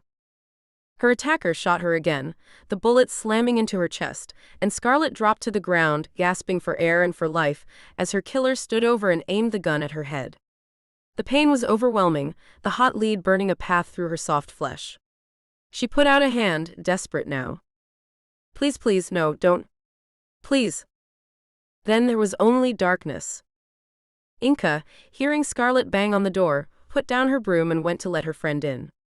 As she entered the kitchen, she stopped, her heart beating hard. Under the outside door, the rainwater was flooding in at the bottom. With the water, blood. Inka darted to the back door and pulled it open to see her friend prone on the floor. Inka Sardi took in the murdered form of her best friend, and all of her systems shut down. She saw her friend, saw she was dead, but she did not understand. She fell to her knees and began to scream. Whiteout. Sparks. If she unfocused her eyes and pretended they were sparks of light from Christmas twinkle lights, or something more calming than the endless red-blue flash of the emergency service vehicles, then maybe she would be able to bear this. No. This could never be bearable. Inka slid her eyes over to the sheet covering the body of her friend. How can you be gone? She kept hearing Scarlett's laughter in her head, feeling the way her arms felt when she hugged Inka. The smell of her perfume. Kept seeing the blood. Scarlett's eyes open and staring. Inka whirled around and threw up. She had refused to go inside out of the ice storm, and now she was soaked through and shivering. She closed her eyes and felt a blanket being wrapped around her, someone pulling her close. I'm so sorry, honey. Nancy. Knox, poor shock Knox, must have called her. When Inka had found Scarlett shot to death, her screams had brought people running, and now her throat felt raw and desiccated. Inka leaned against her mother and let her guide her inside. I don't want to leave her alone, she whispered in a voice cracked with grief. Nancy kissed her head. They're taking her away now, sweetheart. They'll look after her. Inka nodded. Gosh, why was she so tired? Was it the shock? Where's Dad? He went to get Tommaso. He thought it would be better for Tommaso to hear it from him, rather than let him find out via the police. Inka felt a rush of gratitude. That's good. Thank you. He'll be here soon. Mom. Yes, baby? Why is all this happening? All of it, the other murders, the weird stuff that's been going on. And now this, who would kill Scarlett? Why? Nancy hugged her daughter harder. I don't know, my darling. I wish I could tell you why. Bad stuff happens, it just seems we're on a run of it. Gosh, that doesn't even cover it, does it? But I don't have the answers you want. I'm sorry. Inka nodded, sighing. Her eyes felt like they had sand in them. Mom, about Tommaso and me. Nancy smoothed the hair away from her face. What is it? It had been on the tip of Inka's tongue to tell her about Raffaello and how she felt about Tommaso's brother, but then she faltered. Even she didn't understand what was going on between them or how she now felt about Tommaso. She did love him, she had no doubt, but could you really love two people with this much ferocity? She was saved by the arrival of her father and Tommaso, whose stricken face told her everything she needed to know about how he felt about her. She went into his arms. He kissed the top of her head. Thank God you're okay, mio Dio, grazia Dio, stai bene. Inka sank into his embrace, breathing in his comforting scent. Someone killed Scarlett Tommaso. I'm so sorry, mio caro, so very sorry. Inka saw Tyler and Nancy exchange worried looks, but she couldn't process what they meant. Just then Knox, pale, sickened and grief-stricken, came in. Hey. Man, sit down before you fall down. Tyler steered him into a chair, and Nancy went to put some coffee on. Knox shook his head. I don't believe this is happening. Inka pulled away from Tommaso and went to sit by the shaken cop. She took his hands in hers. I'm so sorry, Knox. Where's Ollie? He should be handling this, not you. Knox shook his head. Look, I need to tell you something, all of you. He looked meaningfully at Inka. Ollie's been suspended. For breaking the terms of the restraining order. Inka gasped, covering her mouth with her hands. Tommaso looked grim-faced and cursed softly in Italian. Inka looked at him, and unspoken communication passed between them, and Tommaso pulled out his phone. I'll rescind the order, he said shortly, and stepped away from them to speak to his lawyer. Knox nodded gratefully. It still might take some time to get him back, but thank you. I just cannot believe this, I was just with Scarlett. Inka hugged him tightly. I know, she came over to the Sakura after you got called out, I was just finishing up. Knox nodded, his gaze fixed unseeing on a distant point for a moment. Then he looked at Inka. Why was she wearing your coat? Inka blinked. She was taking the trash out for me. Okay. Knox looked like he was about to say something else, but then a bunch of the crime scene investigators came in. The medical examiner shook hands with them, and Nancy fixed hot drinks for everyone. Outside, the ice storm was worsening. The medical examiner, Dr. Fielden, gave them the news. She was shot 3 times, head, chest, and abdomen. I'm afraid she didn't stand a chance, poor girl, but death would have been quick. I'll obviously know more after the post-mortem. Inka could feel nausea rising in her chest again. The doctor looked at her. I believe you found her, Miss Sardi? Are you hurt? She shook her head. No. I just keep seeing her face. The doctor nodded sympathetically. Understandable. Look, I'm sure the police will have plenty of questions for all of you, but for tonight, I suggest you go home and get some rest. He glanced out of the window. I hope we all get home safe in this. It's bad out there, said Knox in a dead, flat voice, and the doctor studied him. I think you shouldn't be alone, Officer Westerwick. Not tonight. Come home with us, Knox, Nancy said kindly, and he nodded. Thank you, Nancy, Tyler. Gosh, what the hell happened here tonight? How can she be gone? And he broke down. Tommaso took Inka home and ran her a hot bath. She couldn't stop shivering and clung to him. Come in with me.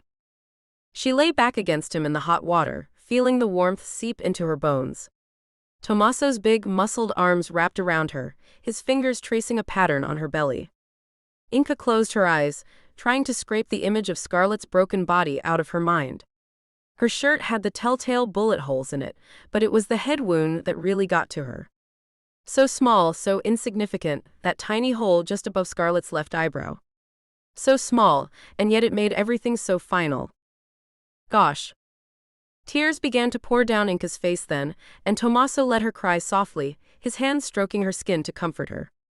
After the tears stopped, he lifted her out of the bath and dried her, carrying her to bed. They needed no words, knowing that they would make love as a way of trying to ease some of the pain.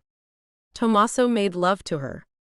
Inka clung to him, wanting him to cover her, dominate her, make her feel safe again, and afterward Tommaso held her, kissing her gently, watching her eyes, waiting for her to start talking. She stroked his face, feeling guilty for what they had all been through. I'm sorry about Raffaello, she whispered, but he shook his head. It's okay. It really is, mio caro. We don't have to talk about that now. She pressed her lips to his. I do love you, Tommaso. And I love you. But Bella, let's be honest. You love Raf too. She nodded, feeling her eyes fill with tears. I know it's incredibly selfish, but I don't know how to give either of you up. He drew his hand down her body. I think tonight has shown us that if there is no need to give something up, then maybe we shouldn't. Inka was confused. What do you mean? Tommaso gave her a strange smile. It doesn't matter tonight, Inka. Sleep now. Inka didn't think she could sleep, but with Tommaso's gentle caresses, she soon fell into a nightmare-plagued slumber. Tommaso slid from the bed and called Raffaello in Italy. He told his brother what had happened, and Raf was horrified.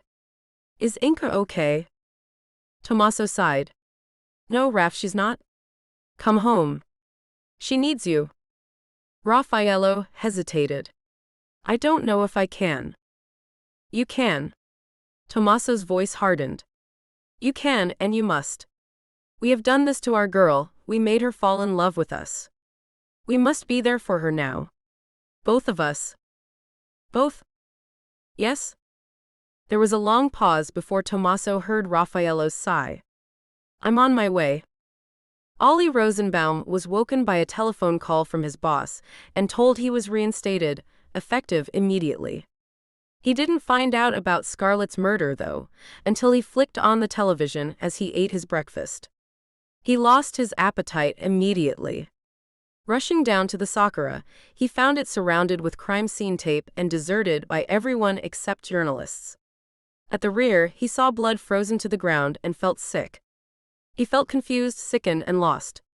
Not knowing what to do, he went to the police station where he saw Knox. He hugged his friend tight. "I'm so sorry, man." Knox gave a tight nod. "I just want to find who did this. What have we got so far?" He filled Ollie in. "The thing I keep coming back to is Scarlett was wearing Inca's raincoat. What if the killer was targeting Inca and not Scarlett?" Ollie felt sick. "A possibility, but you and I both know that killers rarely change methods. The guy threatening Inca, if it wasn't Kevin Harnett, always stabbed his victims to death. So, if Inca was the intended target, then it was probably someone different, and more worryingly, it was someone who knew her well enough to know that it was her coat. It's just a plain raincoat, right?" Knox considered. "You might be right." "He's not." They both turned to see Inca, flanked by Tommaso Winner, at the door of their office. Inca was pale as she stepped into the room, her phone in her hand. She looked down at it as she read out what was obviously a text message. "I thought she was you. That's why I ended her pain with the headshot. If it had been you, like it was supposed to be, you would have gotten all 6 in your belly, so that you would have suffered what you deserve. You're going to die soon, Inca, and no one can save you." She handed the phone to Ollie then, who read it back, shaking his head. Inca looked at Knox, her eyes full of pain. "It should have been me, Knox. I'm so sorry. I wish it had been me instead of Scarlett. I would give anything to change places with her." Tommaso gave a choked, distressed sound and she turned to him, putting a hand on his chest. Knox got up and put his hands on her shoulders. "It shouldn't have been either of you, Inks. We'll catch the man who did this. I promise." Ollie nodded, but Inca noticed he didn't look at Tommaso once. It was as if he didn't exist. "We'll get him, Inca. Can you stay a while? We'd like to ask you some questions." "Of course." Tommaso, who ignored Ollie too, kissed her cheek. "Darling, Raf is flying in from Italy this morning. I'll go pick him up. Stay here until we come for you, okay? To be safe?" He looked at Knox, who nodded. "Don't worry, Tommaso. She'll be safe with me." Ollie waited until Tommaso had left before speaking again. "So, why he dropped the restraining order?" Knox gave him a warning look, but Inca sighed. He realized he'd overreacted, and given the situation last night, he thought you being suspended was not helpful. Ollie rolled his eyes and Inca half smiled at him. He backed down, "Ollie. Now you have to do your bit." Ollie held his hands up. "Fine. Now let's get some coffee and talk." Raffaello hadn't slept on the flight back to Seattle. All he could think of was Inca lying dead on the freezing ground, riddled with bullets. What was it about her that made men's bloodlust flow so vehemently? Lust. Desire. Jealousy. Speaking of which, what had Tommaso meant? She needs both of us. Was he really suggesting they share Inca? That's exactly what I mean, Tommaso said an hour later as he turned the car towards the city and pulled away from the airport. Obviously, it's up to Inca, but if she wants both of us, I want to make sure she is given every chance of happiness. Raffaello studied his brother. "Tommaso, have you been taking your medication?" Tommaso half smiled. "This is not that, Raf, I promise. Nor is it some kind of masochistic act of self-sabotage. We just need to think differently and not care about what society thinks. We are both in love with Inca. She is in love with both of us. Should she choose one of us over the other, we'll deal with that later. Until then, are you talking about sleeping with her? Both of us?" Tommaso nodded, looking faintly surprised. "Of course. It wouldn't be the first time, would it?" Raf turned away from his brother's intense gaze. "So this is about Perdita?" "No." Tommaso's voice softened. "It's not. Come on, Raf. How many times have we taken women back to our bed? Once or twice. And those women meant nothing. Inca is everything." And Raffaello could not argue with his brother. Inka looked over to the sakura. She could not imagine ever going back into the place she had spent the last few years trying to make a success. Not now. She felt desolate and empty. Suddenly she was grateful someone else had bought the apartment from under her. Knowing she was sleeping above the place where Scarlett was murdered. No. I couldn't. Thank God for Tommaso insisting she move in with him and Raffaello. She couldn't help feeling a little excited that Raf was coming back from Italy. She felt like she was tumbling from a tightrope all the time now, and only Raf and Tommaso could hold her up. Someone or someones hated her enough to want to kill her, and if it hadn't been for Tommaso and Raffaello, she might have been tempted to give herself to her would-be killer to stop others dying. A part of her still wanted that. Inka looked around the quiet police office. Ollie had gone to speak to the cops working the homicide, and now she sat alone with Knox. Her friend looked shattered, and she realized he could not have slept at all. "I'm sorry, Knox," she said in a soft voice, and he half smiled at her. "Stop saying that, Inks. It's not your fault." He reached over and took her hand. "We've gotten in touch with Scarlett's parents. They're coming down from Everett now." Inka shook her head. "Gosh. I can't imagine." "Yes, you can. We can all imagine what they're going through." "Yeah." Knox was studying her. "Did you get checked out at the hospital, Inks?" "I wasn't hurt. Not physically, but—" He was interrupted by the arrival of Tommaso and Raffaello. Inka felt her face burn when she saw Raf, and his eyes fixed on her, soft, concerned. Tommaso had heard what Knox said. "We'll ask our doctor to take a look at her." Inka felt irritated. "I am here, you know." Tommaso half smiled. "Sorry. Look, are you free to go? We need to talk to you. Both of us." Knox nodded. "Inka's been very helpful." Inka hugged him. "Knox, go to Nancy's and get some rest." "I will. Thanks, Inks." The fires were lit when they reached the winter mansion, and Inka was glad of the warmth.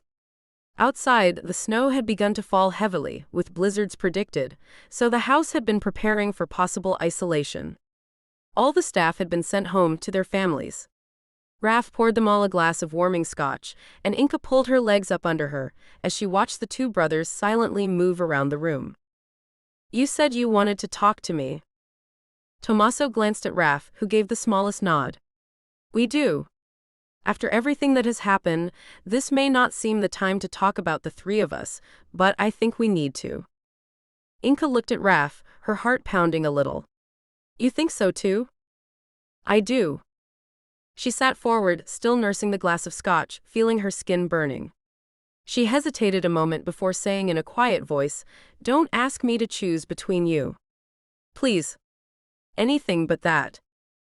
Or not. We're both saying, it could be the three of us.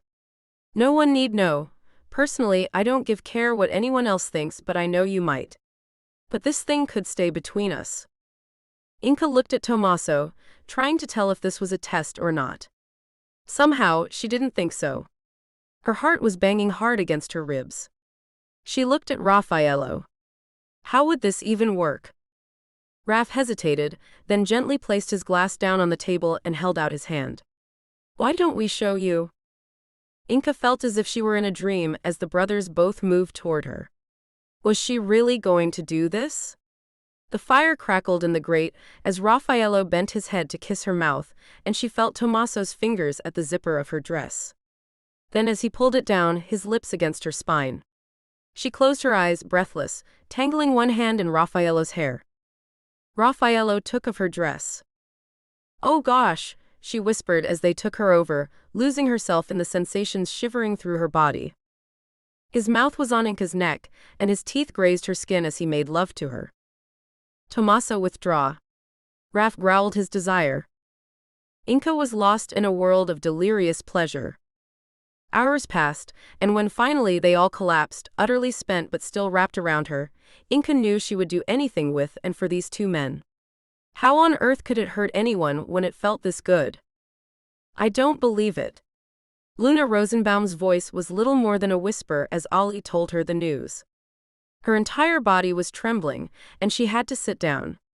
Her ice blue eyes were red, and she wouldn't look at her brother. Ollie reached over to hug her, but she moved away and slumped into her sofa. Gosh. He sat down next to her. I know. Homicide is going to be all over this, but me and Knox will be working it too. We'll get the bastard. Luna dropped her head into her hands for a long moment. It's her again, she said in a muffled voice, getting people killed. Ollie frowned. Who? Inca. Who else? Ollie let his sister rant on for a little while before putting his hand on her arm. Enough now. You know as well as me that none of this is Inca's fault. I don't want to hear it anymore, Luna. I'm serious. Right now you're hurting, we all are, Inca included. And that girl loves you, Luna, don't forget that. Luna stopped and looked at him with an unreadable expression. Then she sighed. I know. Sorry. It's okay, just don't lash out. Inca's got enough going on. And I don't need to remind you that she's saved your life on more than one occasion. Okay. Luna waved her hands in the air to stop him talking. I'm sorry. Gosh, poor Scarlett. I know. Look, I'm bushed, so I'm going home. Can I trust you enough that you won't go looking for Inca to start a fight? Luna gave her brother an annoyed look. Of course not. Look, it's a blizzard out there. Why don't you stay? Ollie shook his head. I'll be fine. Luna laid down on the couch and closed her eyes. Sleep evaded her, the pain in her chest overwhelming. Luna Rosenbaum rarely cried and rarely let her guard down, but tonight she let the tears come, sobbing quietly into the pillow until she was exhausted. She got up and, walking into her little galley kitchen, splashed water on her face. She glanced out of the window, over to the police station. She knew Knox was working tonight. Luna grabbed her phone and tapped out a text. Seconds later, her phone beeped. Come on over. She smiled, tossed a coat over her pajamas, pulled rubber boots on, and scooted down the stairs out into the storm. As she pushed open the door of the police station, she could feel the tears start again. Inside, Knox took one look at her face and held out his arms. In the morning, the snow was 5 feet deep. Raffaello and Tommaso lit fires to keep the big house warm, and they sat in the kitchen, the three of them cooking and eating and talking. Inca felt as if she should be, she didn't know, embarrassed. Ashamed? But she didn't feel that at all. It was so natural to be with the two of them, laughing and talking. It was as if the storm had come at just the right time, and looking out of the window now at the whiteout, she imagined the rest of the world had gone away. Maybe in this world Scarlett is still alive, she thought, and tears sprang into her eyes. What is it, mio caro? Raffaello had seen her tears, and as they spilled down her cheek, he swept them away with his warm fingers. They were alone. Tommaso had gone to take a shower after breakfast.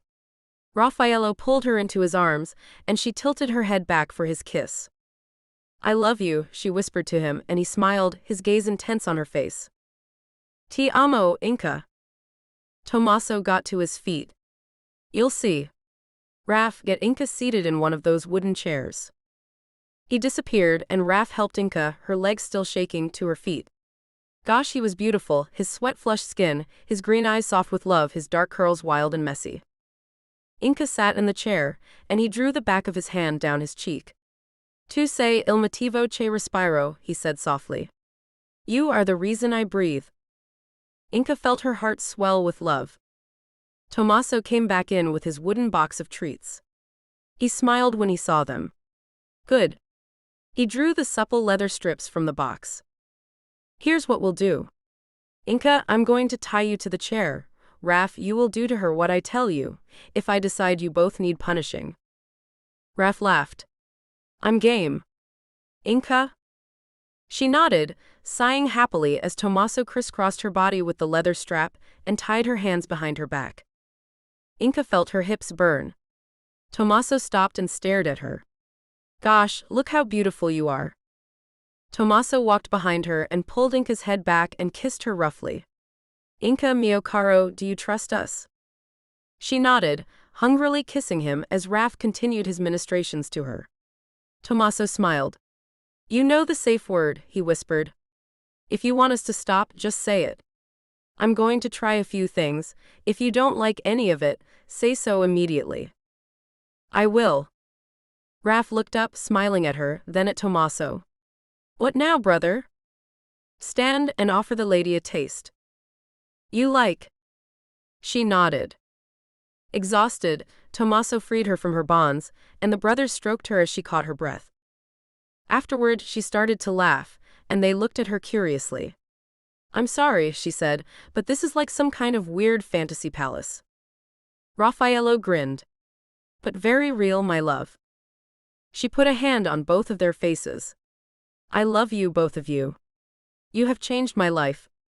I'm just scared that when the snow outside melts and the world is able to get in, our little bubble will burst. I'll have to go back to work, wherever that will be, go back to seeing my parents, my friends, and try and keep us, a secret. Tommaso shared a glance with Raf. In Italy, it would not be such a big deal. No one knows you there. He drew his fingertips down her belly. Isn't that right, Raf? Right? Inka looked between them. Why do I feel like a conversation has been had that I wasn't part of? Raf grinned sheepishly. I was just saying to Tommaso last night, we cannot reasonably expect no one here to find out what we have been doing. It's like you said, once people are able to see us again, they'll know. Inka felt a sadness. I don't want this to end. Neither do we, which is why we thought up a plan.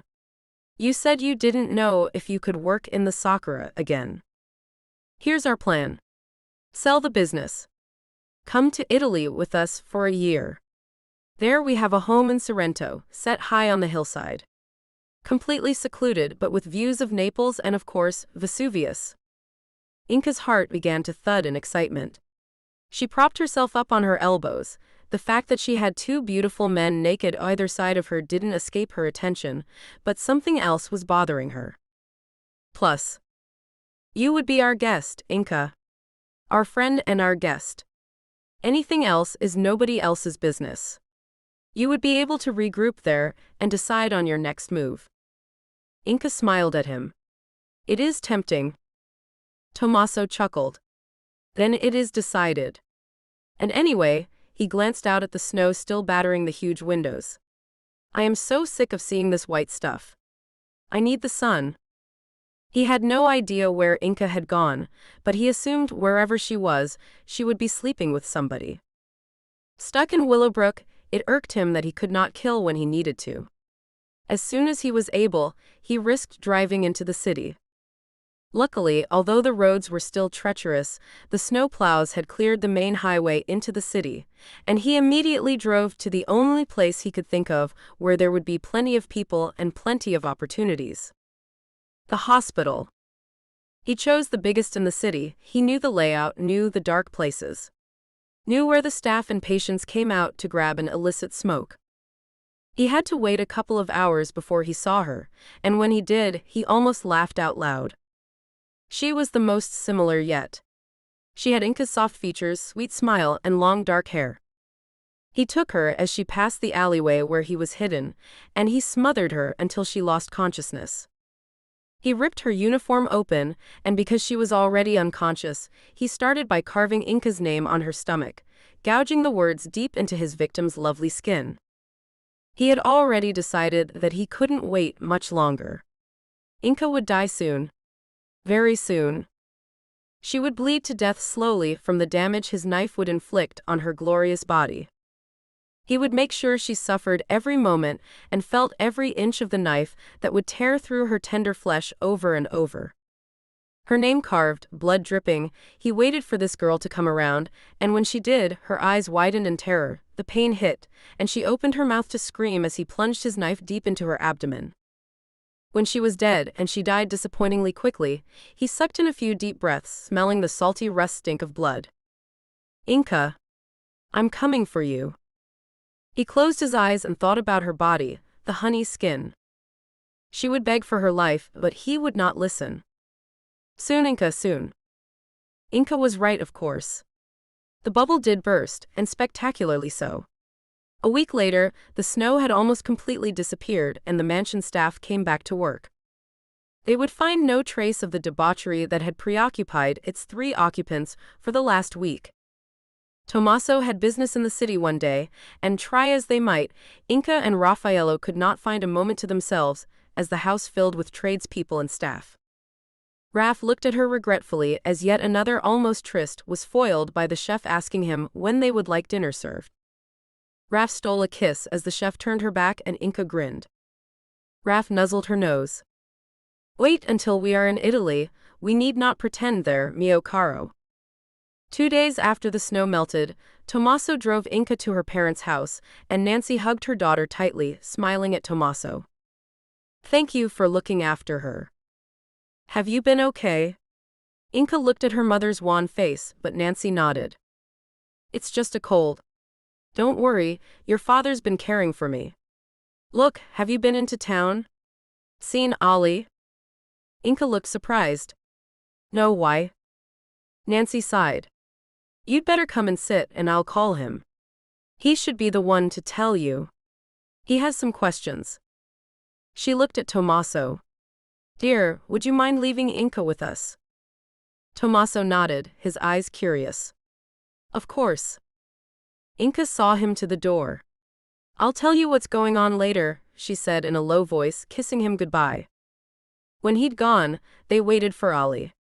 Inca tried to quiz Nancy, but her mother wouldn't tell her what was going on. Inca realized Nancy's wan face must have something to do with what Ollie had to tell her. Somehow Inca knew she wouldn't like whatever he had to say. She suddenly felt anxious. "Mind if I do some baking? It always relaxes me, and I have a feeling I'll need it." Nancy nodded, her eyes sympathetic. "Go ahead." Inca went into the kitchen and began to pull together the ingredients for muffins. She had the feeling her bubble of happiness was about to be pricked and burst. Ollie opened the door to the kitchen and walked in, closing it behind him. Inca came out from the pantry and stopped when she saw him. A flash of distress crossed her face when she saw his grim expression. "Hi." She looked away from him, grabbing a mixing bowl and dumping some flour into it. Ollie leaned back against the door. "I've got to talk to you." "Okay." "About Tommaso Winter." She stiffened. "What about him?" "He's not a good person, Inca. I don't want you around him." She slammed the bowl down. "Jesus Christ. Really? It's getting really old, Ollie, really very old." He saw tears in her eyes. "Please, Ollie, just go." He took a deep breath in. "Just listen to me. There was a murder in Seattle last night. The victim was stabbed to death, no motive, no robbery. Her body was found on the grounds of the hospital. Inca, she looked just like you. I did some digging." He put a piece of paper down on the counter. 17 women of Asian descent murdered over the last few years, and guess who was in the cities when the women died? That's right, Tommaso Dario Winter. All of the women were repeatedly stabbed in the stomach, some of them disemboweled. Like your birth mother. Like Jasmine Khan. All the women look like you. Inca was staring at him, her mouth open. "I don't believe this. I don't believe you. Have you actually gone insane?" "Inca." No. No. Shut up. Just shut your mouth. Tommaso's harmless. He's been a good friend to me. Both of them have. And you come in here and accuse him of, are you actually insane? Do you have any proof he has committed any crime at all, let alone slicing and dicing some women who, gosh, happen to look like me? You know how many Asian people there are. Lots of them look like me, and some of them get murdered. But somehow this translates into Tommaso Winter is going to kill me. Ollie winced. I'm just trying to protect you. She threw the mixing bowl against the wall, shocking him with the depth of her distress. You don't get to do that anymore, do you understand me? You don't have the right. Ollie ached at the anguish in her voice. He reached for her, but she backed away from him, hurt in her eyes. Just stop it. This isn't fair, Ollie. I can't. She put her face in her hands and he heard her sob. Just once. Please, Ollie, you have to stop. I can't just stop caring about you. I can't stop it. I love you. No. You don't get to say that to me again. Ever. She was angry now. More than that. Furious. Gosh, I was so stupid to let myself hope we could still be friends, but you're making it impossible. She was sobbing now, and Ollie managed to get his arms around her. Inka struggled with him, but he wouldn't let go. She went limp, burying her face in her hands. You can't just hold me and think that it's going to make everything okay.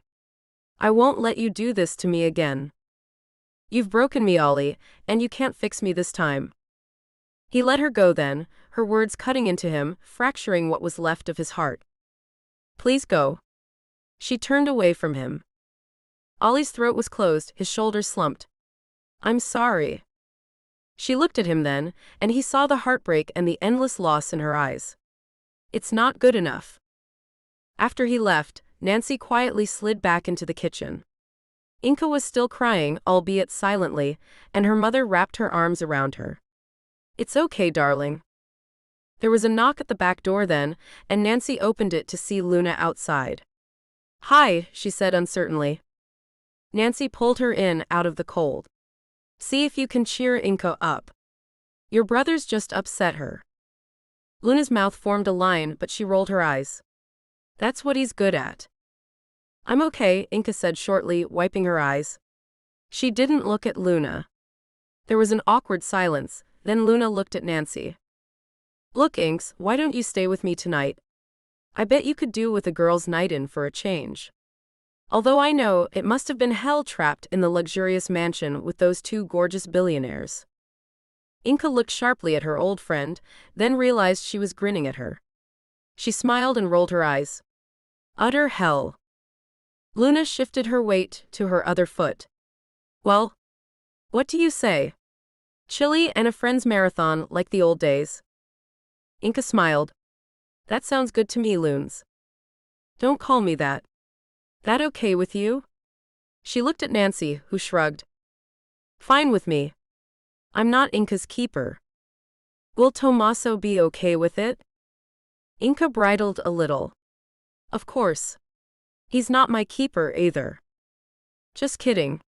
Geez, you do need to chill out. Sorry.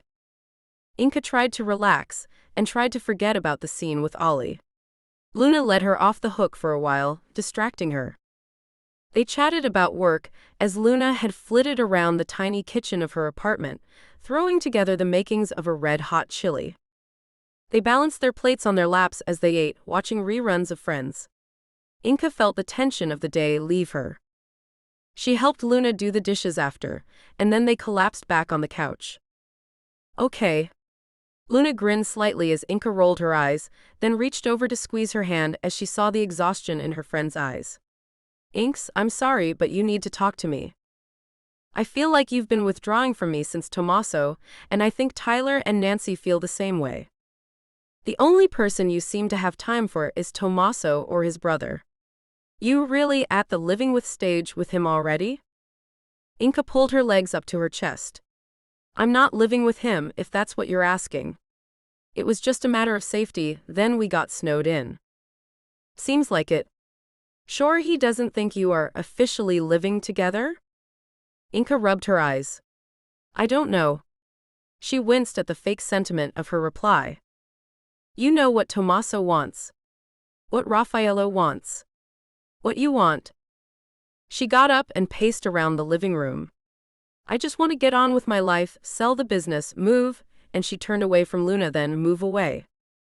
I can't move on here with Scarlett's murder and how things are with your brother. She heard Luna's distressed gasp, but when she turned back to her friend, Luna's face was hard. So, running away? Inka sat back down next to her. No. Well, not exactly. I'm going to Italy with Tommaso and Raffaello for a while, she added, seeing Luna's expression. Just getting my shit together is all. Mentioning her trip, she thought about what Ollie had said earlier. Luna, you've met Tommaso and seen us together. Do you honestly think Tommaso would try to kill me? Or be capable of murdering all those women? I don't know. But I don't think a little distance is the worst idea. And for some reason, Inka felt a wave of terror at her friend's reply. She shook her head, staring at her friend's pale face. I don't believe you. She got up from the couch and paced around, trying to keep calm. Luna watched her in silence, gnawing on her bottom lip. I know, Inka. I know he's my brother and I have to side with him, but there's something about those twins. Both of them seem like they're obsessed with you. Inka felt her face grow hot, and she looked away from Luna's penetrating stare. Oh gosh. Luna breathed out a long, shocked breath. You're sleeping with both of them. Shut up, Inka hissed as if anyone could hear them. It's not like that. Except it was. It was exactly like that. She sat down and put her head in her hands. What have I become? I have to say, I'm impressed. And Luna really did sound it, to Inka's amazement. Of everyone I've known, you are the last person I would expect to do that. Can we please not talk about my private life? Inka was trembling now, and Luna put a hand on her arm. Inka, it's okay. But maybe we shouldn't tell anyone. Especially not Ollie. Inka listened to her in silence, staring out of the window over to Ollie's house. The light from a TV flickered at the window. Otherwise, the house was still. Luna watched her. Finally, Inka looked at her, and her eyes were cold. Tommaso would never hurt me. Ever. Luna hesitated. Ollie's been watching your house. We know this. He's crazy jealous over Tommaso. Would he have seen anything? Her voice trailed off as Inka flushed bright red and dropped her gaze. Luna gave a little gasp of distress. Inka. I don't see how Ollie could have seen us, but you never know. I still don't believe Tommaso would hurt me. I never will believe that. I'd rather believe Ollie would be the one who. Luna looked as if she would be sick any moment. Inka went to her and put her arms around her. I'm sorry. I didn't mean that. You have to stop worrying about me. It's not your responsibility. I can look after myself. Your brother is a mess, yes, but he's not violent. Luna pulled away from her. I think you're blinkered when it comes to Tommaso. Ollie wouldn't have said anything if he didn't have reason to believe what he said. Inka went very still. What's that supposed to mean? Nothing. Inka slowly reached down to grab her purse. I think I should go. Luna turned away from her. Well, that's your thing, isn't it? Like I said, running away. When Inka, still upset over the row, got back home, Nancy and Tyler were out, and she breathed a sigh of relief. On the drive home, she tried to make sense of the row with Luna. Inka felt bad. Her friend was obviously conflicted and she hadn't helped any. She parked the truck and pulled out her cell to call Luna. No answer. She considered leaving a message, then ended the call. She'd apologize in person tomorrow. Alone in the house for once, Inka reveled in the solitude, stripping the linen from the bed, gathering together dirty clothes and towels, loading up the washer, breathing in the scent of the detergent. She cleaned her bedroom, noting while she did the things that had changed without her noticing. A photo frame missing, books, records taken from the shelves in her room.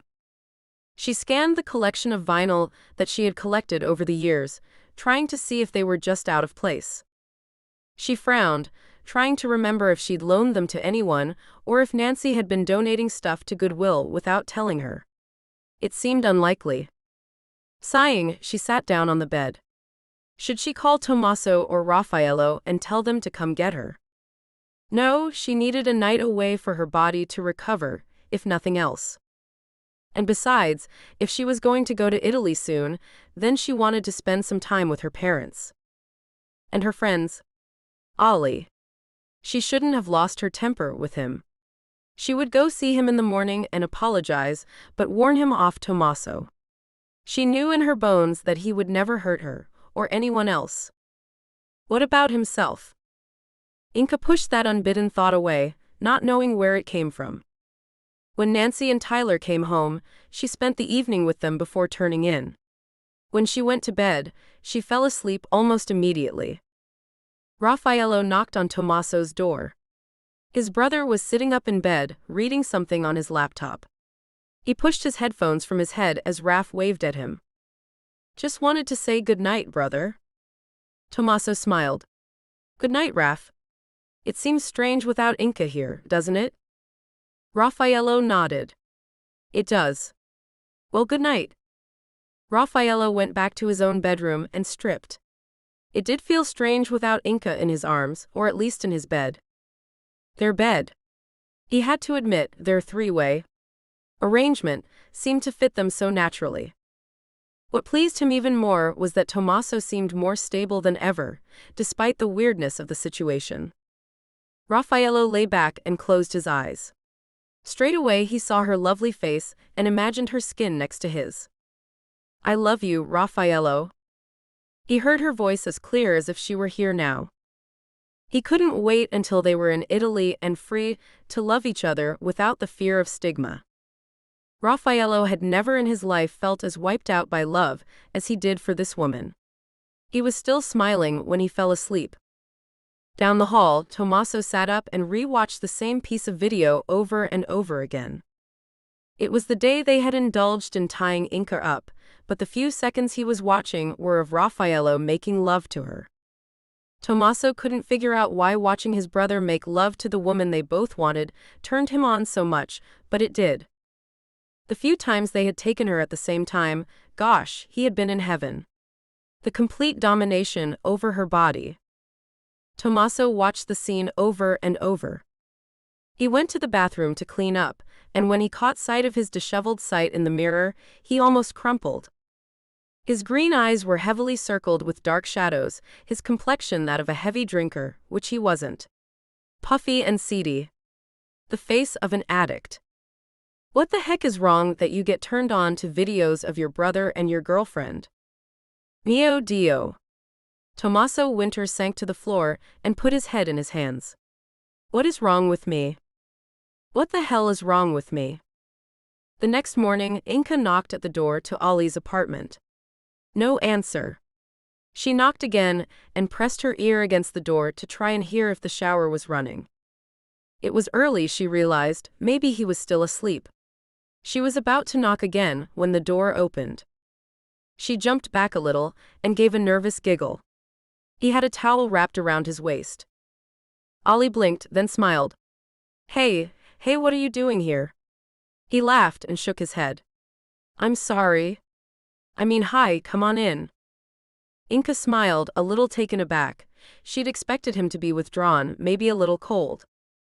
He waved her in, shoving a pile of dark clothes off the bed for her to sit. "I'm sorry to interrupt you." She glanced down at his towel, then reddened. "Hey, no, look, you're not. But do you mind if I just hop in the shower? I just worked out, I'm all sweaty and gross." She waved him away. "You go ahead." He grinned and went into the bathroom. "Anyway, this is a nice surprise. How are you?" Inca blew out her cheeks, relieved the awkward atmosphere she'd feared was nowhere in sight. "I'm good. Look, I wanted to apologize for last night." There was a small silence, then Ollie stuck his head out of the door and smiled at her. "Let's forget it. We were both, well, emotional. Friends? Of course." He grinned and disappeared again. "It's me who should be apologizing." She heard the shower crank on. "I was a jerk. Forgive me?" "Of course."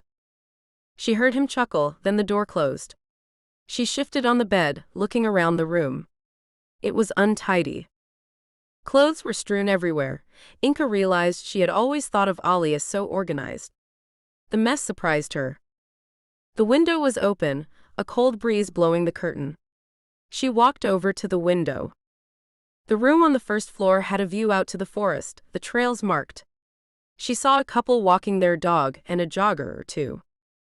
The other side of the woods was the beach, and she stood on her tiptoes, trying to see if she could see the water from here. Nope. She moved away from the window, and her foot kicked against some papers. She bent to pick them up. It was a manila envelope, addressed to Ollie. With a start, Inka saw her realtor Mindy's return address in the left-hand corner. She frowned. She had had no idea that the two knew each other. In fact, when they'd met a few weeks ago, then she saw the date. December 6th. December 6th. The day before Mindy had called her to tell the apartment above the sakura was gone. Her heart was thudding. She looked up and listened. The shower was still running, and the scent of apple shampoo drifted underneath the door. Ollie was humming to himself. Quickly, Inka prized open the envelope and pulled out the papers inside. Then all the breath left her body, her heart slamming against her ribs. The deeds to the sakura apartment. She sat down on the bed hard, only just acknowledging its rumbling creak. She read the papers quickly. The letter was signed by a partner of Mindy's, Jeb Verdona, a fawning sycophant who was full of cliched platitudes and realtor speak. He expressed surprise at the large amount Ollie was prepared to pay at such short notice to secure the property. Ollie had bought the sakura apartment. Ollie. Inka couldn't get her head around it. She rechecked the dates again. Definitely the day before Mindy had called her. Inka gritted her teeth. The next moment she heard the shower shut off. She pushed the papers back in the envelope and shoved it back under the bed. She got up and went to the window again, hearing him open the door to the bathroom. She needed a moment to arrange her expression, to erase the shock she felt. Ollie had bought the apartment from under her. Bastard. You can turn around. I'm decent. Ollie chuckled, then saw her pale face. You okay? She turned, nodded, and tried to smile. You have a great view from here. Gosh, so trite, she cursed herself. Ollie didn't notice. He nodded. It's a great location. Not as good as your abode, of course. Or the sakura apartment, she thought with a grim smile. Ollie pulled on his sweater and stood staring at her.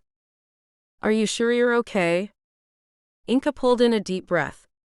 I'm fine. Look, Ollie, like I said, I came over to apologize for last night. I should never have taken it out on you. SSH. He was suddenly beside her, his hand brushing away the hair that fell over her face, his mouth against her cheek. I said, no need to apologize. She was about to protest, but something in his eyes made her stop. A blankness. She changed the subject. I hope I'm not interfering with your day. Quite the opposite. He stood, reached for his sweater, and put it on, looking at her reflection in the mirror. I was going to call you. How about hanging out with me for the day? She swallowed. He bought the apartment. He bought the apartment. Anger and confusion were starting to replace the shock. Her eyes narrowed, but she kept her voice steady. I can't today, Ollie. I have to work. Maybe some other time. I have to go. She moved toward the door, but he stopped her, his face confused. What's wrong? She made her smile neutral. Nothing. I'll see you later. The tightness in her chest didn't ease as she drove to work. She parked the car outside of the sakura and sat for a while, trying to digest what she'd found. Ollie had bought the apartment. An investment? She rubbed at her eyes, a headache starting to pound at the back of her head. She slid out of the car and went into work. This early, the sakura was silent and dark. She stood for a while in the quiet, trying not to see the bloodstains in the back room or the police tape littered everywhere. For a moment, her chest felt tight, and she struggled to compose herself. Don't cry. Don't cry. She went to the sink and grabbed a bucket, filling it with soapy water. She cleaned the floor, a few tears escaping as she cleaned her friend's blood from the floor. Oh, Scarlett, I'm sorry. After a couple of hours, Inka finished cleaning, went to pull the shades up and unlock the front door, moving around on autopilot. She flicked the coffee machines on, listening to their rhythmic hum, staring into the gloom of the tea house. To distract herself, she thought again about the apartment above her head. Why the hell had Ollie not told her he bought the place, and why hadn't he moved in? The date of the letter threw her. Hadn't she told him then that she wanted to buy it? An idea started to form in her mind, and she smiled grimly to herself. Hey! The sound of Luna's stilted greeting made her turn. Her friend looked at her warily as she emerged from the back room. Inka's eyes filled with tears, and she went to her friend. I'm sorry about yesterday, truly. Luna's body slumped in relief. Me too. I'm just worried about you and about Ollie. My head's a mess. Inka laughed through her tears. Right back at you. She held on to Luna for a few moments. Don't let's lose each other, okay? She felt Luna nod and pulled back to smile at her. And I promise I will be more accepting. She hated lying to Luna, but there was no reason to drag her into this thing with Ollie. Luna wiped her own wet eyes with the back of her hand. Sounds good to me. Look, I came to offer my services because, you know. Inka smiled at her gratefully. Thank you, babe. I appreciate it. There was a knock at the tea house door, customers waiting for their morning dose of caffeine. Inka went to let them in while Luna put her apron on. They dealt with the customers and got on with their day, the tension between them gone. As she worked, Inka again went through every reason why Ollie would have bought the apartment. He certainly didn't have the money, she knew, to offer the outrageous price that had knocked her out of the running. So how? Why? The idea came to her later in the morning, and she pulled Luna aside. My head is about to split open.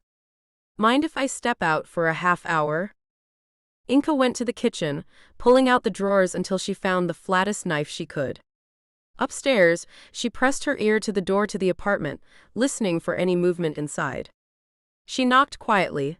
Then, when there was no answer, she slid the knife into the gap between the door and the jamb, wiggling it to ease the lock open. She grinned to herself, wondering if Raf and Tommaso would be impressed by her lock-picking skills. You can take the girl out of the trailer park. Inka smiled as the door popped open.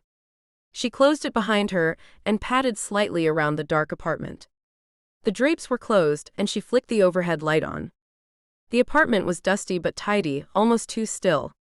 There was no furniture, no personal touches. Not lived in. She breathed in the smell of the place. There was a tang of abandonment in the air. She shook her head. If Ollie had bought the apartment, why was he still living at his old place? Anger was starting to build in her. She moved about the apartment looking for anything she could use, anything that would tell her more about the man she thought she had known all her life, that would explain why he would have done this to her. Later, after a decent interval, she made her way back down to the coffee house. As she went out to the counter, she heard Tyler and Luna laughing. She smiled as she saw them, but as she moved close, Tyler moved to hug her, and she saw seated behind him, watching her with careful, intense eyes, Ollie.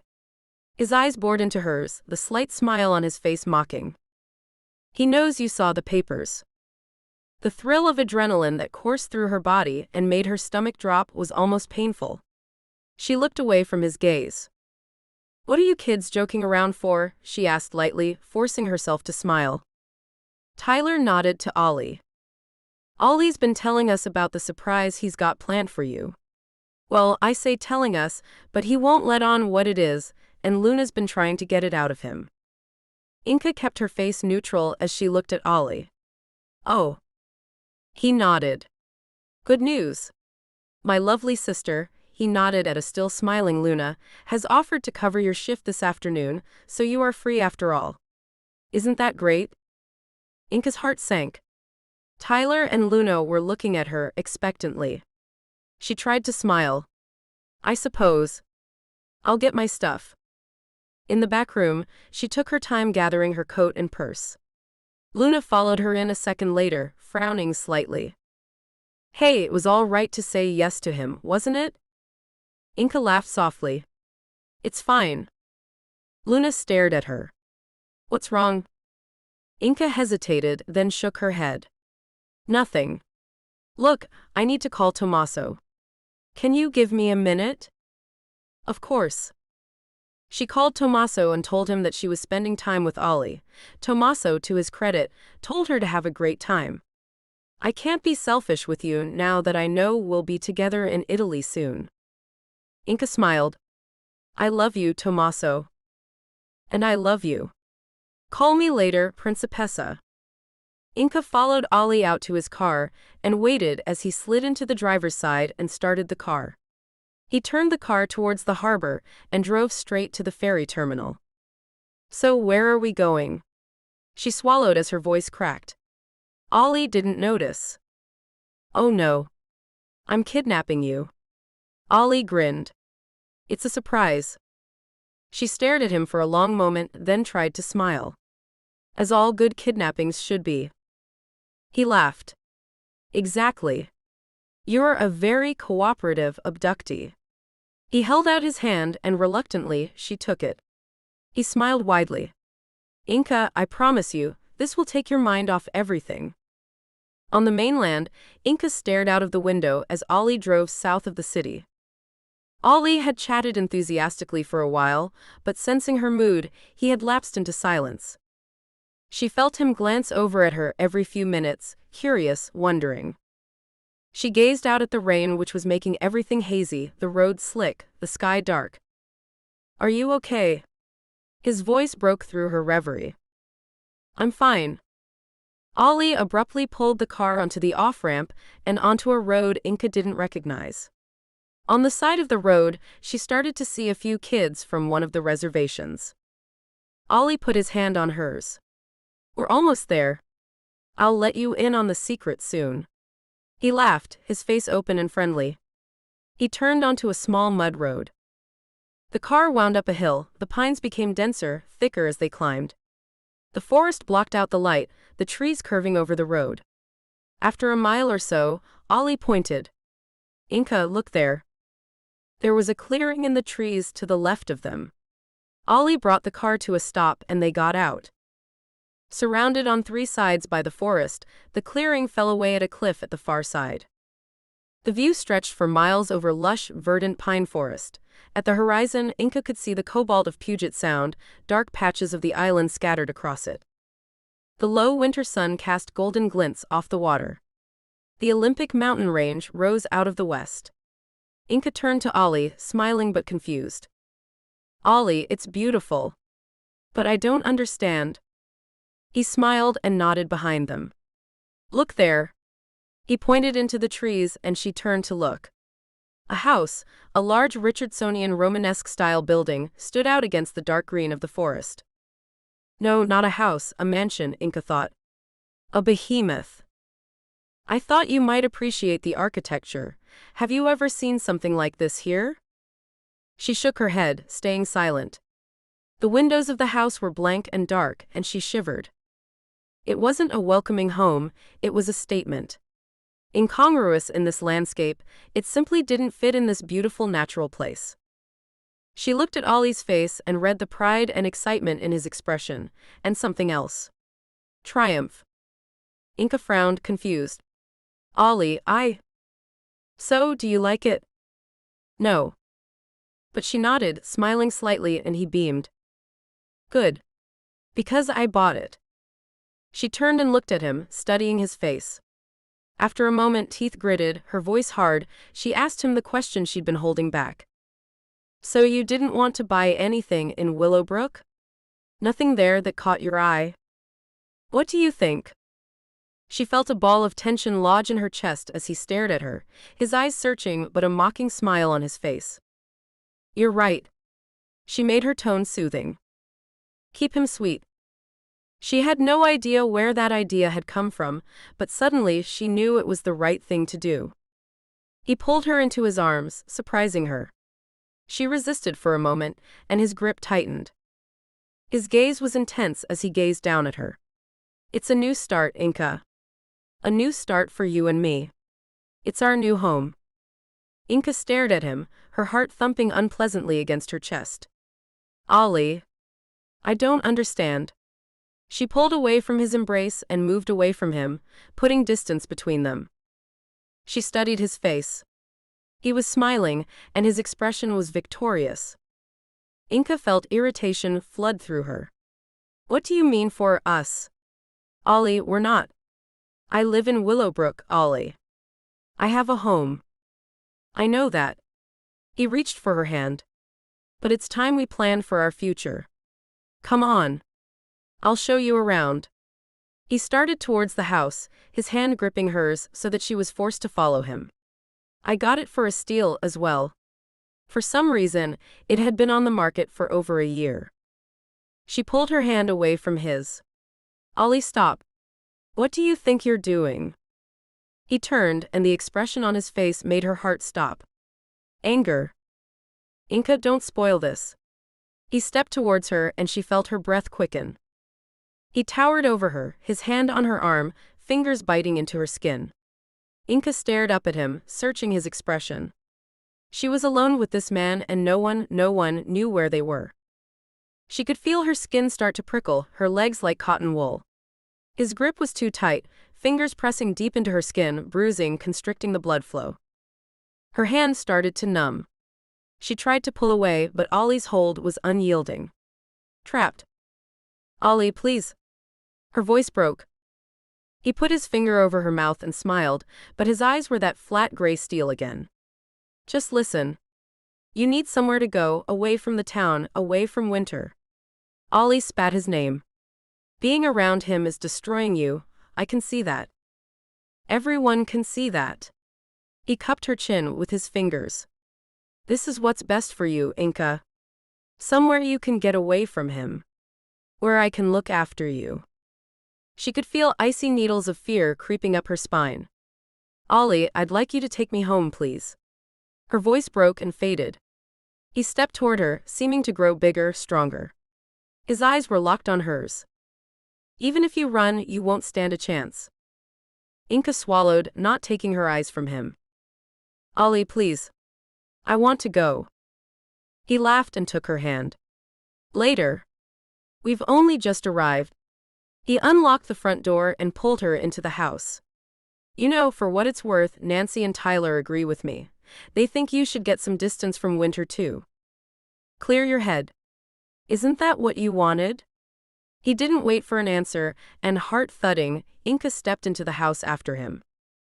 The entire inside was painted white. Everything. Inka swallowed. For some reason, the starkness of the decor scared her and made her uneasy. The outside walls were dark, stone and wood, giving no clue to this blankness inside. Ollie was talking, leading her around the place. There was very little furniture. The few pieces there were covered in white sheets. Inka started to feel disconnected to the world outside. She walked to one of the windows and looked out at the view. The windows felt thick and unbreakable. The view seemed a long way away, as if she were looking at it through a telescope, even though the perspective was all wrong. Inka, I thought you wanted to get away. After all, that's what you told Luna, isn't it? That's why you were looking at apartments in the city.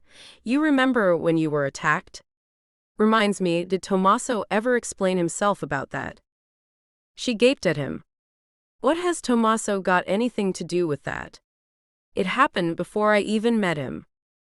Ollie rolled his eyes. You really are blinkered when it comes to that waste of space, you know? Anyway, he interrupted whatever she was about to say. Let's go upstairs. I want to show you the master bedroom. He made her walk up the stairs in front of him, motioning to a door to the left of the staircase. The master bedroom was huge, with a dressing room and walk-in closet, an ensuite bathroom, and a bed. A huge bed made up with white sheets, white pillows. And on the nightstand, a picture frame. Inka walked over and picked it up. A photo of her, smiling, looking away from the camera. She recognized the photo. It had been taken by Nancy on her last birthday. You took this from my home? She held up the frame, her eyes filling with tears. Ollie smiled, seeming oblivious to her distress. Just to help make it homey. Hey, look at this. He walked out of the room, to another down the long hallway. He threw open the door, another white blank room. He wrapped his arms around her, tightening his hold as she tried to pull away. And next door, Inka, don't you think it's the perfect space for a nursery? For when we have kids. Inka wriggled violently out of his embrace, trembling so badly she stumbled a little as she pushed her way out into the hallway. Ollie caught her up, grabbing her arm and turning her to face him. His expression was confused. Inka, what's wrong? Inka felt anger roil up inside her. Ollie, are you kidding me? You're talking as if we're together. I'm not moving here, Ollie. I'm not moving in with you. She started down the stairs, but Ollie grabbed her arm. Why do you always have to do this? I try to do something nice for us and… Ollie, you're hurting me. I don't care. I want to know what your problem is. She twisted her arm from his grip and turned to face him. My problem is you, Ollie, telling me how to live my life, buying a freaking house for us to live in. We are not a couple anymore, Ollie. Do you understand that? His face twisted in anger. I understand that you can't make up your mind, but I won't wait forever, Inka. Either you want this or you don't. She shook her head. Screw you, Ollie. You were the one who ended things between us. You. And now I am grateful for it because this is crazy. You are out of your mind. I'm out of my mind. Me. I'm not the one sleeping with two brothers, Inka. His voice was granite. She swallowed the shame, flushing. Luna had told him, was that the reason for this insanity? It's none of your business who I sleep with. Her voice was bitter now. I'm just glad it's no longer you. Her voice shook on the word and she clenched her fists up to calm herself. Gosh, is this why you bought the soccer apartment out from under me? To leave me homeless so I would have no choice but to move in with you. He smiled. You found out. She wanted to slap the grin off his smug face. Who are you, Ollie? You are not the man I've known my whole life. Ollie moved so quickly she didn't have time to react. He pulled her into his arms, holding her as she struggled, grinding his mouth onto hers. Inka was breathless and terrified. Ollie scooped her into his arms and carried her back to the master bedroom. He dropped her onto the vast bed, and as she struggled against him, he put his whole weight on top of her, kissing her with a ferocity she found terrifying. It was only when he stood and started to unbuckle his belt that she could move. Inka rolled to the other side of the bed, kicking his hand away when he reached for her leg. She managed to get off the bed and tried to sprint for the door, but he caught her. Petrified, she waited for his next assault. To her shock, he dropped to his knees, pressing his face into her belly briefly and then drew away, tears in his eyes. I'm sorry. It's just… I love you, Inka. I'm in love with you. And I want to make you happy. Inka couldn't speak. Ollie got to his feet and smiled down at her. You don't have to say anything back. Just know I'm yours. For all time. The change in his manner threw her. Guilt, fear, confusion. She pulled away from his grip. Ollie. I would like to go home now. He looked sad. Are you sure? I've so much more to show you. She didn't react, and he gave a martyred sigh. I'll take you home. Back in Willowbrook, Inka didn't hesitate. She called Tommaso and Raffaello, then went straight to the police station and lodged a formal complaint with Knox. Knox was shocked. Inka held her head up high, but her voice shook. I can show you the bruises, Knox. Soon, the police were looking for Ollie, and a raging Raffaello and Tommaso were having to be held back from helping them. The sooner we get to Italy, the better, Tommaso raged, but Raffaello just put his arm around Inka. I think Inka's probably had enough of men telling her what to do, he chided his brother gently, and Tommaso nodded. He stroked Inka's cheek. I'm sorry, Bella. Inka leaned into his touch. It's okay. She was hyper-aware of the other deputies trying not to stare at the three of them, at their obvious dynamic. I feel the same. I don't want to be here anymore. It was after midnight before Luna let herself into Knox's apartment. Since Scarlett's murder, they had become close, just friends. Knox was still grieving, and Knox had given her a key so that she would have a safe space to come to. She greeted him with a grin, waving a bottle of scotch. I saw all the activity at the station. Inca causing trouble again? A bribe. Spill it. Knox slumped onto the couch, patting the seat beside him. You know it's private police business. I could get into a lot of trouble. He laughed as she kissed his cheek. You're going to have to try harder than that. He tried to make his face disapproving, and she snickered. How about I show you a boob? No. She feigned hurt and he tugged on a lock of her hair. Seriously, look, I do have something to tell you, and it's not going to be easy to hear. She studied his face, her own expression troubled now. Okay. Knox took a deep breath. Ollie attacked Inca. He tried to take advantage of her. I'm sorry, don't cry. Gosh. I knew he was cracking up, but tell me everything. So, in a halting voice, he told her everything Inca had told him. Knox. Luna was up now, hands at her mouth. Tell me, really, is she okay? Knox grabbed her hand and pulled her down into his arms. She really, really is. She said to tell you she's fine, just a bit shaken up. Winter seems to be taking care of her. Taking over was what he'd been about to say, but he didn't want to worry Luna. Knox had studied the man closely for the first time since they'd met, his huge physical presence, his intense manner. His brother seemed even more intense than Tommaso. Knox made a note to talk to Inca about that next time she was alone. Hey, you still here? Luna waved a hand in front of his eyes. Her own eyes were still troubled. So where's Ollie?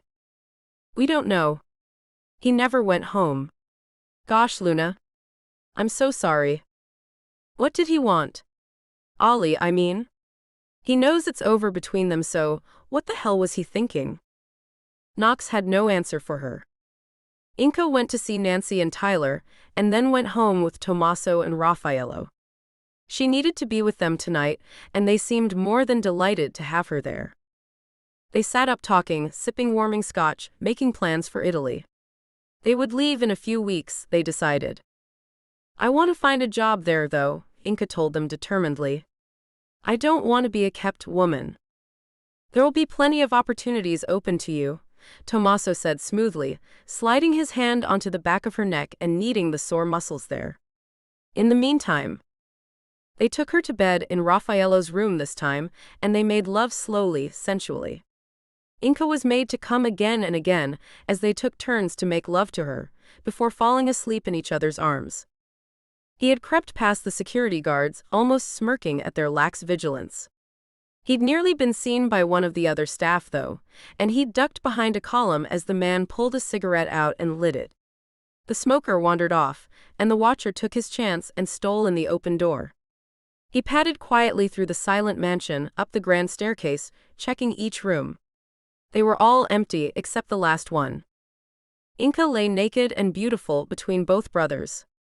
They were turned towards her, Raffaello facing her, his lips almost on hers, Tommaso behind her, his lips on her shoulder. All three looked to be asleep. The watcher was entranced by the vision. All three were so beautiful that they looked like a painting. He fingered the knife in his pocket. He had come here to kill her, but now, seeing this, he'd never get near her. Even if he killed one of the brothers first, their ripped athletic bodies meant the other would wake, and he'd be a dead man before the knife touched Inca. She opened her eyes and stared at Raffaello Winter, before closing the distance between them and kissing him. His eyes opened and he smiled as her lips met his. Ti amo, he heard him whisper. Inca moved then, pushing Raffaello onto his back and straddling him. Tommaso awoke then, and he saw him smile at them. Starting without me? Inca held out her hand to him and he sat up, his mouth finding hers. It was hypnotic, watching the three of them. He snuck away regretfully while they were still making love, and was able to get back down to his car parked along the road. Really, their security was laughable, but he supposed, with the three of them being inseparable, literally, he guessed they thought they were safe. How wrong they were. In the morning, Inca opened up the Sakura.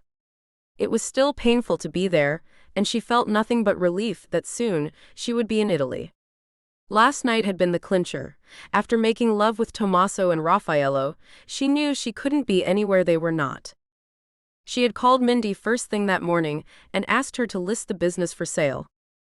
She would sell, give Nancy and Tyler back their investment plus some major interest, then live on the rest while she was in Italy. Despite her protestations, she didn't really want to work in Italy. She wanted to explore, learn Italian, discover more about her loves, spend every waking moment with them. My loves, how wildly different her life had become since she'd met the two brothers, how wildly different she herself had become.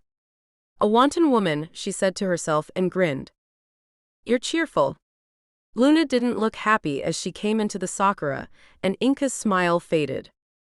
Luna, look, I'm sorry that I had to tell Knox about what Ollie. Luna held up her hand. Please don't. It's okay. What he did is unforgivable, even if he is my brother. Though I would like to know from you what exactly happened. Inka told her about the house, how Ollie had behaved, about her things being stolen. By the end, Luna had to sit down, and Inka felt bad for telling her. I don't know why he's suddenly behaving like this. I'm so sorry, Inka. Inka was uncomfortable. Let's not talk about it. Even though I am so pissed at him, I hope he's okay. Maybe he's just...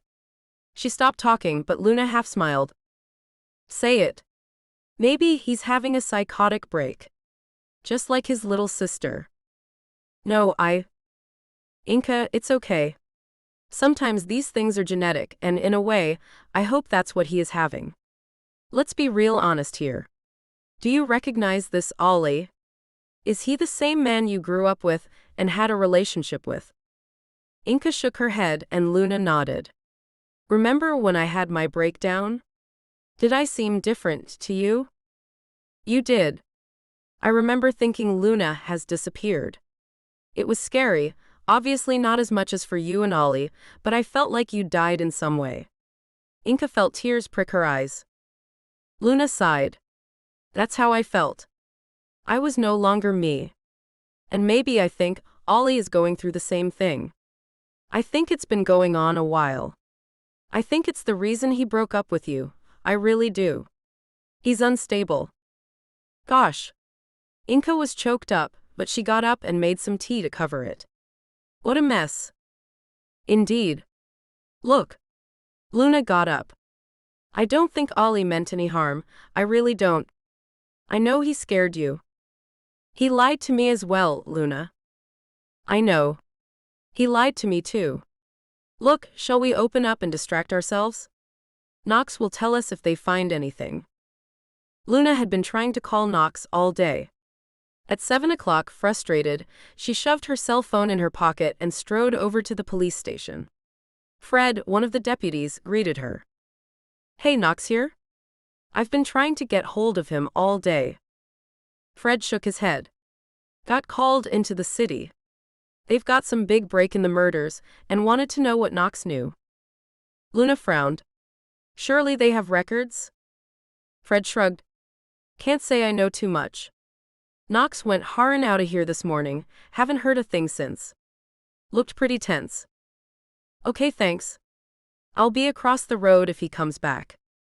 Sure thing. She returned to the sakura and shook her head. Inka sighed. We'll just have to wait some more. A few minutes later, Tyler came in, breathless and frantic. Either of you seen Nancy? She didn't come home, and I can't get hold of her. She was meant to be home an hour ago.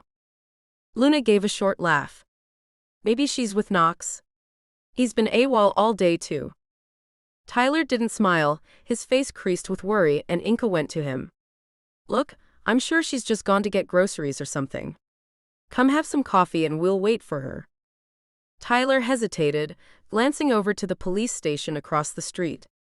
Finally he sighed, still antsy, and sat on one of the bar stools. Okay. Maybe you could try her from your landline? Inka nodded, casting a concerned look at Luna.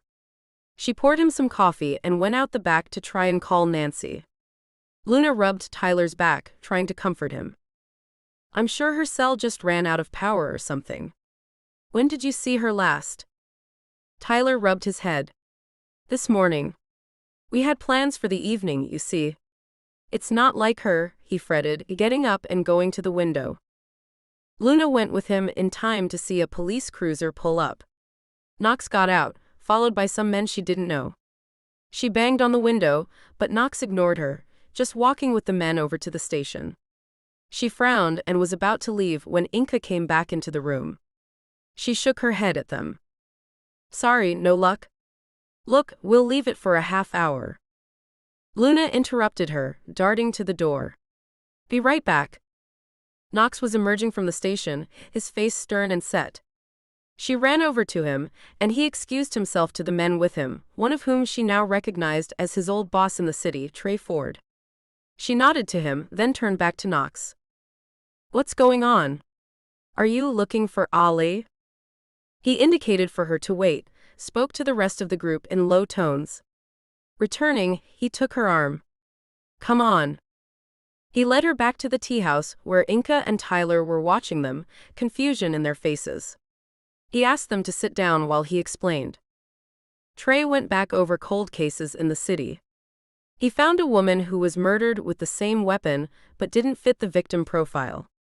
She was an African-American mother of 5. Luna looked confused. And? Her name was Justine Sardi. Inca blanched. Oh gosh. Knox nodded.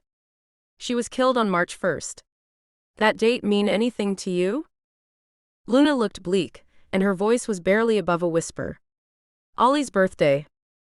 Knox took her hand. It's all too coincidental. He's been going into the city at night, too. We need to talk to him as soon as possible.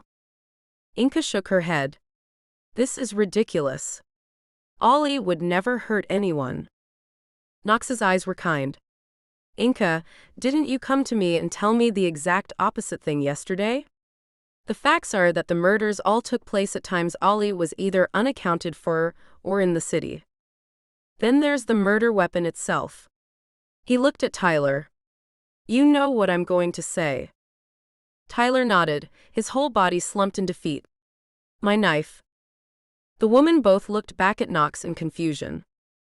Tyler was issued a bayonet knife when he served in the military, he explained. It was part of the inventory stolen last year, only Ollie never listed it in the police file.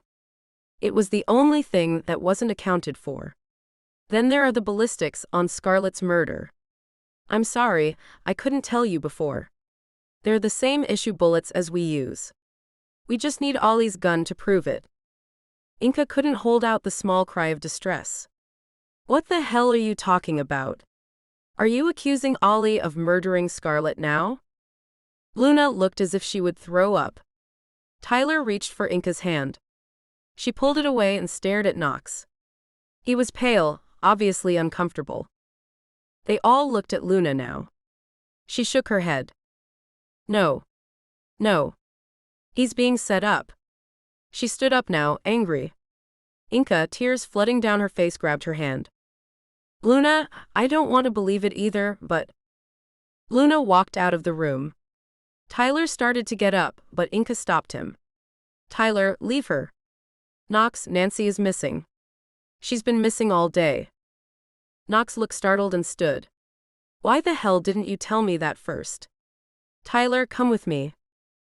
Inca watched helplessly as the two men stalked out. Luna pulled the back door shut behind her, pressing the speed dial on her cell phone. She waited until the voicemail kicked in. Hey, it's me. Look, I don't know where you are, but they're going to arrest you. I want you to know, I know you didn't do anything wrong.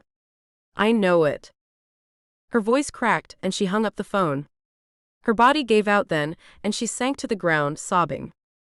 No. No. Ollie was being set up, she knew it.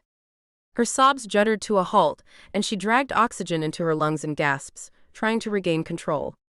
One thought dominated her mind now. How the hell was she going to save her brother? It was 4 a.m. before Knox came back to the tea shop. Tyler had returned earlier, and they had been joined by the Winter brothers, both of whom had immediately sent their own security teams out to help the hunt. Tyler, hollow-eyed and stricken, got up to greet him, but Knox, grasping the older man's arm, shook head. Nothing yet, buddy. Trust me, we're looking. The Coast Guard is sending up a helicopter at first light. Same with the police, the FBI. He took a deep breath. Considering Nancy's age and link to Inca, the feds are considering her disappearance as part of the case. They're giving us all the resources we need. He winced at the agony in Tyler's face. Man, we'll find her. I promise. Tyler nodded, speechless with terror. Knox looked over to the two women, their eyes filled with the same horror as their friends. Luna hugged Knox and he sank into the embrace, exhausted, drained. I can't stay long, he murmured into her neck, his face buried in her hair. He was reluctant to let go. Luna cleared her throat and he looked up. Can I have a word, Knox? In private. She looked embarrassed to ask. In the kitchen, she looked at him squarely. I need to tell you something. It's going to sound crazy, and you're going to think I'm saying it just to help Ollie, but just go for it, Luna. She nodded. All right. I think Ollie's being set up by Tommaso. I think he's dangerous and unstable. Everything started to go bad when he showed up. Knox considered her words carefully. Just one problem with that, Luna. Tommaso didn't show up until a couple of months back. The murders started a year ago. Her shoulders slumped. I know, she hissed with frustration. Knox relented. Hey, I'm not taking his side, but I'm just telling you how the court will see it. For what it's worth, I think there's something hinky about him too. But just at the moment, I've got bigger things to worry about. She nodded. Of course. I'm sorry. They walked back out to the coffee house, and Knox nodded to Tyler. I'll be back and keep you updated. He walked towards the door, then turned on his heel and went back to Luna, searching her face. Don't go taking the law into your own hands now, will you? If what you say is true, I don't want you getting hurt. Ollie woke in his car. It took him a moment to orient himself to his surroundings. Desolation Point. He sat up and wondered how the hell he'd gotten there. An empty bottle of vodka lay next to him, but he frowned at it. Vodka wasn't his drink. He opened the car door and the fresh air hit him. Gosh. He stumbled from the car and rubbed his eyes, trying to figure out what the hell was going on. He saw the trunk of his car was lifted up and frowned. What the hell? As he stared at it, he felt his phone buzz. Voicemail. He listened to his sister's words, and a sickening dread came over him. Slowly, he walked to the back of the car. The flies were buzzing maniacally, and Ollie could only stare in horror at the dead body of his ex-girlfriend's mother. Ollie whirled and threw up and up, until he could no longer do anything but dry heave. He staggered further away from the car, wondering what to do. He heard the sirens getting closer. Luna's voice came back to him. They're going to arrest you. He pulled his cell from out of his pocket and called her. She answered on the first ring. Ollie, she was whispering, but as soon as he heard her voice, he crumpled. Luna, Luna. He started to sob. They're gonna say I did it. No. No. Ollie, listen to me. I know you are innocent. I know it with every cell in my body. I believe you.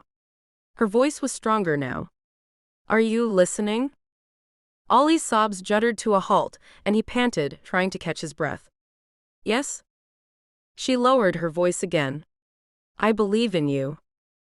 Ollie shook his head. You're the only one who will, he said bleakly. He pushed his way through the woods towards the sound of the sirens. A couple of cruisers were parked at the side of the road. As he approached, the cop driving the closest one got out of his car. Ollie went up to him, his whole body slumped in defeat. I think, he said, and his voice broke, I think I'm the one you're looking for. Inca saw Knox's face before Tyler did, and his expression said everything. An involuntary moan escaped her lips, and Tyler looked up sharply. He followed her gaze, turning to the somber cop. Knox shook his head, his eyes sorrowful. Tyler. No. Don't say it. No. Tyler began to shake, and Inca, tears coursing down her face, darted around the counter and caught him as his knees gave way. She and Knox managed to maneuver him into a chair, and he leaned over, a gut-wrenching howl of grief echoing around the room. Inca leaned her head against his. I'm sorry, I'm so sorry, she whispered again and again, and he put his arms around her, holding onto her, muscles clenched. He drew in deep breaths, trying to get control of himself. Knox, his hand on the older man's shoulder, waited, his own face wan. After what seemed an impossible time, Tyler looked up. Where? In the woods near Desolation Point. Tyler and Inca exchanged a long look. He saw his own confusion reflected in her eyes. Was she stabbed? Knox nodded. Yeah. It's the same killer. The implication of what he had said hit him then, as Tyler stood and darted into the back room. They heard him throwing up, and Inca gave a little sob. With his knife. With Tyler's knife. Knox nodded and put his arm around her. Look, I need you to stay with Tommaso. Take Tyler, if that's okay. I don't know why, but I think from everything we've found out, it has to have something to do with you. You shouldn't be alone. She gazed up at him. What about Ollie? He hesitated. Inca, he's in custody. He was found with Nancy's body in the trunk of his car. No, no, no. She started to sob, and Tommaso held her as she cried. Raffaello cursed softly under his breath. He turned himself in, Inca. Whatever the truth is, we'll get it, don't worry. If Ollie's innocent, we'll find out. She gathered herself, rubbing her eyes. Sorry. He looked at her kindly. He's asking for Luna. I need to find her. Inca nodded. She's upstairs. Knox? I know Ollie. He wouldn't do this. He wouldn't. He's messed up, yes, but he's not a killer. Should I come? Knox's face softened. Sweetheart, you need to look after Tyler now. Ollie's cooperating. Funny, he knew to come in almost as soon as the arrest warrant was issued, almost as if someone warned him. Look, we need a positive ID on Nancy's body. I'll do it, she interrupted. Tyler doesn't need to see her like that. Tyler had emerged from the bathroom, wiping his mouth. Sorry. Tyler, I'm so sorry for your loss. Knox was all business again now, his manner sympathetic but practical. Inca's going to come with me tomorrow and make the official identification. He looked between them. Tyler opened his mouth to object, but Inca went to him. Let me do this for you. I owe you. You don't need to see her like that. Please. She hugged Tyler and he exhaled a long, almost relieved sigh, holding her close. Thanks, Bubba, he said softly, then turned back to Knox. Knox, I heard what you said about Inca not being alone. I agree, Bubs, no argument. Tommaso cleared his throat. You shouldn't be alone either, Tyler. Our home is your home. Knox, will you let me know when Inca should be there tomorrow? Of course. They're going to take her beau, Nancy, to the city morgue. I'll go with you, so you won't be alone, Inca. He turned to Tyler. Tyler, man, I'm so sorry. You need anything, you just holler, okay? Inca hugged Tyler. Just know, I will always be here for you, whatever you need. I'm so sorry. Tyler let out a long breath. Thank you. He searched Inca's face. You okay? She shook her head. No. No, I'm not. Tyler, Ollie didn't do this. He hesitated, then sighed. For whatever reason, I believe you about that. I can't imagine he would do this. Nancy's gone. Gosh, Inca. His voice was so full of desolation, it made her cry. What the hell am I going to do without her? FBI. Agent Trent Burke leaned back in his seat and studied the young man in front of him. Ollie Rosenbaum had refused a lawyer and just asked that his sister be with him during questioning. There was something so guileless about the kid, and he had answered every question, Trent felt, with honesty and frankness. No, he had no idea how Nancy's body had gotten in his car, nor indeed how he had ended up where he did. No, he had no motive to kill her. No, he wouldn't describe his relationship with Inka Sardi as obsessive. Trent glanced in the two-way mirror, knowing the cop from the island, Knox, was watching. He'd banned him from the interview even before he found out he was close to the main suspect's sister. Jesus. Trent shook his head. What a damn mess. There was a knock at the door. Trey Ford walked in, a tray of coffee in his hands, a folder tucked under his arm. Ollie and Luna thanked him for the drink. Trent took the folder and opened it, reading through the contents. Ford watched him carefully, and eventually Trent nodded and turned back to Ollie. The younger man looked exhausted, his sister tense but protective. So, Ollie. Trent kept his manner relaxed. You want to tell me where you've been going nights? Ollie sighed. The city. I've been moonlighting, I guess you'd call it, working construction. He leaned forward and dropped his head in his hands for a moment. Luna, paler than ever under the strip light, rubbed his back. He took a deep breath. Thing is, I got myself into bad debt buying 2 new places. So I got in touch with an old friend and asked him if he could hook me up with some work. And I guess I just wanted one thing in my life that was just mine. So I didn't tell anyone. Not Inka, he smiled at Luna. Not even you, sis. Trent nodded. I get it. We're going to have to check with your friend, you realize, and whether you've broken any conditions of your employment, well, I'll leave that up to your boss. He glanced over to Ford, who shrugged. Well, we've got a long way to go here, so take a break for 5 minutes and we'll be back. Ford? Outside, Knox was waiting. Thoughts? Trent shook his head. Something's not sitting right. We're gonna need more time, and I think we need to take him back to the city. He's too close to everything here, he added, throwing Knox a meaningful look. Ford nodded. I think that's a good idea. Look, I'm not trying to interfere, but seems to me, Knox, you already got a lot on your plate without this. Let Trent deal with Ollie. Keep out of it, and handle what's been going on with the murder scene. I know the victim was a friend. Take some time. The door behind them opened, and Luna stepped out. She looked as if she'd been crying, but she gave them a weak smile. Knox put a hand on her shoulder. I think my brother should have a lawyer now, she said quietly. Ford nodded and reached for the phone. They're going to take him to the city for questioning, honey. She nodded, sighing. Okay, well, I should go with him. Trent made a face. Honestly, I think you're better off here, Miss Rosenbaum. We could be a long time. Luna looked at Knox, who nodded. Sweetheart, it's for the best. Inka and Tyler are going to need you too. Luna's face crumpled, and she hurriedly dabbed her eyes. I don't want him to be alone. He won't be. Ford was back. He squeezed her hand. I'll look out for him best I can. I promise. Knox drove Luna to the Wintas house. I want you to stay with them and be with people when I'm working. He glanced over, his face apologetic. Sorry, I don't mean to dictate. I get it, she said with a small smile. Thank you. Gosh, what a mess. He pulled the car up to the curb outside Tommaso's place, and they sat there for a moment. Knox reached over and took her hand. I'm sorry for all this crap, Luna. For what it's worth, I don't think Ollie's a killer.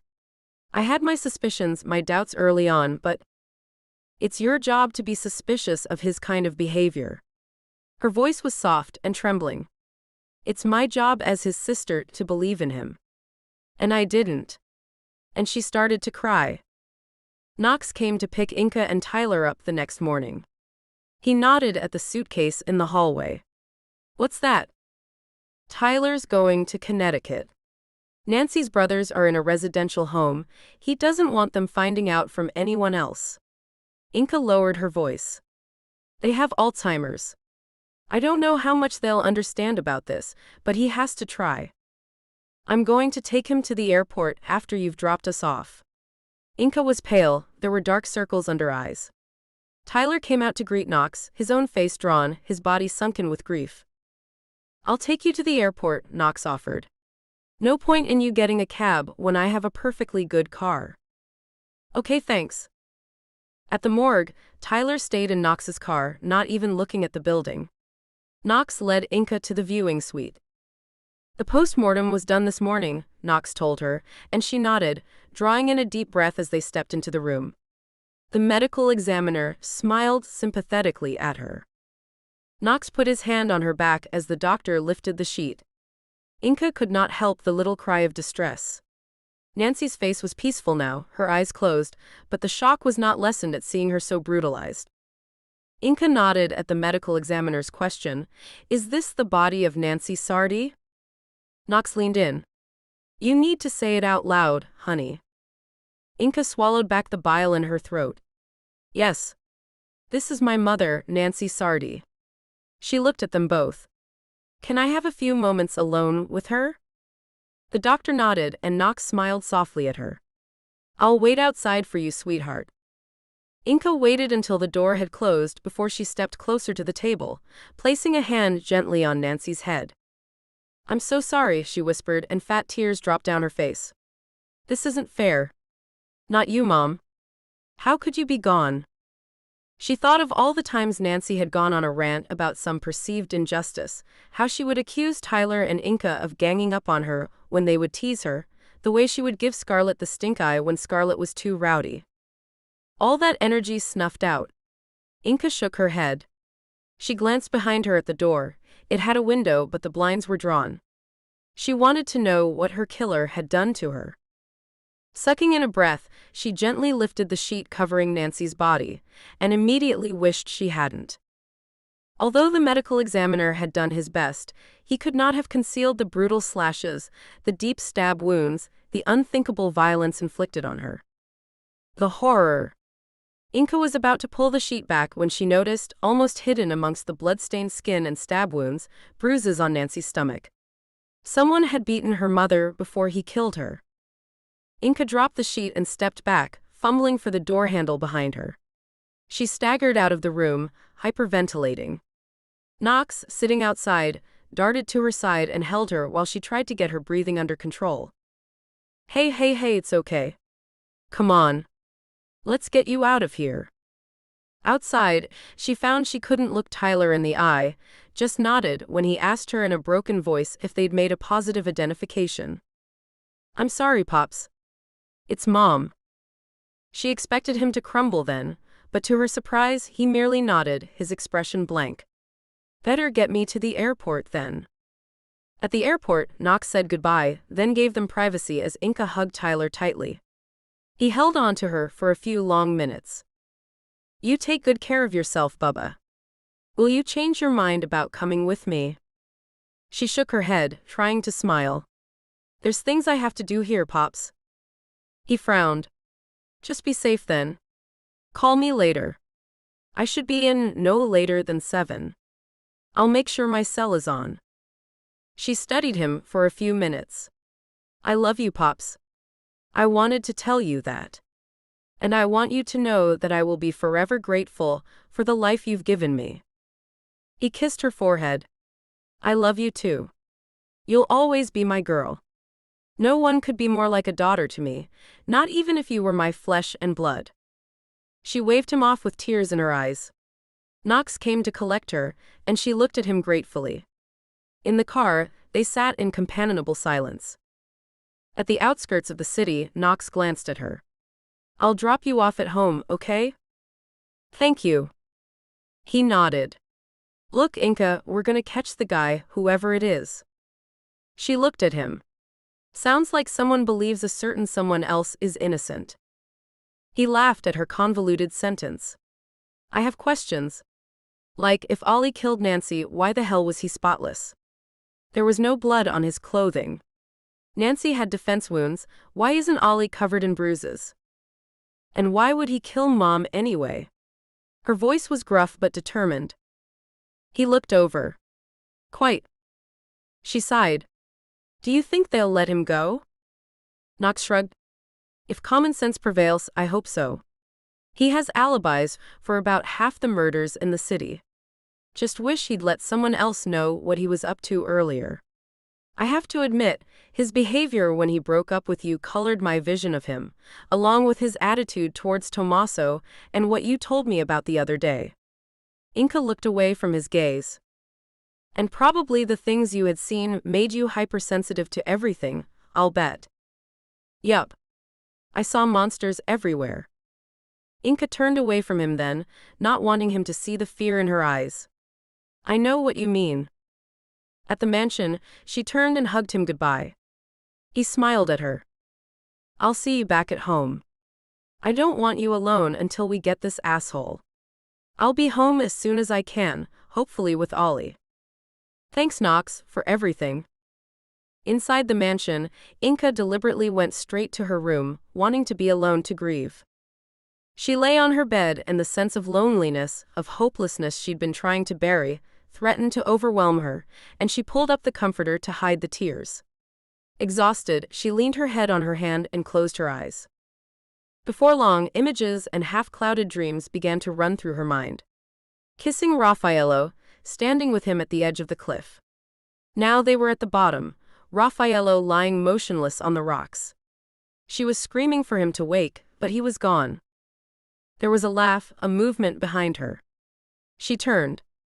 She expected to see Ollie, but no, it was Tommaso driving the knife into her, grinning, giggling. Pain. Blood. Death. Luna had refused to stay at the Winter Mansion, and neither of the brothers seemed keen on her staying with them. She could tell from their hostile eyes that she wasn't welcome. They clearly thought Ollie was guilty. As soon as Knox had taken Inca and Tyler into the city, she had slipped from the house and walked back home, letting herself into Ollie's place, tidying it up, looking for any clue. The detectives had clearly already been there, and she ignored the keep-out crime scene tape. There had been enough secrets around her. And yours is one of the biggest, isn't it, Luna? She closed her eyes. She could never take back what she had done. Never. And yet, it felt unfinished, what she felt she had to do. It's time. She left Ollie's place and went to Knox's apartment, sliding under his bed to ease up the floorboard she had removed a few weeks ago. From underneath, she took up the small bag, then crawled out again. She left a note on Knox's desk, then, with tears streaming down her face, she walked into the inky black night. Well, kid. Trent pushed open the door to the interrogation room. Ollie looked up, his eyes heavy and tired. His lawyer, Brian, followed Ford in and patted Ollie's shoulder. Trent smiled at him. Your construction boss has confirmed your alibi. We still have questions, but for now, you're free to go. Ollie gaped at him. What? Brian cleared his throat. No evidence, buddy. They'll bail you for now. You will have to surrender your passport. Knox can take care of that, Trent interrupted with an apologetic nod to the lawyer. Ollie followed them out of the precinct in a daze. Brian said goodbye, Trent too, and Ollie was left alone on the sidewalk. He began to walk, not paying attention to where he was going, just needing to feel the ache in his leg muscles and the cold air in his lungs. His speed increased, and then he was running, pushing himself harder and harder until finally he stopped, chest heaving, the blood pounding in his brain. He was free. There had been moments over the past days when even he had believed himself capable of anything. All he knew now was that he had to get to Inca, to hold her, to protect her. One thought dominated his mind as he turned and began to walk across the city to the waterfront. Inca was in trouble. The image of Nancy's body flashed in his mind, and Ollie couldn't help seeing Inca's face, contorted like Nancy's had been in absolute terror and agony, her body shredded and bloody. No. Ollie's jaw set. Before this ended, Ollie knew in his heart, more people would die. But if it took his last breath, Inca would not be among them. Raffaello stroked his fingers down her bare back. Inca had stepped out of the tub, and now he wrapped a thick, fluffy towel around her. She looked exhausted, drained, and grief-stricken. She had woken up screaming from the nightmares earlier, and it had taken both him and Tommaso to calm her down. She had cried for most of the rest of the day, the full impact of what had happened hitting her full force. She leaned against him now, and he kissed her temple. Tommaso is preparing some hot soup for you. You need to eat. I couldn't. Try for me. They walked slowly hand in hand down the stairs. In the kitchen, Tommaso smiled at her and kissed her lips softly. Here, eat. It's good. Inka smiled at him. Did you make it? Tommaso grinned. No. That's how I know it's good. She appreciated both of them trying to make her feel better, and truthfully, she didn't want to be anywhere else. The soup was good, and she managed about half of it. She looked at them both, sitting with her so patiently. Is it weird? What we're doing here, I mean? The three of us. Neither brother looked surprised at her question. Raffaello sighed. I would think to most people, yes. But we are not most people. The love between us, it is pure, I think. I think so too. Tommaso smoothed his hand down her hair. Inka nodded. I can't deny what we have is incredible. I love you both so much, but do we have a future?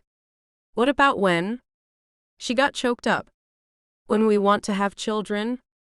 What happens then? That is far in the future, Principessa. Is it though? I'm 28, you are 35. In the next 10 years. We will worry about that when the time comes. Surely, if anything, what has happened lately shows us we must live in the moment. Raffaello's voice was quiet, but full of love. When it comes time for children, we will have to talk. She nodded.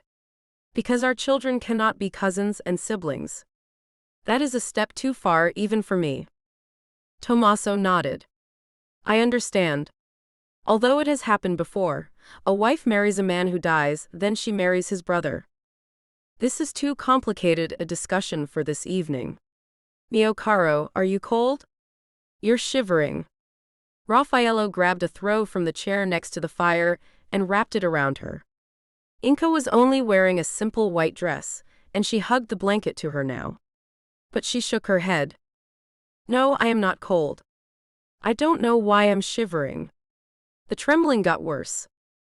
Tommaso got up and came to her. It's the shock. Raf, help me.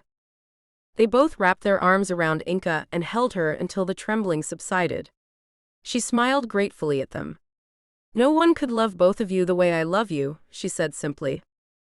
Tommaso and Raf looked at each other, each reading the love for this woman in each other's eyes. We will make this work, my love, Raffaello said and pressed his lips to hers.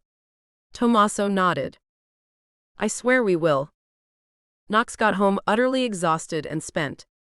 He collapsed on his couch, taking off his gun belt and closing his eyes. Just 5 minutes and I'll go to bed. He was on the verge of sleep when his cell phone buzzed.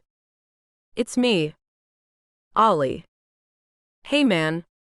What's up? I'm out. On my way home. Is Luna with you? Knox got up and checked the guest room. No man, she's probably at yours. Want me to go check? Would you?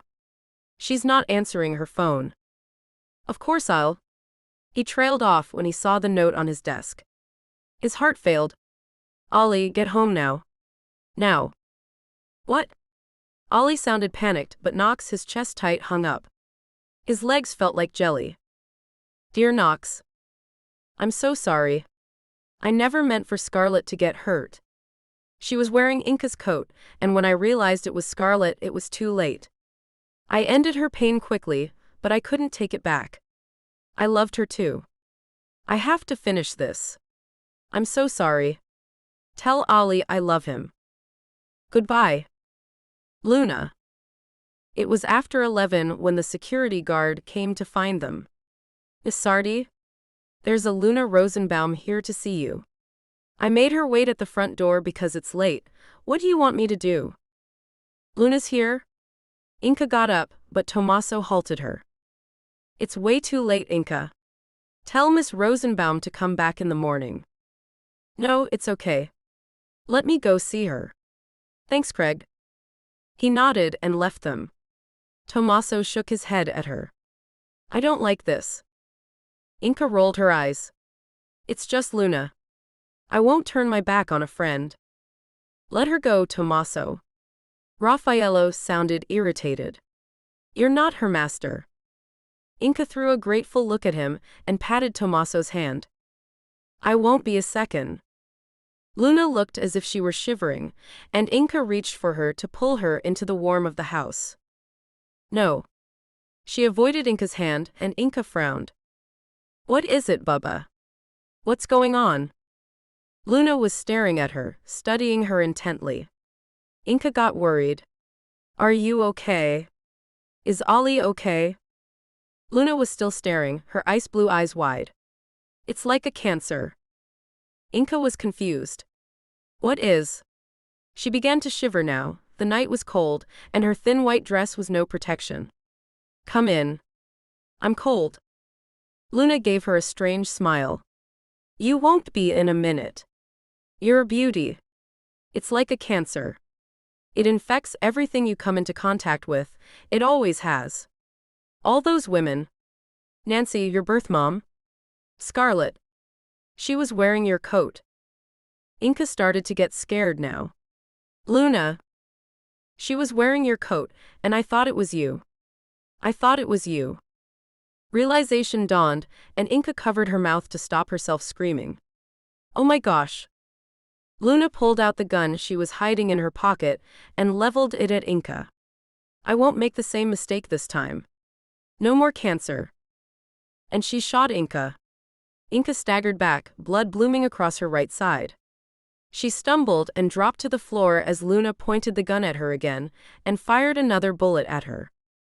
Inca had raised her arm to defend herself, and the bullet smashed through her forearm and grazed her temple. In horror, she saw Luna place the muzzle against her own head, and as Inca heard shouts coming from every direction, Luna smiled at her and blew her own brains out. The last thing Inca remembered were the horrified faces of her two lovers as she lost consciousness. Snowbound. Sorrento now. She sat on the stone seat that was carved into the wall of the villa and looked out over the bay. Lights from the city, from the boats that bobbed in the marinas, from Naples across the water, twinkled in the gloom of twilight. Inca rubbed her arm absent-mindedly. The wound, a through-and-through like the one in her side, had healed now 2 months after the shooting, but it still ached occasionally. Mostly when she allowed herself to think about what had happened that terrible night. Willowbrook, then. She opened her eyes to see Tomaso, Raffaello, and a stranger gazing down at her, all talking at once. There was pain in her side, her arm, her head, and she couldn't see out of her left eye. No, not blind, there was something blood. There was blood streaming into her eye. I've been shot. Oh gosh, oh gosh, oh gosh. Luna. Luna shot me. Luna killed herself. Inca struggled into a sitting position, despite the protestations from her lovers and the paramedic attending her, her one good eye searching. She saw the covered body on the marble floor. The front door to the mansion opened behind her. No. No, please no, Luna. She pushed their hands away and tried to crawl towards her old friend's body, tears beginning to flood down her face. She screamed at them, hysterical now as they stopped her. Raffaello pulled her forcibly back against him, while Tomaso, his beautiful eyes scared, cradled her face in his warm hands. Bella, there's nothing you can do, mio caro, nothing to do. Let us look after you. Inca stared at him as if uncomprehending. She didn't mean it, she whispered eventually. It was a mistake. Don't let them crucify her, please don't let them. Oh gosh. Ollie. Someone has to tell Ollie. I have to tell Ollie. Miss Sardi, please, we have to take care of you now. The paramedic exchanged worried glances with Tomaso, who nodded. Inca felt the prick of a needle in her arm. They were sedating her. No, she said. No. Please, I need to. She felt her body betray her again as the sedative took effect. As she lost consciousness, she felt a tear drop down her cheek, and Raffaello's lips kiss it away. Raffaello felt sick. He and Tomaso were at the hospital now, waiting in the relative's room as Inca was being examined. When they'd heard the shots and rushed out to the sight of Inca lying on the floor, blood pouring from her side, her arm, and worse, her head, his heart had failed. Looking at Tomaso now, he could see his brother felt the same. Tomaso turned terrified eyes on him. She'll be okay, right? Raffaello knew Tommaso was looking for him to be the strong one again, to be the positive one, but this time, gosh, this time he didn't know if he could be. The relief at seeing that the head wound Inka had suffered was only a flesh wound despite the blood was counteracted by how she had reacted with panic, fear, and terror. After everything she had been through lately, if she had a psychotic break, no one would blame her. Gosh, what a mess. The horror at seeing Luna Rosenbaum, her blue eyes staring, half her head missing. What had happened? Raffaello felt both rage and sympathy for Ollie. Had he put his sister up to this? In his heart, he knew he hadn't, but gosh. I'm going to call Tyler. Tommaso's voice broke into his reverie. He should hear this from me, not the police. Good idea. Tommaso pulled out his phone, but before he could call Tyler, the doctor came in. She'll be fine, he said, nodding to them. Both bullets went straight through with no major damage. Her arm suffered a slight fracture, but it won't even need a cast. Raffaello frowned.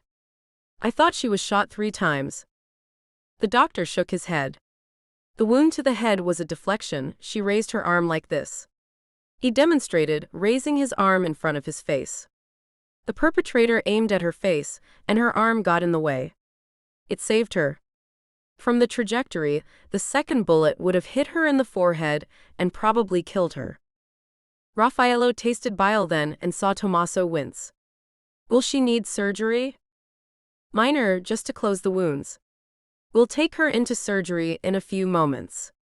Would you like to see her before we take her down?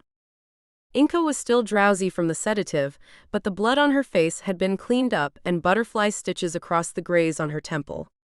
Raffaello couldn't help but see what the doctor had described, a bullet hole smashed into her lovely forehead, her dark eyes open and sightless. She's alive, she's here. He waited until Tommaso had bent down to kiss her, before leaning in. Ti amo, he whispered in her ear as he kissed her cheek. He was aware of a female police officer, a doctor, and a nurse in the room. The last thing they needed now was to have the secret of their relationship out in the open. He didn't think Inka could survive any more pain. Inka nodded at them both. Love you, she whispered, and her eyes filled with tears.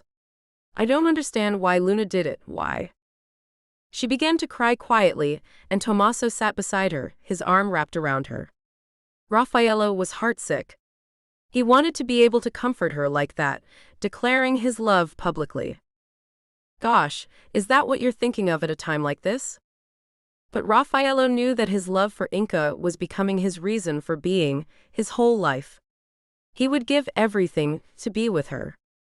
They're going to take you down soon, but the docs say you could be out in a couple of days. Inka nodded. Will you call Tyler? Tell him not to come back here because of this. Tell him to stay there, stay safe, at least until the funeral. Mom's funeral, that is. After that, please, both of you, can we just go to Italy? I don't want to be here anymore, don't want to be here. She began to sob. She sounded so depressed, so scared, and so devastated that it broke Raffaello's heart. He saw Tommaso blink away tears.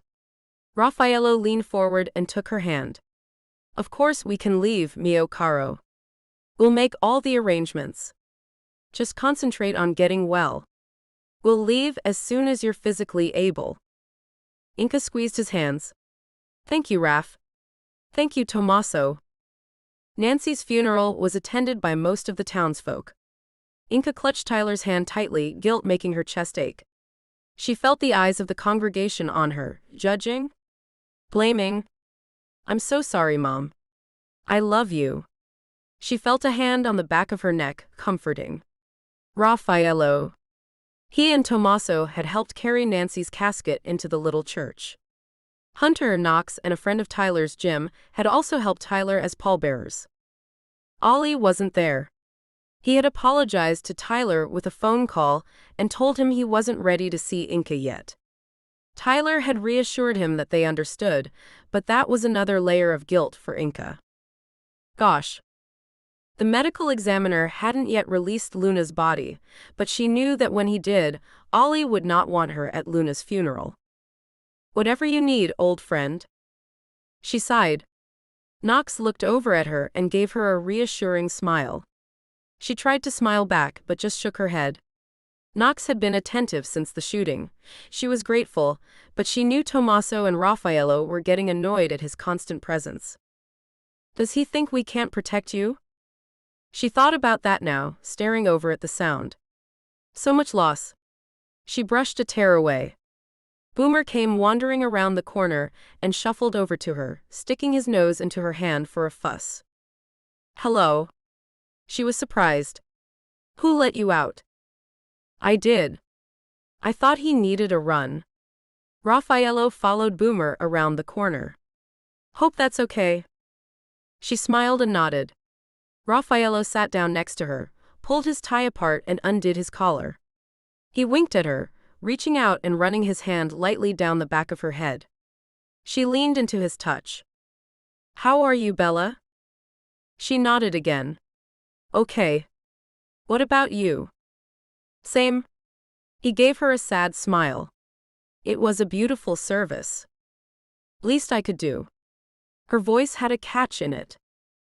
Raffaello frowned and leaned his face closer to hers. Hey.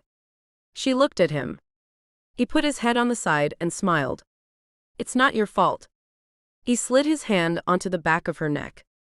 There were tears in her eyes. How can it not be, Raf? My name cut into her and the other victims. Why doesn't he just kill me? Raffaello winced. Please, Bella. Please stop saying that. I can't bear it. The thought of you dying, it would kill me. Hey. I thought I'd find you hiding out here. Hi, Raffaello. Knox pushed the back door open. Inca turned and smiled at him. Raffaello ignored him, smirking when Boomer started to growl. There was an uncomfortable silence. Knox cleared his throat. Some of your guests are leaving, Inca. Raffaello looked round at the other man and gave him a cold stare. Inca began to stand up, but Raffaello pulled her down. I'm sure they'll find their way to the front door. Raffaello's tone was frosty.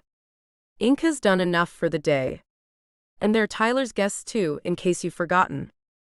Knox stared back at him, eyes narrowed. Inca sighed. It's okay, Knox. They'll find me if they want me. If not, as you wish. Knox turned and went back into the house. Jerk. For once, Inca agreed with Raffaello. Today, Knox felt more like an intruder. His presence had been irksome, his ability to always be there when she turned around irritating her. She looked at Raffaello sleek in his dark suit and smiled. You look handsome in a suit. He grinned, cocky. Oh, I know. She laughed. Boomer, who had been lying patiently on the grass, got up and gave a little woof. Despite Raffaello's initial wariness of the dog, they'd become good friends. I'm actually going to miss this little monster when we go to Italy. Sure you don't want to bring him? I do, but I don't want to put him through that flight. Besides, Tyler wants to take him back to Connecticut. Shame? She sighed and held her hand out to Raffaello. Come with me and help walk this pooch? Yes, ma'am. He took her hand, winding his fingers through hers. They walked down to the cove, the full moon lighting their way. Ollie stood at the edge of the woods, watching Inca and Raffaello walking along the little jetty. He watched them walk to the end of it, both of them looking around to make sure they weren't seen. Then, to Ollie's shock, he watched Raffaello Winter take her in his arms, slide his hands into her hair, and kiss her. Ollie's jaw tightened, and he slipped away from the scene before getting into his car. So, Inca was cheating on Tommaso with Raffaello? He had to admit he was shocked, stunned actually. To say it was out of character for Inca to be unfaithful was an understatement, or so he had thought. An idea occurred to him then, one he couldn't shake. And so, when he saw the Winters and Inca leave, hugging Tyler goodbye, he followed them home, at a decent interval of course. The Winters' security was laughably easy to get past. Ollie walked around the perimeter of the house, checking in all of the windows. At first, all was dark and quiet. Then he saw the flicker of firelight from a large window at the rear of the property. He edged to the window and peered in. As he watched the three of them, he began to both smile and shake his head. Inca was sleeping with both of them, or rather, from the looks of it, they were the ones sleeping with her, both absorbed in pleasuring Inca's beautiful body. Ali couldn't stop staring at them. The three of them were so gloriously good-looking that it was almost hypnotic to watch. Ali felt himself getting hard and turned away, making his way back down the grounds. "Hey!" One of the security guards had spotted him and was running towards him. Ali sighed. He had his gun, but he didn't want to start any trouble. Instead, he got his badge out. "Police. Just following up a report of an intruder." The security guard looked skeptical, but allowed Ali to leave. Ali drove back into town, deep in thought. Did the killer know about Inca and the Winters? Was Nancy's murder a punishment for that? Kevin Harnett was still in jail, and now that Nancy had been murdered, it made no sense that Harnett was the serial killer. From talking to him, Ali had surmised that his only goal had been to kill Inca for leaving him. He didn't possess the knowledge or means to escape justice if he was behind the other murders. Ali parked next to the police station and sat in his car. Like a cancer. He kept replaying Luna's words in his mind. He still couldn't believe that his sister had died, let alone shot Inca. They had grown up together. Was Luna right? Was Inca to blame? No. Even in his grief, he knew she had done nothing to bring this down on them. It was the work of a madman, a psychopath. He just hoped the killer wouldn't get to live out his sick dream. Ali hoped beyond hope that Inca would be safe. The town seemed subdued still, the week after Nancy's funeral. When Inca took Boomer to the country park on Monday morning, she noticed no one else walking their dogs, no kids sledging in the snow. With a jolt, she realized that the whole island was mourning the loss of one of its own. She let the dog off the leash and walked slowly across the park to the beach, sitting on one of the large pieces of driftwood. The water, unusually calm, was an emerald mirror. Boomer bounded gleefully into it, and Inca laughed, brought out of her reverie by the dog's antics. She glanced around her. No one else was on the beach. In a few days, she would leave with Raffaello and Tommaso for Italy, for sun, for heat, for escape. Tyler and Boomer would be in Connecticut, and there would be nothing left for her here. Would she ever come back? Her thoughts drifted to Ollie, and she felt sadness settle on her heart. Would they ever find their way back as friends? The thought that they might not brought tears to her eyes, and when Boomer came to check on his mistress, she hugged him to her and buried her hot tears in his fur. Sorrento now. And now she was here, her physical injuries almost healed, but still hurting inside for what had happened. More than that, she was angry. Angry at Kevin for tormenting her all those years, angry at Ollie for playing fast and loose with her heart, angry at Luna. Angry at herself. Had Luna been right? Was her perceived beauty a cancer? Was she really responsible for Kevin's actions? Ollie's? No. She knew she wasn't. It disgusted her that she was judged merely on her physical attributes. I'm more than someone's idea of beauty, she thought savagely. What she would take responsibility for, though, was her acceptance of the strange relationship between her and the Winter twins. Because it was odd, she knew that, and she knew she was being careless with both of their hearts. If their love for her caused a rift between them, she would never forgive herself. A cool breeze blew in through the open window, and she shivered but enjoyed the sensation on her hot skin. She heard voices in the hallway and looked up to see Raffaello push open the door. Tommaso was behind him, and she smiled at them. Hey, how was the meeting? Long and deathly dull, Raffaello said, pulling off his tie. Tommaso grinned. He's not wrong, Principessa. How was your evening? Inca slid off the window and padded barefoot to them. Lonely. Raffaello smiled down at her, bending to kiss her. I think we can do something about that. What do you say, Tommaso? Tommaso's fingers were already at the zipper of her dress, pulling it slowly down to kiss the length of her spine. Inca shivered with pleasure as Raffaello's lips found her throat. I think, mio caro, I need to shower first. Would you care to join us? In the shower, Raffaello kissed her thoroughly while Tommaso teased her, then he stood, his smile wide, his eyes lazy with desire. Do it, Raff. Gosh, when he did that, Inka felt herself growing. Raffaello picked her up and carried her, still dripping with water, to the bed and pulled her in. They found their rhythm easily. Afterward they would begin the kinkier games, the brothers tying her up.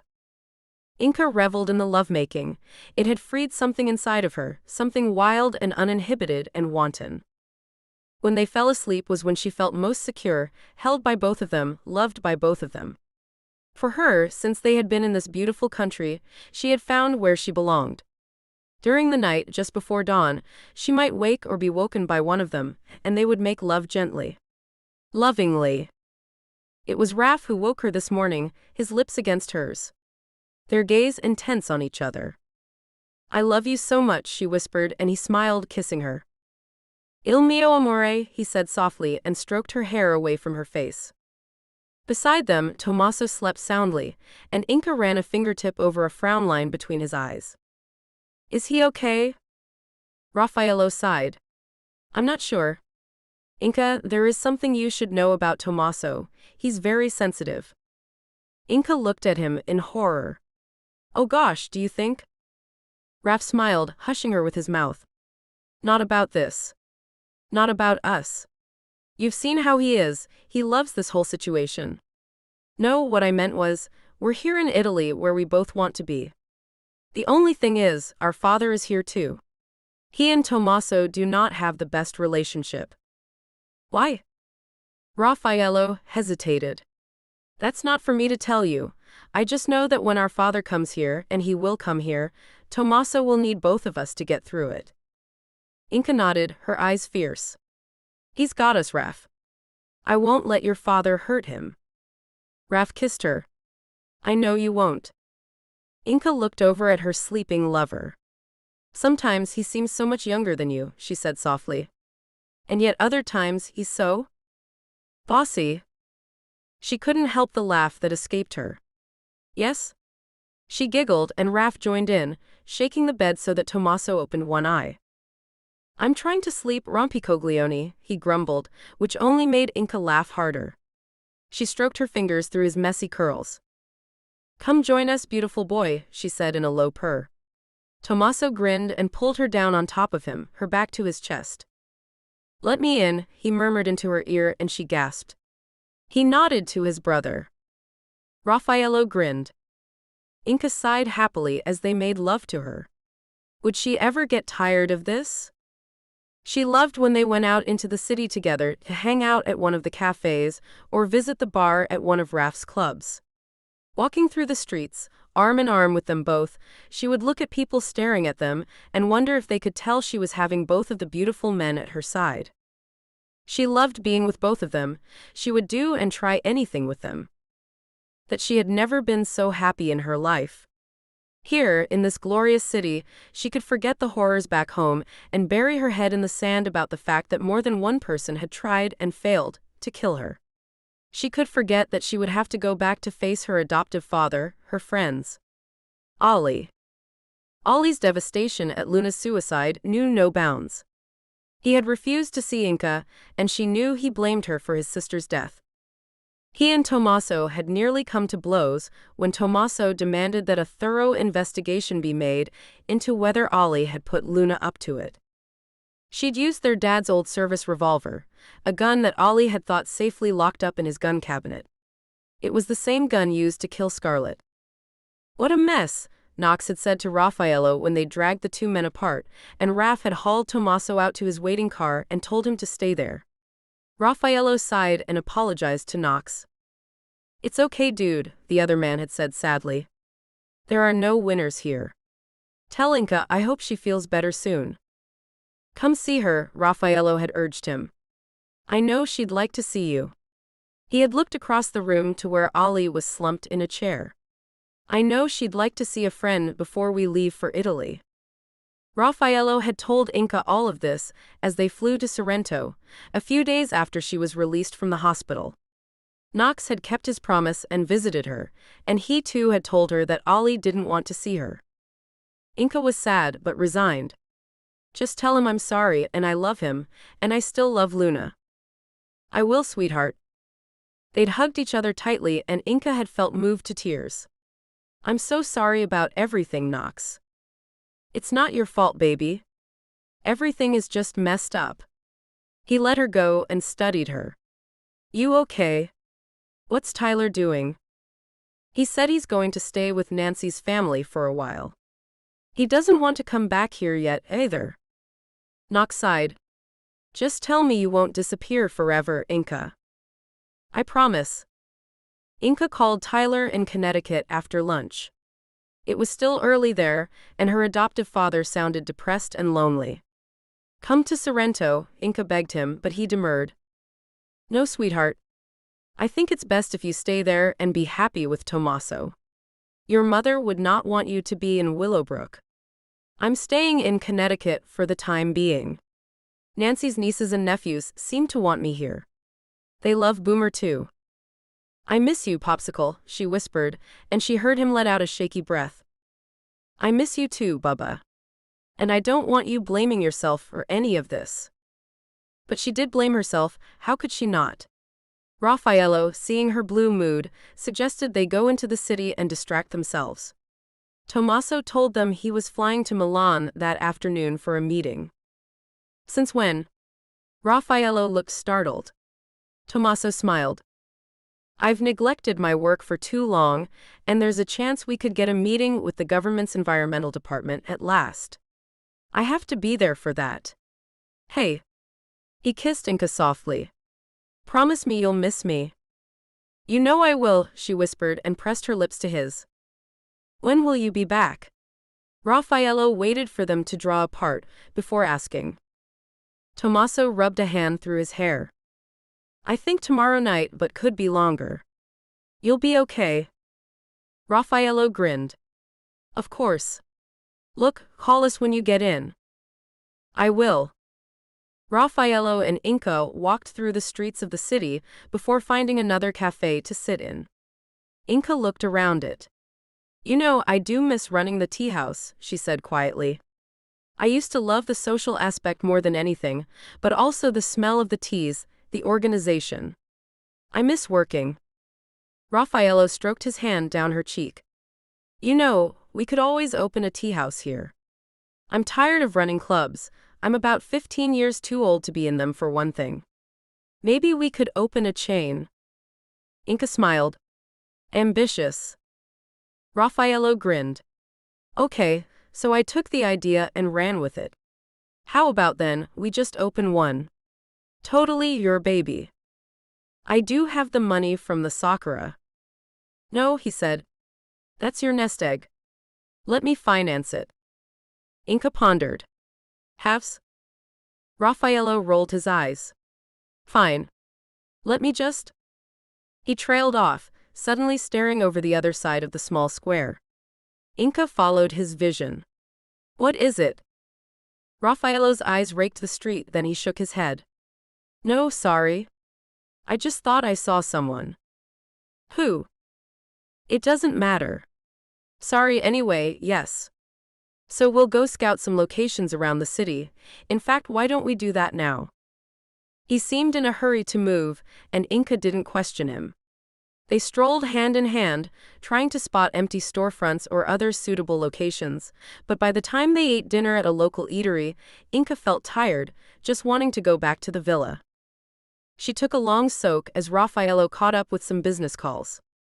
She was just drying herself when he came into the bathroom and stopped, his eyes soft on hers. So beautiful, he said simply, and she went into his arms, feeling his hands roaming over her bare skin. Tonight would be the first time since they had been a threesome that Raffaello and Inca would spend the night alone, and she knew he was as excited as she was. Shedding his own clothes quickly, Inca stroked his face. What do you want to do to me, Raffaello? Everything, he groaned, gathering her to him. His mouth clamped onto her shoulder, his teeth biting down, causing pain, but she cried out, begging him not to stop. Animal instincts took them over, Raffaello keeping his focus on her. She clawed at his back and bit his lower lip with her teeth. They finished quickly, then Raffaello tugged her to the floor, grabbing a silk tie and binding her hands behind her back. Unable to touch him, Inca wriggled with pleasure. His hands roamed over her belly. Raffaello felt like a man possessed, not giving her the chance to recover. He felt animal, feral in his desire, his desperation for her limitless. Gosh, Inca. Raffaello collapsed on top of her, freeing her hands. Inca's body was undulating with her breathlessness, but she grinned at him. Raf, have you ever made love in public? Or at least somewhere where you might get caught? Raffaello chuckled. Feeling kinky, Miss Sardi? Always. Well, he said, we can certainly explore that. My club in the city has an office upstairs with a two-way mirror. When the room is dark, no one in the club can see, but we can see everything. Inca pushed him onto his back and straddled him. Now that sounds like something we should definitely try. Raffaello chuckled and pulled her face down so he could kiss her. I love you, Inca Sardi. Inca nuzzled his nose. She gave a happy sigh. I love you, Raffaello Winter, more than you will ever know. When Inca was asleep, and when Raffaello was able to drag himself away from her, he walked down to his study and closed the door behind him. He called the head of his security team and asked him to meet him. The man, Pietro, nodded to him as he entered the study. What's up, boss? Raffaello indicated he should sit. Has anyone from my father's team been in contact with you? Not as far as I know. Why? Because I think I saw a couple of his goons follow Inca and me earlier. I hardly need to tell you I don't want my father anywhere near Inca or Tommaso when he returns. I'm concerned they may try to take Inca to mess with us. Pietro made a disgusted noise. He had known Raffaello and Tommaso since they were kids, and he was unfailingly loyal to the twins. Their father was another matter, and Pietro had no time for the man. Edgar Winter was, in Pietro's opinion, a nasty piece of work. Jealous of his son's looks, tastes, and talents, he excelled in trying to destroy his offspring's confidence and lives. We won't let that happen, Raf, I promise. But we won't be able to prevent your father coming to the house. It does still belong to the family. Raffaello looked unhappy. I know. Just make sure his security knows that Inca is off limits. No problem. You know, if he's here, then at least we can be sure to keep an eye on him. Right. I just worry about Tommaso's reaction. Thank you, Pietro. He went back to bed, curving his body around Inca's. Although he had made his peace with sharing her with Tommaso, after all, he had been the cheater this time alone with her was precious. She had entirely invaded his heart and mind. There wasn't a second he wasn't thinking about her or their future. Except, how could he think of their future? How would it work? While they were young and free, yes, they could revel in their unusual relationship. But what about when marriage and kids were an issue?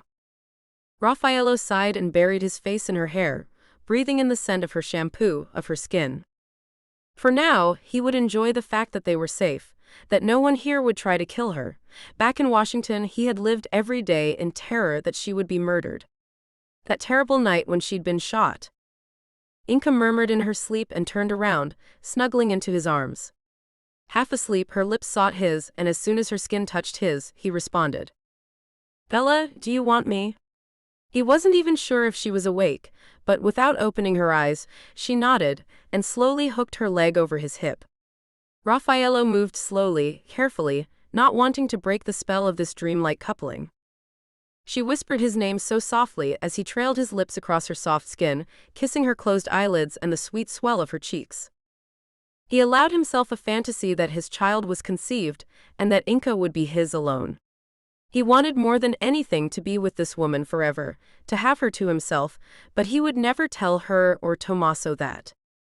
They were the two people he loved more than anything in this world, and he would not cause them pain.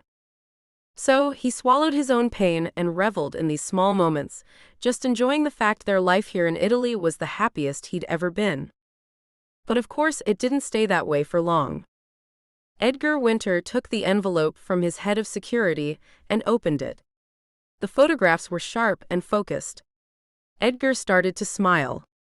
His son, Raffaello, with a dark-haired beauty. Gosh, she was something else, sitting in the middle of Sorrento, none the wiser that they were being watched. His son was kissing the beauty, his face soft with love. Who's the girl? Her name is Inka Sardi. American, from Washington State. I did some digging. Apparently, she was injured in a shooting recently. As well, an ex-husband tried to kill her. Her mother was murdered too, not long ago. Adopted mother, I should say. The birth mother was also murdered, but Ms. Sardi never knew her.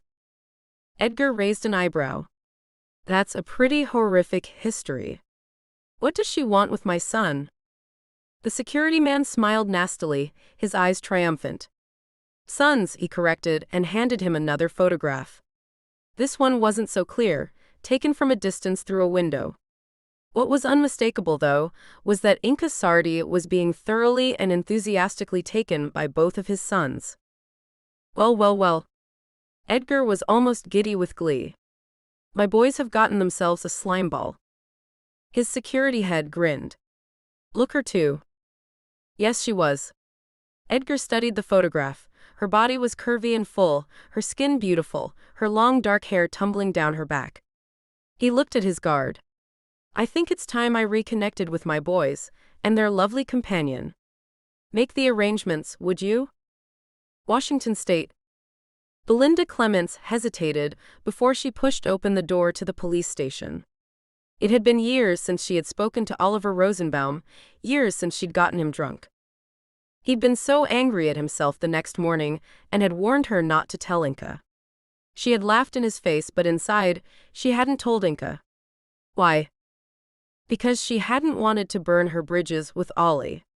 She'd been crazy about him since they were kids, only to see him with her mortal enemy, Inka Sardi. Belinda had always hated her for her beauty, her warmth and intelligence, and the way she was popular with everybody. It was sickening. When she heard that Inka had been shot, she cheered at the television. When she'd heard who the shooter was, gosh, the smile disappeared. So she was here now, a couple of months after Luna's death. A decent interval. Inka had recovered but had been spirited away by her Italian billionaires. Gosh, that rankled, which left Ollie all alone.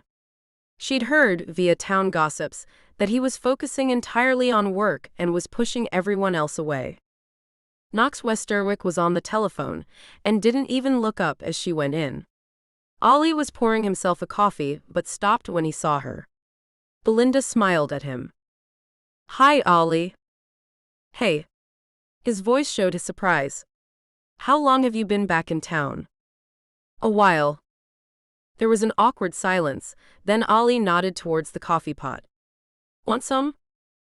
Yes, please. She took the coffee from him, then asked if she could talk to him for a while. He looked surprised. Sure. How are you? Belinda blew on her coffee to cool it and looked up at him. Ollie shifted a little uncomfortably. You know. Getting there. Keeping busy. I'm so sorry, Ollie. I would have come before, but I thought you might want to be alone. Ollie gave her a strange smile. And we haven't seen each other in what? 10 years? 10 years? Really? Gosh, time goes so quickly. Ollie studied her. What have you been up to? Belinda smiled sheepishly. Married twice, divorced twice. Could never stick at it. You? I heard you and Inka split. Ollie's eyes took on a guarded look and he glanced away.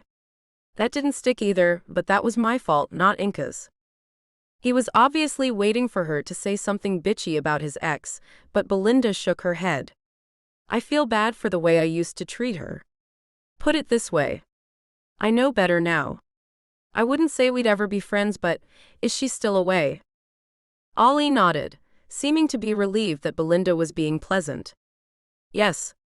After what happened, she didn't want to be around this place anymore. Can't say I blame her.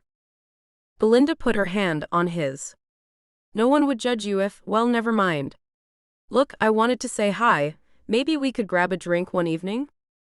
Ollie hesitated, glancing over at Knox, who was studiously ignoring them, then nodded. Sure. Why not? Belinda smiled. I'll call you. Soon though, okay? Sure. Ollie sat back in his chair, not knowing what to make of Belinda Clement's visit. She certainly seemed changed. Was that the right word?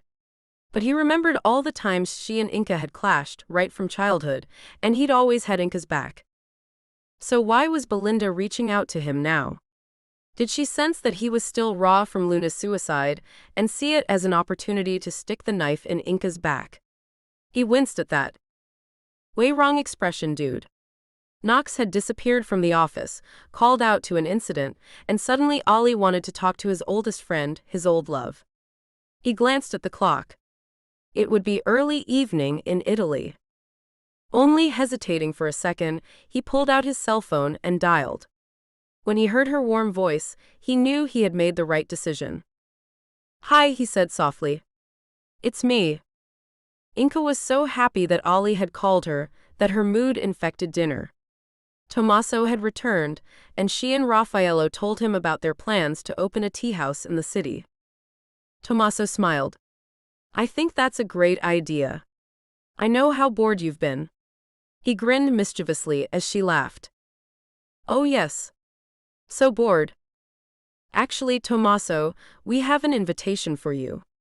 Raffaello tried to hide his smile as Inca giggled. How would you like to come clubbing with us? Tommaso looked surprised.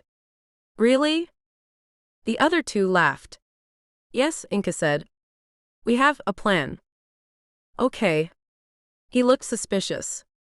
Will I like it? Oh, I promise, you will love it. They took a cab into the city at 10 p.m. Raffaello's club was packed with partygoers, the atmosphere sweaty and sultry, drinks flowing. The three of them stayed downstairs for a while, drinking and dancing, grinding up on each other. Inca was wearing a short dark maroon dress, which clung to her full charlies and flared out at the waist, a simple long gold chain her only jewelry, her long dark hair tumbling in waves to her waist. She was a happy drunk, and Raffaello nudged his brother as they watched her dance. Look at her, he said in an awestruck voice. Have you ever seen anything that beautiful before? Tommaso laughed. No, brother, I never have. Inca danced over to them, grabbing their hands and sliding them under her dress. She was naked, and she grinned at their surprise as they encountered bare flesh. I belong to you, she said to them. Soon, Raffaello led them both upstairs to his office, where, as promised, an entire wall looked out onto the dance floor. Inca grinned when she saw it and pressed herself against the glass. And they can't see in? Not when the light is like this. If the lights went out below, then yes, they could. Inca turned around and faced them, pausing for a second but then pulling her dress over her head. Under it, she was wearing the leather harness, the straps crisscrossing her beautiful body, her charlies, over her belly, framing her navel. Then let's hope the lights don't go out. Raffaello and Tommaso, both gaping at her, moved towards her, and she kissed them while they stripped off. The three of them, fevered and delirious, tumbled to the floor of the office. Tommaso kissed her mouth and her face, murmuring what he wanted to do to her. Wow, she said, panting for air. Tommaso sat down at Raffaello's desk and grinned at his brother. It's your office, brother? Raffaello threw his head back and laughed. Inca had never seen him so laid back and loose. Hardly surprising, given this situation. She kissed him as he took her in his arms. I like happy Raff. He laughed. How drunk are you? Very. He kissed her, lifting her up and pressing her back against the glass. Knowing that any minute the light could change, and a whole club full of people would see them, was thrilling to her. Eventually, they had to admit exhaustion, and dressing slowly, they decided to walk through the warm night back up to the villa. It was nearly dawn before they reached home, and falling into bed, they slept soundly until mid-morning. Inca was in the shower when she heard shouting. Dressing quickly, she ran to see what was wrong. She heard Tommaso angrily berating someone. Why did you let him in? What the hell were you thinking? Inca saw someone standing a little way down the driveway, and she went to Raffaello. What is it, Raff? What's going on? Raffaello turned to her, his eyes dark. It's our father, Inca. Our father is here. Belinda felt a hand under her elbow, and Knox Westerwick pulled her into an alleyway. What are you playing at? Irritated, she wrenched her arm out of his grip. It's none of your concern, Knox.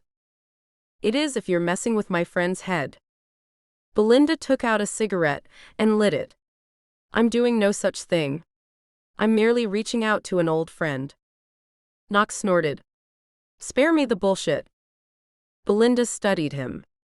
Please don't tell me you've gone soft on me, Knox. You were the only other interesting person in this shithole of a town. Knox sneered at her. You're not interesting, Belinda. You're what you always were. A stone-cold woman. Belinda smiled coldly. But apart from that woman who is in Italy, practically the only woman left alive. At least of your friends. She knew it was a low blow, and she watched Knox's expression shut down. You're mistaken, Belinda. We were never friends. She watched him walk away and smiled to herself. Inca stayed out of the way while Tommaso and Raffaello dealt with their father. Raffaello came to tell her that his father was insisting on staying at the villa for a couple of weeks, and they'd agreed, on the condition that his security team left. He agreed, if he could keep his private secretary with him, an obsequious man called Giuliano, who looked more a mafia-heavy than a secretary. After all, Edgar had told his sons, this house is mine. Inca was introduced to him briefly, and in those moments, she formed an opinion of him that wasn't positive. He was handsome and tall, like his sons, but he had none of their warmth or joy. Instead, his dark eyes were small and piercing, and the way he smiled at her, half mocking, half dismissive, didn't make her want to know him any better. Instead, she and Raffaello concentrated on their plans to open a tea house and spent a great deal of time in the city. Tommaso accompanied them when he could, but his own work seemed to be keeping him busy. Inca had her own room. They all thought it best while Edgar was there, but Raffaello made sure it had a working lock, and Inca didn't fail to lock it at night. Edgar made her uneasy. The way his eyes would rake over her body made her feel nauseous. She managed to escape his presence mostly, but one day, just by chance, he managed to corner her in the garden. Inca had found a little quiet place where she could curl up with a book, but he came upon it, and Inca couldn't see a way to politely excuse herself as he sat down beside her. You have certainly made my son very happy, he began, his tone pleasant. Tommaso's a wonderful man, she said carefully, edging away from him on the seat. Edgar laughed. Of course he is. Tommaso. Inca flushed. Did he know? How could he? They had been so careful. Both of your sons are a credit, she said, not being able to help the snark she felt. To their mother, asshole, not you. Edgar smiled at her coldly. She saw her barb had hit home. And how about your family, Inca? I'm sorry to hear about your mother, your adoptive mother, I mean. She stiffened. Thank you. Your birth family is interesting, of course. Inca's heart froze. Not really. Edgar feigned surprise. Really? I would call murder interesting. Inca swallowed. She made to stand, but Edgar's hand shot out and pulled her down again. My family is none of your business, Mr. Winter. Oh, but it is. Your birth mother was murdered. Because of you, I understand. Inca gritted her teeth and said nothing, looking away from his penetrating gaze. Strange, they say bread always falls on the buttered side. Your mother got what she deserved. Bastard. Inca lost her temper then. Screw you, she hissed, and he laughed in delight. That's better, a little spirit. So tell me, Inca, will you go crazy like your mother? Will you do to Tommaso, or, let's be honest, Raffaello, what your mother did to your father? Because then, I assure you, my delectable Inca, it will be very much my business. She wrenched her hand away from his grip and stepped away. I have no idea what you are talking about, Winter, but I will tell you this. Tommaso and Raffaello deserve better than a bastard like you for a father. Whatever it is that you did to them, that you did to Tommaso, I will make you pay for it. Just watch me. She stalked off, her anger flooding through her veins like hot lava. Asshole. She wanted to scream the words, but she knew if she did, the twins would come running and all hell would break loose. No, this was her fight, not theirs. What the hell had he meant by what your mother did to your father? She locked herself away in her bedroom. Then later, when Raffaello came home telling her about the premises he'd found for their business, he looked so happy Inka didn't him about the incident with Edgar that morning. Inka looked out of the window and chewed her lip. If she told Raffaello what Edgar had done to her, Raffaello would go insane and probably shoot the man where he stood. Inka gave a grim smile. No, she couldn't risk Raffaello going mad, but she had to tell him something that made him aware of the depth of Edgar's hatefulness, his threats. Because that had scared her more than anything. Inka went into her bedroom and started to strip, throwing on some old sweats. She moved to the window to close the blinds and then stopped. Edgar Winter was standing in the gardens, staring up at her window. His smile was chilling. Inka slammed the blinds then. Making a decision, she went to find the twins. Tyler Sardi was tired, but happy to be with Nancy's family. Being with them had helped him grieve for his beloved wife, but he missed Inka terribly. He sat alone on the porch of the house, Boomer asleep at his feet. His cell phone buzzed and he smiled when he saw the caller ID. Hello, sweetheart. It's good to hear from you. Hey, Popsicle. How are you? Tyler and Inka chatted easily for a while. Then, hearing his daughter take a deep breath in, he felt his chest tighten. What is it, little one? Dad. I need to ask you something, and it's not going to be easy. But I need you to tell me the truth now. Please. Tyler closed his eyes. He had known this moment would come. For years, ever since Inka was a teenager, he had been waiting for it. It's about your birth parents, isn't it? Yes, it is. Please, just tell me everything you know, however hard it might be to hear. Tyler sighed. I will, but before I do, please, Inka, just tell me, are you in trouble? Is that why you need to know right now? No, she hesitated. I'm not in trouble, but I could potentially be if I don't know all the facts. There's someone who could make things difficult. His heart was beating hard against his ribs. Inka. I just need to know so I can tell Tommaso and Raffaello before they hear it from someone who could twist it. Dad, did my birth mom kill my father? Oh gosh. Yes, sweetheart. I'm sorry, she did. He felt strangely relieved to be telling her the truth. She was very sick, schizophrenic, and one day she snapped and beat him to death.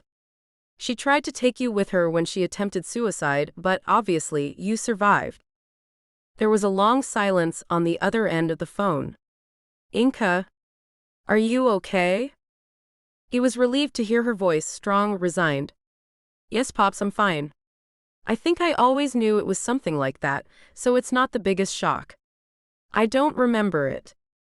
That's good. Yes? Tyler rubbed his eyes. Sweetheart, I think we both need to go home at some point and make our peace with what happened. The lawyers are on at me to get Nancy's estate settled, and I think I'll sell the house and move out here permanently. Nancy would want me to start again, and I do like it here. So does Boomer. Inka chuckled quietly. I miss his shaggy head. But yeah, Dad, I think you're right. At this moment, I can't imagine going back to Willowbrook for anything other than to say goodbye. Italy feels like home already. Tommaso feels like home. There was a slight hesitation after she said his name that Tyler picked up on. Raffaello too, yes? Yes? They're good boys. They are truly, Pops. I know you had your doubts. Not anymore. They've kept you safe, and that's all I ask. When Inka had said goodbye, Tyler stared out at the setting sun. It was cold here, but somehow it didn't matter. Inka was safe. The Winter twins had kept her that way, and for that he was grateful. Tyler wasn't stupid. He had guessed at some kind of unusual arrangement between his daughter and the Winter twins, but he couldn't judge any of them harshly. They made each other happy, and that's all he could ask. 2 weeks, Tyler said to himself. 2 weeks and I'll go home, settle things. He scratched Boomer's silky ears and sighed. Time to move on. Time to live. Raffaello was like a little kid on Christmas morning as he showed her around the empty coffee house. He'd spotted it by chance as he'd passed to go to a friend's. It had beautiful views over the bay, over to Vesuvius. A balcony on the second floor overlooked the streets. Gosh, this is perfect, Inca said, as Raffaello pulled her into his arms. You're perfect, mio caro, he said softly. His eyes were shining, and she could tell he was excited about the place. We can complete on this week, if you really like it. I do, I really do. But his lips were against hers then, and grinning, he danced her back into the empty building. Inca giggled at the mischievous look on his face. I know what you're thinking, Mr. Winter, and you're a very, very rude boy. But she didn't protest, as he lifted her onto the counter and pushed her legs apart. Always so much underwear on. She collapsed into laughter as he bunched up the delicate cotton and threw them out of the window. They were my favorite pair, she protested. He drove her to a state of almost frenzy, then unzipped himself. His eyes never left hers. Ti amo tanto, he said. I love you so much. She clung to him as they moved together, her lips hungry against his. Ti amo, Raffaello. E amo. Inca sposami ed essere mia per sempre. Marry me and be mine forever. And at that moment, only the two of them existed in the world. She nodded, hot tears dropping down her cheeks. Yes, Raffaello. Yes, I will marry you. Of course, when they had returned to reality, they knew it wouldn't be as easy. Tommaso. I can't break his heart, Inca whispered. I won't do it. I love you, Raffaello, I do, more than. I love both of you. I can't hurt him. He kissed her softly. I know. I'm sorry I put you in this position. I should never have asked you. It was just, in the moment it felt. Right, she said and leaned against him. It did. It does. But not at the expense of Tommaso. Raffaello nodded. I know. I know. Please do not make yourself unhappy, mio caro. We three are happy. Let us stay like this. But however happy the three of them were, there were two things standing in the way. One, their father. While he was there, they had to keep their distance from each other. Inca was growing increasingly tired of letting this man dictate to them. No more, she told the twins, and that night she led Tommaso to Raffaello's room and they made love long into the night. When they were asleep, Inca woke to see Edgar standing at the end of the bed, watching them. She met his gaze steadily until he smirked and walked out. She slid from the bed and locked the door after him. There. Now he knows. No more secrets. She didn't care what Edgar Winter thought of her. If he thought she was a slimeball, so be it. The other thing that stood in their way was her unfinished business. I think I have to go back for a while, just to say goodbye. Neither brother thought it was a great idea, but they understood why she needed to do it.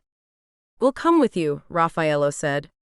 We won't interfere, but I don't think either of us feels comfortable you being there without us. Inca nodded, but something was bothering her. No, bothering was the wrong word. Haunting. And she couldn't pin down exactly what it was, just that soon, very soon, all this would end. That she would die. She could feel death at her shoulder, just waiting for the opportunity. So she was greedy, wanting to spend all of her time with Raffaello and Tommaso, not caring what anyone else thought. At night, they shut the rest of the world out and made love to each other, then talked until dawn, making plans. Inca worried about Raffaello, who seemed to be plagued with nightmares and dreams that he would not share with them, but which would keep him up. Inca was thinking about this as she went into the study to return a book. Deep in thought, she pushed open the door and went to the bookshelf. As she slid the book back into place, the door behind her slammed. She turned and saw Edgar Winter smiling nastily at her. Alone at last. That's all he had to say, to let her know this wasn't going to be a friendly meeting. She glanced at the window. If she could get to it, she could push it open and get away. He caught up with her before she got halfway across the room. "Let me go," she struggled against his strong hands, and he laughed. "I don't think so, Inka. How about you just lie back and let me show you what a real man could do for you?" Losing her temper, she laughed in his face. "A real man, you piece of shit, doesn't spend his life trying to destroy his sons." "What have I destroyed, Inka? Tell me." "Because the way I see it, my boys have had every luxury, and now," he kissed her roughly, she spit in his face, "they get to make love to a pretty woman like you." He had her trapped against the wall, and his hand snaked up under her skirt. Inka screamed, but Edgar clamped his hand over her mouth. "Come on, beautiful, what's your problem? After all, you're sleeping with both of my boys, surely you have something left for me?" He was twice her size, and struggle though she might, Inka couldn't get free from him. He slammed her down onto the desk and held her down as he unzipped his pants. Inka kicked out at him, got lucky, catching his groin with her heel, and he buckled. She rolled from the desk, sobbing, but he grabbed her ankle and pulled her down. "No you don't, you little slimeball. I'm going to take what I'm owed, and afterwards, I'll decide whether or not I'll let you live another minute."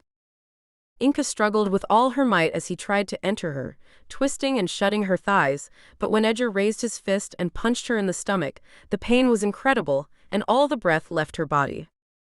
She felt him watching her and struggled to stand up. Pain racked her body, and as she looked at him, she was horrified to see lust in his eyes. He's enjoying my pain, she realized, he's turned on by it. Adrenaline kicked in then, and she managed to stand up straight. The searing pain in her stomach dulled. "Please don't." But he didn't listen. For Inka, the next few minutes were worse than hell. Edgar groped her, grinning triumphantly, nastily. Inka was sobbing, her arms flailing around for anything to help her, when her fingers felt steel scissors that had fallen from the desk during the struggle. She gripped them as best she could and drove the point into Edgar's shoulder. He roared in pain and jerked back. He screamed for his guard, who ran in. "Hold her down," he ordered as he ripped the scissors from Inka's hand. "I'm going to gut her." Inka went cold, but she screamed and fought with her captors. As Edgar raised the scissors, a shot rang out and plaster from the ceiling rained down on them. Edgar stopped.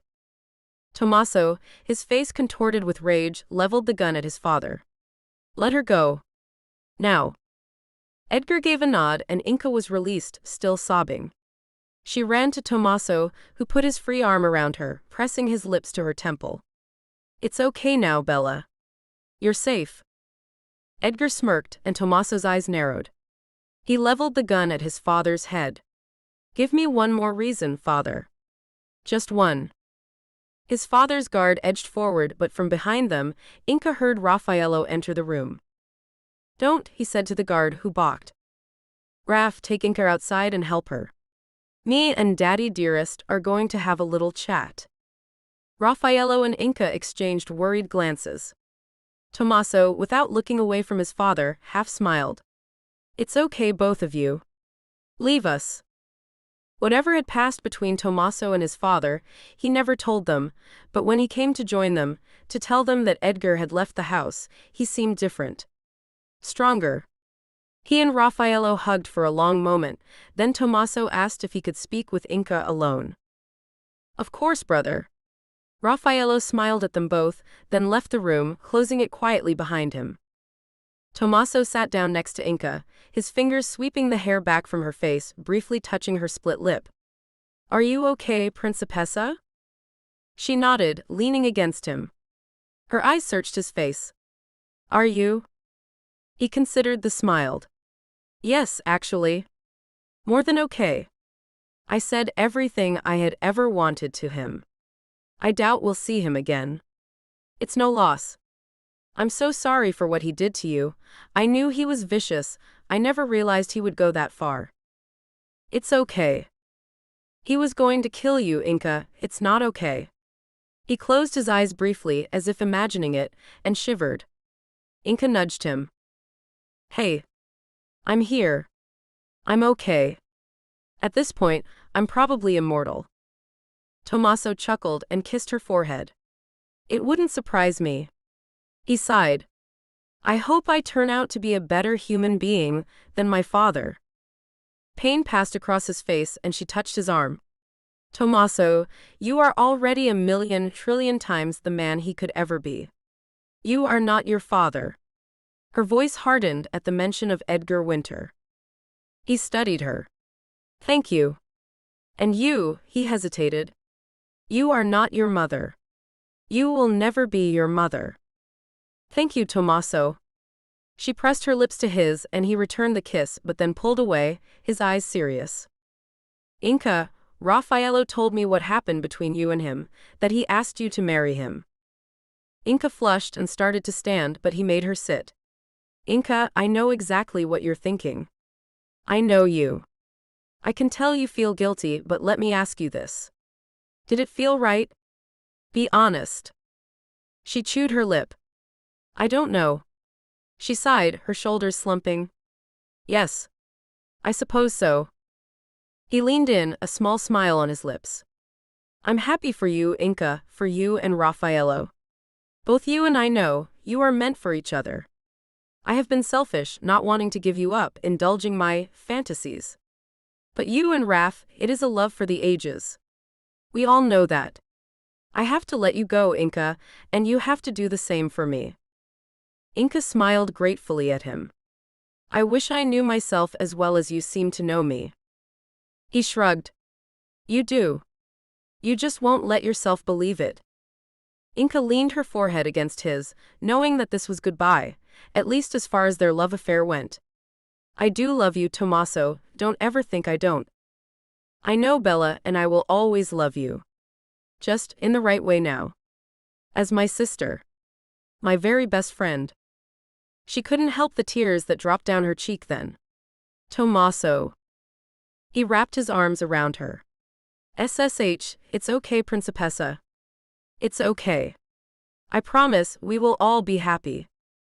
They flew back to Washington a week later.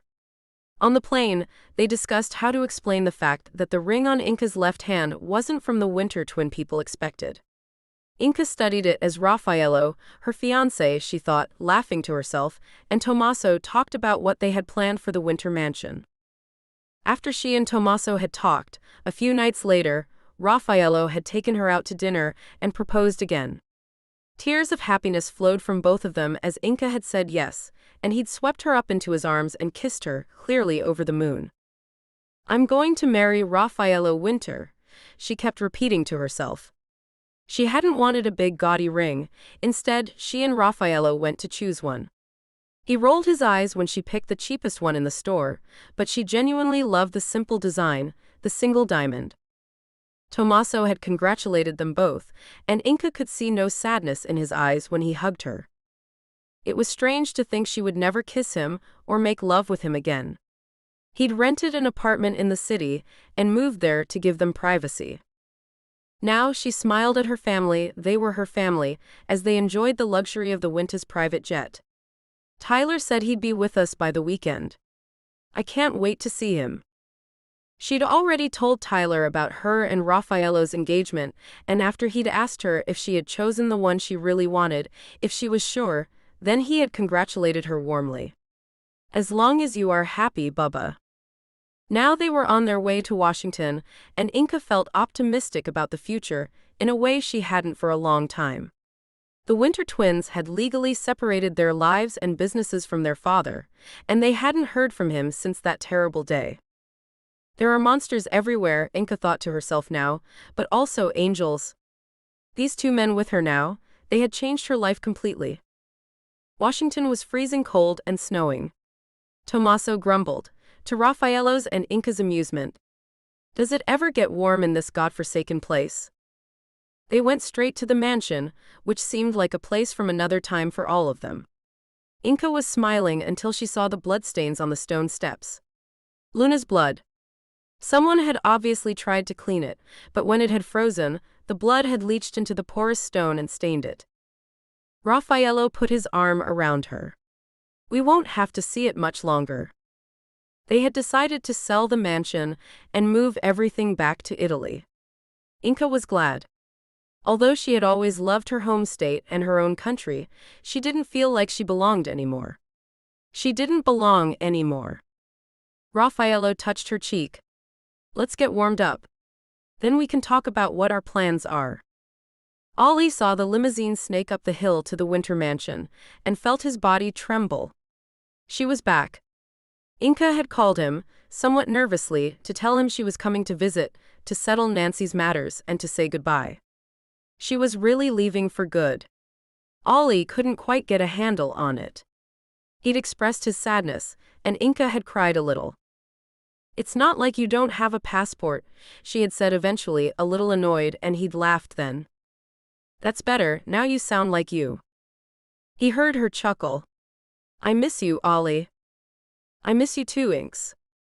Now she was home, and he was strangely nervous about seeing her. They'd agreed to meet the next day and talk. Then later in the week, Inca asked if they could go and lay some flowers on Luna's grave. Of course we can, Ollie said softly, letting Inca know he didn't blame her for what had happened. He drove back to the police station and pulled off his coat. He felt as if this visit, Inca's last visit home probably, would be one where they would hash out everything. Ollie had never forgiven himself for how he'd behaved when she'd met the Winters. His jealousy, he knew now, had made him go crazy for a while, buying the soccer apartment and not telling Inca, and buying that hideous house in the woods. What the hell had he been thinking? Since Luna's suicide, Ollie had been seeing a psychiatrist and taking medication. Both he and Luna had been diagnosed with a personality disorder, but had left it untreated all their adult lives. He was sure now that that was why he had dumped Inca in the first place. If they'd both been treated, maybe Luna and Scarlet would be alive now. Gosh, the things we do to each other. Hey again. Her voice broke through his reverie, and he realized he had been daydreaming. Belinda stood in front of him. Would you like to come to the new coffee shop? He was silent for a moment, then smiled coolly. No, thank you. Actually, I need to run some errands, so? He got up. Belinda looked surprised. Oh, okay then. Hey, come over for dinner later, to the house I mean. It's just an Irish stew, but there'll be plenty to go around. He inclined his head and smiled. Thank you, but not tonight. I'll be seeing you. Belinda. He left quickly, aware he had surprised her, possibly even hurt her feelings. He climbed into his car and sat for a while, watching her walk down the street. Maybe he had been too dismissive. Belinda? He got out of the car as she turned. I'm sorry. I was rude. I can't make dinner, but yes, shall we grab a coffee now? He was surprised how grateful she looked and felt better. There was no need for any unpleasantness. After all, he needed all the friends he could around here. Tommaso excused himself at 10 p.m., and Inca and Raffaello walked slowly up to their room. A good meal, 2 bottles of a superb red, and Inca was feeling very chilled out. Raffaello grinned at her. You are drunk, Miss Sardi. She giggled and wound her arms around him before suddenly her face dropped. Frowning, Raffaello looked in her eyes. What is it? Oh gosh. What? My name will be Inca Winter. Raffaello burst out laughing, half with relief. Gosh, you scared me. I thought something was really wrong. It is.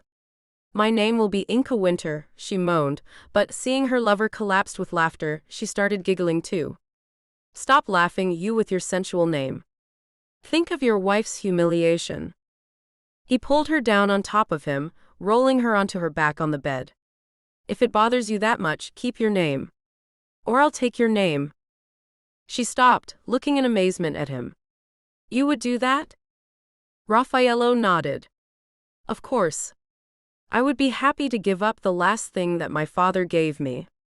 How does Raffaello Sardi sound? She grinned. Italian and seductive as all hell. Then it's decided. He kissed her, his lips moving against hers slowly. Now we just have to decide when to get married. Let's talk about that, but not now. Not while I can't concentrate on anything else but your face or your eyes or... Raffaello grinned, his hands already pushing her dress up. I need you, mio caro, it's been too many hours. He moved down the bed and buried his face in her. Gosh, Raf. Inka let herself relax into the heady sensation of his mouth on her. She smiled down at him. Her fingernails dug deep into him. Inka loved it when he got all riled up like this, dominating her body, his hands pinning hers above her head, his mouth rough on hers. His teeth nipped at her lower lip, he growled her name again and again. My gosh. My gosh, Inka breathed, her body vibrating with pleasure as they panted for air. It just gets better and better with you. Were you holding back before? I mean, when we were with? Raffaello nodded. A little, I admit. Some of Tommaso's kinkier things, like when he used to watch us, I didn't mind him doing so. I even found it weirdly erotic, but I didn't feel as if I could ever fully really let myself go. Even that time we were alone at the villa, I felt his presence in our bedroom. That's not true anymore. Inka stroked his face. What a strange beginning we had. But I wouldn't change a thing. He brushed his lips against hers. Me neither, my love. He traced a line from her throat down to her navel. Gosh, you're beautiful. I'm going to keep telling you that every day. She grinned through tear-filled eyes. Raffaello Winter, you are the love of my life. And they began again where they had left off. She was back. In the States, in Washington, in Willowbrook, and this time, he would make sure she would never leave again. Not alive. Gosh, it was so close now, he could taste it, taste her, smell the blood she would shed for him. But first, a little welcome home present. He grinned to himself. Before Inka died, she would suffer another devastating loss. Inka was surprisingly edgy as Raffaello dropped her off in front of the restaurant. This is silly, she said. Ollie's my oldest friend, my ex-boyfriend. Why am I so nervous? Think of everything you've been through, of course it's natural to feel like that. Look, if it gets difficult, I'm a phone call away. Inka walked into the restaurant and saw Ollie already sitting at a table. He stood to kiss her cheek, then they both laughed and hugged each other hard. Gosh, I've missed you. Her voice was muffled as her face was buried in his shoulder, and when she looked at him, there were tears in her eyes. He captured one that escaped down her cheek with his finger. And I've missed you, Inks. Come on. Let's sit and get some food going. That's a guaranteed way to break the ice. She chuckled, shrugging out of her coat. You know me so well. They chatted easily for a time, then Inka put down her fork. Ollie. I can't begin to tell you how sorry I am about Luna. I don't understand why she was so angry with me, but I wish I had known, so that I could have found a way to. Inka. Luna was ill. You knew about the breakdown she had, but what you didn't know was that she was much sicker than we thought. He sighed and looked down. We both were. When we were teenagers, we were both diagnosed with a personality disorder. We were on medication, but by the time we were in our 20s, neither of us took it seriously. He took her hand. Inka, if we had, Luna would still be here. Scarlett would still be here. None of it was your fault. And I need to apologize for scaring you that time in the woods with that dumb house. And for wrecking your plans with the Sakura apartment. I really don't know what I was thinking. Inka was crying quietly as he spoke. Then, when he finished, she got up and came around the table to wrap her arms around him. I'm sorry, Ollie, I'm so sorry.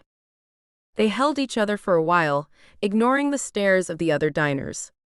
Later, over coffee, she told him about her engagement. Raffaello, hey?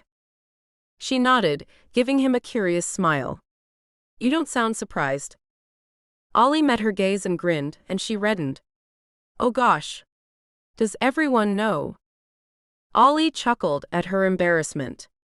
No, of course not. Don't worry. I found out by accident. During a crazy moment. Inka put her burning face in her hands. We really need to invest in drapes. Ollie laughed. That might be a good idea. Well, she said, sighing, it's irrelevant now. I'm marrying Raffaello. How's Tommaso about that? Ollie shrugged when she gave him a meaningful glance. I just know what it's like to lose you, is all. No one is losing anyone anymore, she said determinedly. She had no idea just how wrong she was. Tyler Sardi arrived back at SeaTac and hailed a cab, eager now to see his daughter. And her fiancé, he thought to himself with a smile. Maybe things were finally going to be good. He hadn't called ahead, wanting to surprise them. It was already late, and he wondered if he should get a hotel room for the night. He decided he would and went into the city first, before heading out to see if he could grab something quick to eat. He wandered down to the waterfront and ate some hot chowder. Afterwards, he wandered along the piers until it got very late. He was about to walk back to his hotel when he saw a familiar face. Hey, how are you doing? His smile spread across his face. He was still smiling when his throat was slashed open and he was pushed into the dark, freezing waters of Elliott Bay. Inka hugged Ollie goodbye. She saw her friend give Raffaello a friendly wave as she got into the car. How was it? Raffaello kissed her softly. Great. Really great. He sent you congratulations, and he said the dumbass commiserations because he knows how much trouble I am, she chuckled. And Raffaello laughed. You're glowing, he said, smiling, and she nodded. I'm with you, she said simply. At home, the house was quiet, and they went straight to their room. Desire pulsed through Inka's body, and Raffaello took her hand and led her to the bed. He slid his hands under her t-shirt and pulled it off, kissing from her neck down to her belly. Inka gasped under his touch, waves of pleasure shuddering through her. She kissed him, her longing for him all-consuming. Inka pulled her phone out to call Tyler, but when someone else answered, her heart froze as she listened to them and realized the nightmare wasn't over. Ollie's eyes widened in horror as Inka burst through the door of the police station, breathless, tears pouring down her face. What the hell? Inka interrupted him. Tyler is missing. He's been missing for days. He didn't tell anyone he was coming to see me in Seattle, so they didn't know to inform missing persons here. Ollie, oh dear. She was shaking badly, her distress making Ollie's chest hurt. He made her sit down, calmed her, and took her trembling hands in his. Okay, sweetheart, just breathe. Knox? His deputy had come in to see what the commotion was. Ollie quickly filled him in. Knox nodded. I'll get on it. Inka, you okay? She nodded, unable to speak. Ollie hugged her as she calmed down. Please, not my dad, Ollie. Not my dad. It's okay, darlin'. We'll check it out. It may be nothing. He may be just. He faltered when he saw the disbelief on her face. Yeah, okay. Knox came back into the room. Tyler got off a plane at SeaTac the evening of the 5th. That's the day you and Ollie had dinner, right? Inka nodded, her face drawn. Yes. Gosh, Knox. Ollie. She was trembling so violently that Ollie put his arms around her and nodded to Knox, mouthing something at him. He left the room and Inka sighed. Ollie, if anything has happened to him, I don't think I can handle it. I can't handle. SSH. Ollie held her as she sobbed. After a few minutes, Inka dried her eyes. Who is doing this, Ollie? Who hates me so much? I don't know, sweetheart, but we don't know what this is yet, so let's be positive. Exhausted, Inka leaned against him. I don't know. I just hope he's still alive, still okay. I couldn't bear it if another person died because of me. But she couldn't finish.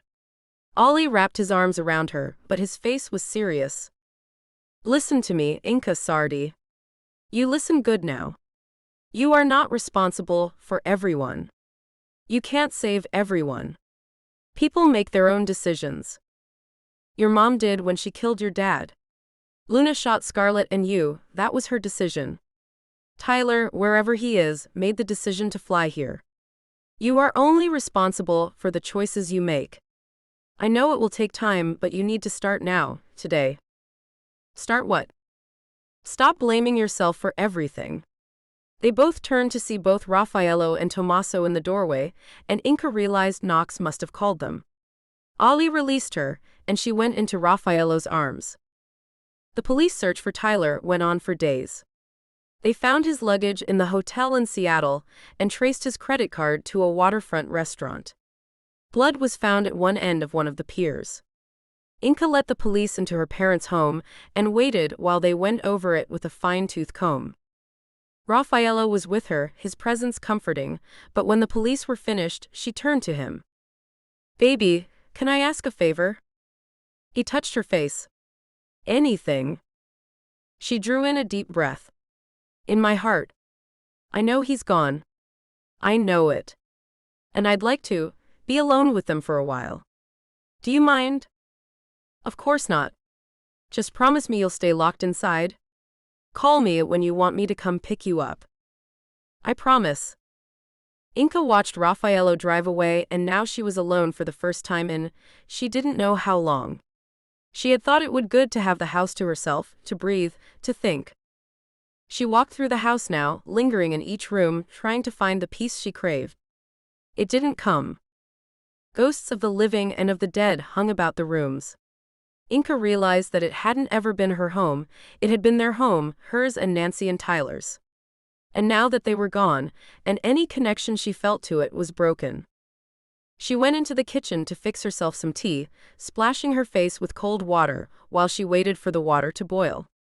She reached for the towel to wipe her face, her fingers knocking against the chalkboard that hung next to it on the wall. She scrubbed her face dry as the kettle began to whistle. She turned to fill her cup, then froze. Her breath caught in her throat. A photograph she'd never seen before dropped from behind the chalkboard.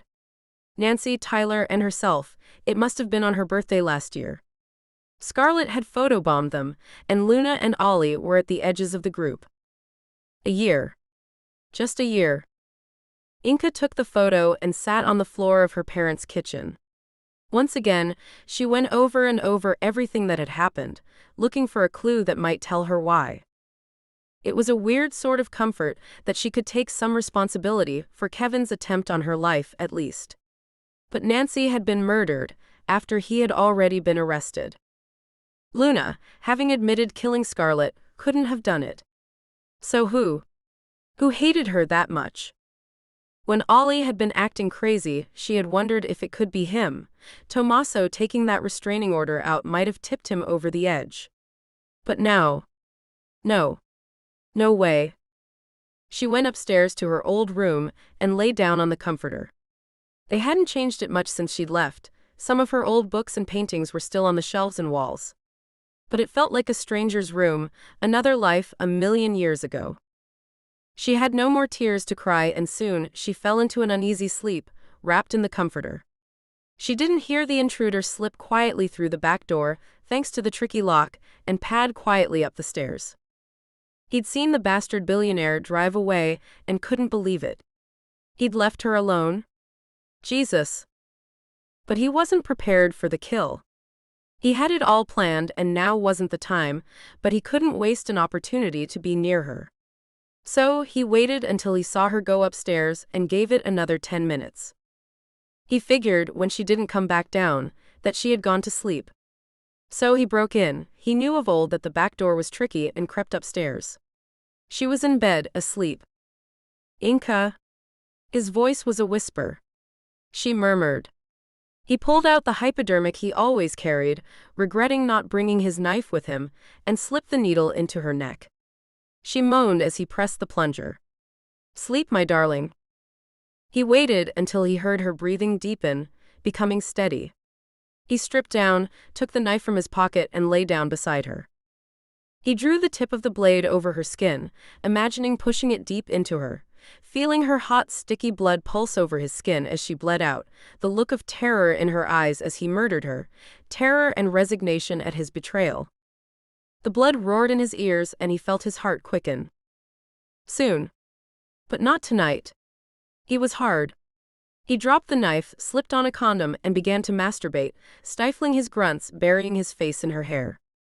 When he came, he dreamed of holding her ruined body as the life went from her eyes and her last breath sighed from her perfect lips. Raffaello sat in silence, waiting for Tommaso. The bar wasn't busy, there were just a few customers drifting in and out. Raffaello felt antsy. He wanted to see Inca. A day away from her made him nervous. The TV was on behind the bar, the sound muted. Raffaello stared at it, watching news reports, reading the headlines running across the bottom of the screen. A drug-related shooting in the city, a building collapse, a body being pulled from the dark water of Elliott Bay. He leaned over and turned the sound up. The body has been badly mauled by marine life, but the police were able to tell us that the victim was a man in his 80s, and that his death is suspicious. Further details are expected to be released later today after a full autopsy. That's what I came to tell you. Ollie's voice made Raffaello both start, and as he turned to him, he could see the strain on his face. Raffaello's heart began to thump heavily against his ribs, and he knew what Ollie was going to say before he said it. It's Tyler. Raffaello stood, his gaze intent on the cop, and Ollie nodded. King Country confirmed it to me just now. Raff. Ollie's voice was low but urgent. We need to get to Inca. Now. Raffaello was already out the door before he'd finished his sentence. The funeral was a sad repeat of Nancy's, except this time, Raffaello stayed with Inca as her father's coffin was brought in. She hadn't slept since the night Raffaello had come for her, and she'd opened the door, seen his face, and knew. She hadn't cried. Numb was the only emotion she felt now. After Tyler's coffin was lowered into the ground, she turned and walked away before the pastor had even finished his prayer. She kept walking and walking until she reached the road. She knew Raffaello, and probably Tommaso and Ollie would be following her, but she didn't care. Nothing mattered. She stopped and let out a howl of complete rage, grief, and frustration. Come and get me. Come on. I'm right here, kill me and let's get this done. She went on screaming and cursing until her voice gave out. When Raffaello wrapped his arms around her, she struggled, but he wouldn't let her go, and eventually she cracked, sobbing in his arms. Raffaello closed the bedroom door and went down to the study. Most of the furniture had been covered or taken to storage now in preparation for their move back to Italy, and only a skeleton staff remained to tend to the Winters and their guest. Tommaso was waiting for his brother. How is she? Raffaello looked exhausted. The sooner we get out of here, the better. Tommaso nodded. You're right, Raff. I didn't want to tell you before, what with the funeral and everything, but I have some news. Raffaello rubbed his eyes. Not more bad news, please. Tommaso chuckled softly. No. Not exactly, it's just that, when you and Inca move to Sorrento, I won't be coming with you. Raffaello's eyebrows shot up. What? Tommaso smiled. It's time we lived our own lives now, Raff. This past year, loving the same woman, although I'll never ever regret one day, well, after the crap with Dad, I think I realized I have to move on. Find my own Inca. She gave me a beautiful glimpse of what could be. I'm looking forward to finding out what the future holds. Raffaello got up and hugged his brother tightly. Don't go too far. I won't. I promise. They made plans to travel back to Italy at the end of the week. Inca told Raffaello she wanted some time with Ollie and Knox before they left. She still couldn't believe they were the only ones left. So much death, so much sorrow. Ollie opened the door, and Inca saw he was wearing pain-spattered overalls. He looked sober and even, Inca couldn't believe it, relaxed. He held up a brush. Painting the living room? Come on in. She followed him into the kitchen and studied him as he made coffee. You look remarkably chipper. He grinned, and he looked like the Ollie she'd loved and adored for more than half her life. Chipper? Make sure you drink your coffee with your little finger out if you're going to come around here using them posh words. She giggled. Loser. Seriously though, I mean it. He shrugged, flushing in embarrassment. Took some time off. I needed this time to get my head right. Sort out my priorities. Let other things go. He gave a small laugh. It's been good, I've been regrouping. Inka said nothing, sipping her coffee. Ollie's overalls were spattered with green paint, and she nodded at them. Suits you. How's things with the whirling derp? Ollie had told her, hesitantly, that he'd kinda been dating Belinda Clements. Inka's reaction had been unexpected. She'd burst into peals of laughter and told him to have at it, but boy am I going to make you suffer for it. Ollie snickered but tried to look disapproving. All right. His smile faded. How's things at home? Inka sighed to herself. She could see behind the question. She spoke carefully when she replied. I'm getting there, Ollie. It'll take some time. It will. Look, for what it's worth, I think you're doing the right thing. A new start. I hate to admit it, but I like your Raffaello. He's a good man. Inka grinned. Still not keen on Tommaso then? Ollie laughed. He's okay too. Inka smiled, but then her face became serious. You know, you'll always be welcome in Italy. For however long. Ollie nodded. You're sweet, but I think it's time for me to build my own new life. Inka raised her glass to him. Here's to a new life. Later, Knox came to pick her up and they decided to get pizza and go back to his place. Raffaello would pick her up at 8, but Inka glanced at the weather with concern. Another winter storm was coming in, and the snow was getting really heavy. She and Knox talked and ate, but she couldn't help being a little nervous about Raffaello in the snow. She kept looking at her watch. After the 4th time that Inka glanced at the clock, Knox grinned. He said he'd be here at 8, and he'll be here at 8. She grinned. Sorry. It's just, finally we get to be happy and it would just our luck if the weather, well, you know. Knox rubbed her shoulder but said nothing. Inka smiled at him, then frowned when she noticed he wasn't looking at her. What is it? What's up? Knox sighed. Oh, you know. I just wish I had what you and Raffaello have. What Raffaello has? Inka swallowed, embarrassed by the compliment. Knox? You look really beautiful tonight, Inka. Inka glanced down at herself, a simple white t-shirt, admittedly a little skin-tight, and old tattered jeans. She looked at him askance. You need your eyes tested. Knox's face was red and he threw back the rest of his drink. Sorry. He got up and went to the kitchen. Inka hesitated for a moment. She hated to see him like this, shy, embarrassed. Knox? I'm good, Inka, really? I'll be out in a sec. His voice seemed normal. She shrugged and glanced again at the clock. Raffaello would be in here in 5 minutes. Gosh, she hated herself for saying it, but she hoped Knox would go. She wanted Raffaello all to herself tonight. Knox came back, handing her a soda. She waved the tea remote. Wanna watch some crap? He smiled. Sure thing. Inka flicked through the stations until she found a comedy show. She grinned and turned to him. Knox? Knox, calmly but forcefully, slammed his fist into her temple and everything went dark. Raffaello couldn't wait any longer. He wanted Inka to have her time with her friends, but the snow was turning into a blizzard now, and he had no intention of sleeping apart from her tonight. He left a note to tell Tommaso where he was going, then got into his car. The storm was bad. By the time he got into town, it was hard to see out of the windshield.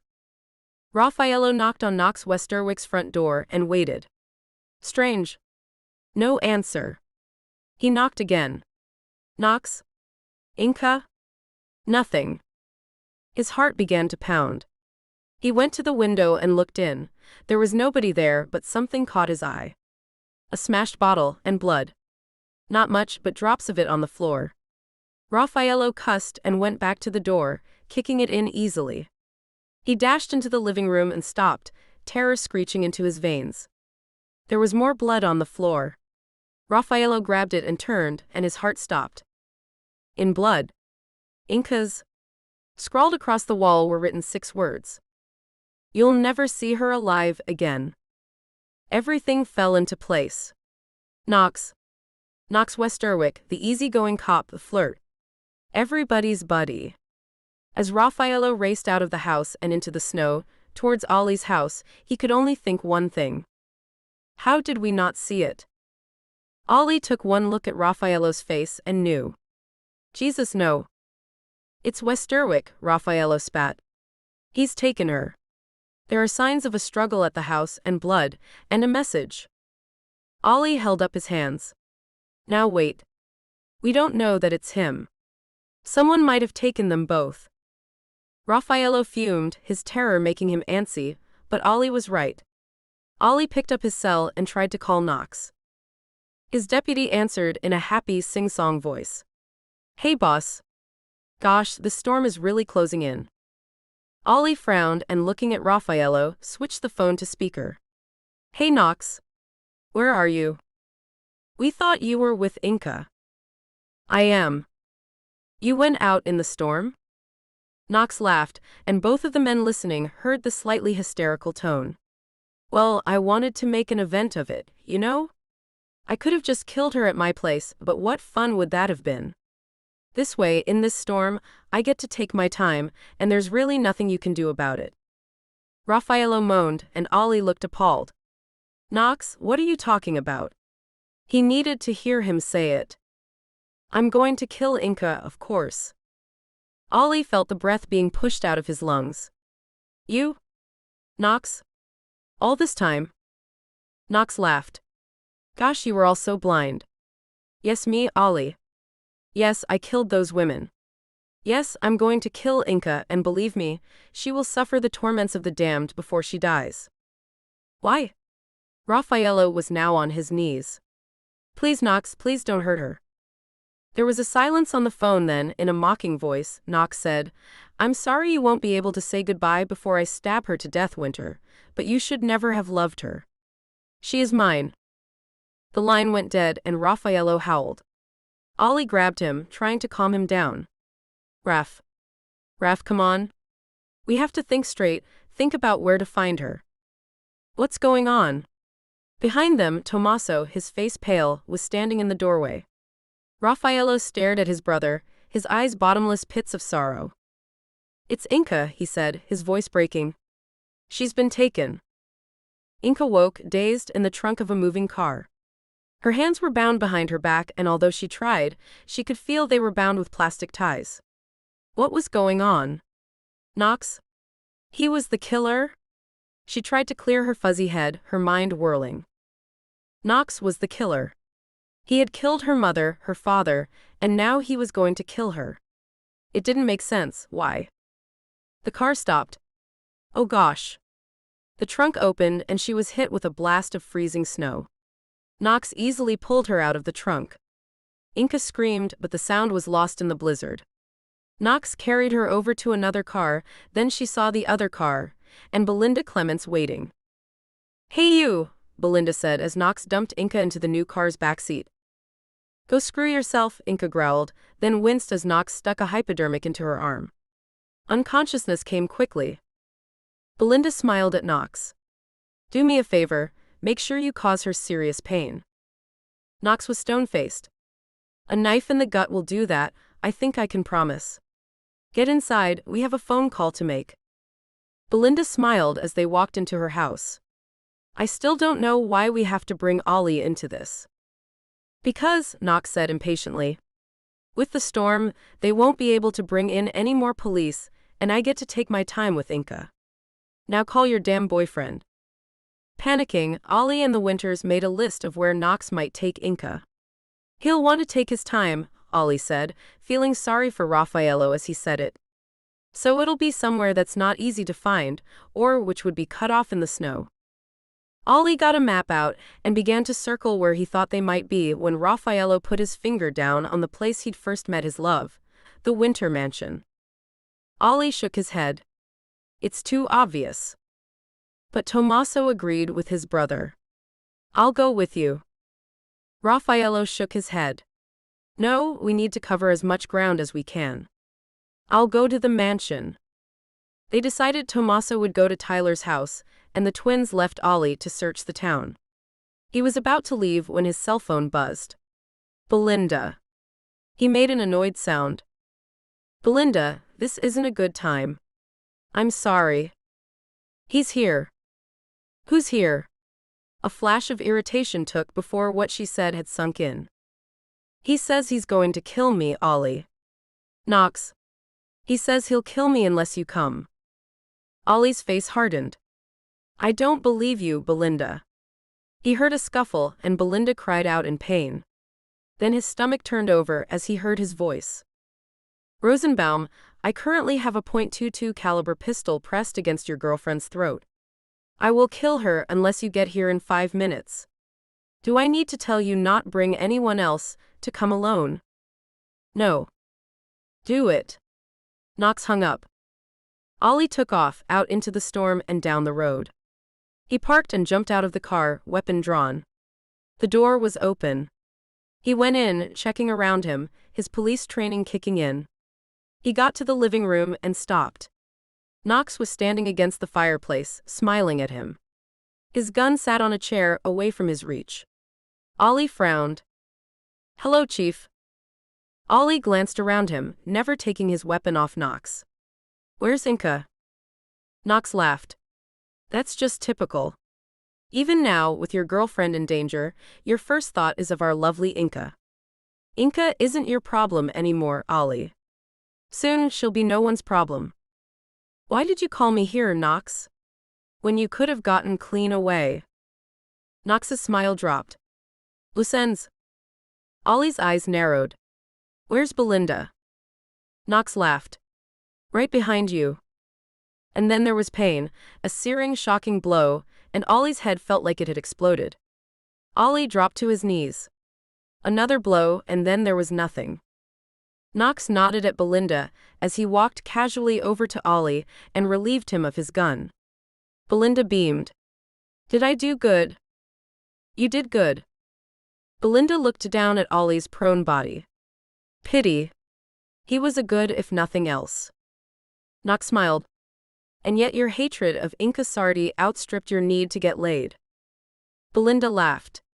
Just the thought of you gutting her is keeping me warm. So what now? Knox met her gaze. Like I said. Loose ends. And he shot her in the head. Tommaso raced along the road to Tyler's house, the car skidding and swerving on the icy roads. The car almost smashed into the porch steps of the house, such was Tommaso's hurry and panic, but one quick search of the house proved fruitless. He was back in the car in seconds and racing back towards town. Then he stopped as he reached the main street. Ollie's car was outside another home, one he didn't recognize. He got out of the car and searched around, calling Ollie's name, the blizzard taking his words and flinging them to the wind. Then he saw it, glinting, half buried in the falling snow. He went over and picked it up. Inca's watch. His heart began to beat fast. There were tracks leading away from where the watch was, half hidden now by the snow. A movement to his side caught his eye, and he looked around to see Ollie, blood pouring from his head, staggering from the house. Tommaso dashed to help him, moving back into the house out of the blizzard, kicking the door shut behind them. Then he saw her. A woman dead, prone on the floor. Jesus! Tommaso stepped over her and checked her pulse, but it was obvious she was dead. It's Belinda. She was working with Knox. He killed her. I didn't. If she was working with Knox, then she got what she deserved, Tommaso spat. He grabbed a towel from the kitchen and pressed it against Ollie's head wound. What happened? Ollie gave him the basics.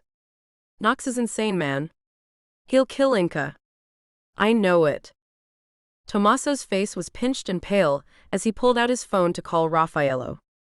I think Raff was right. If he's this petty, he'll want to kill her where it'll hurt us the most. Our own home. The snow was 3 feet deep by the time Knox pulled Inca from his car and marched her, hands bound behind her back, into the night. She shivered uncontrollably as the freezing air hit her skin. She recognized the garden immediately, and she gritted her teeth. Bastard. He would use her murder to add more hurt and pain to Raffaello and Tommaso. Bastard. Knox pulled her into the open garden, a vision of pure white snow. The killing ground. He'd fixed up a light so that it shone in a pool on the snow. I'm going to stab you to death here, Inca, he said matter-of-factly. I like the look of your blood on the snow. You're insane, Inca whispered. Completely insane. Nox smiled, then cuffed her around the face, splitting her lip. And you're a dead woman walking, Inca. Your billionaires aren't going to save you now. Listen. All around them, all she could hear was the cold wind, the snow whipping around her. Nox forced her down onto her back. Her skin reacted to the cold snow, and he knelt above her. I waited until it was like this, because I don't want you to die too quickly. I want to savor this, want you to feel the utter agony of what I'm going to do to you. The cold will slow your heart. The knife in his hand was a bayonet knife, Tyler's knife. He saw her look at it and smiled. Yes, I killed your mother with the same knife. Both of your mothers. And your father. And all those women who looked like you. Practice runs for the big event. Now, and he placed the tip of the knife into the hollow of her navel, I'm going to do this real slow. And he pushed the blade slowly into her belly. Inca gasped, the pain unimaginable as the steel sliced through her. Nox smiled. Beautiful, beautiful. He pulled the blade out, and Inca felt her blood pumping out of the wound onto the snow. She could smell it, rust and blood. Dark spots were at the corner of her eyes, and they whirled in her head. Nox slapped her face hard. Don't lose consciousness now, baby. I'm not nearly done with you. From somewhere, she thought she heard a voice. A shout. A cry in the night. Another stab from the knife. Her systems began to shut down. Just let me die. She heard Nox laugh. You're not getting off that easy, my darling. There was needle in her arm, and she was shocked back to full alertness. Nox's face was very close to hers. I told you, we're going to take our time here. Just kill me, she said. I'm already dead. The blessed delirium of unconsciousness had been taken away by whatever he had injected into her, and she watched the knife, dripping with her own blood, as he raised it above his head. Suddenly, despite the agony, despite the hopelessness, Inca began to laugh. That stopped him. What are you laughing at? I'm killing you. His face was a picture of rage that she could have the nerve to be laughing at him at this moment. I know, Inca laughed at him, and I'll probably die right here. But right now, behind you, Raffaello Winter is holding the gun that's going to blow your head off. Nox whipped around and got to see Raffaello's furious face just for a second before Raffaello did indeed blow his head off. Nox slumped to the snowy ground, the eye that was still attached to his head open and staring in disbelief. The adrenaline left Inca then, as Raff dropped to his knees beside her, ripping his coat off and wrapping it around her, and she began to feel the agony burn through her body. He pulled his sweater off and pushed it against her wounds. You alive? You hear me? You hang on. Inca nodded, knowing that it was impossible to hope, but in her final moments with this man, the man she loved so very deeply, she didn't want to be sad. I love you so much, Raffaello. So very much. Raff's face was pale, but he had never looked more gloriously handsome to her. And you are my life, Inca.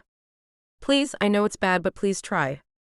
She leaned her head against his chest as he carried her back to his car and laid her in the passenger seat, grabbing a blanket from the front seat and tucking it around her.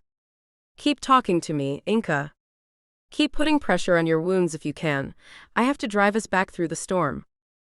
Raffaello saw she was shivering violently now and knew the cold, and the blood loss meant her body was going into shock.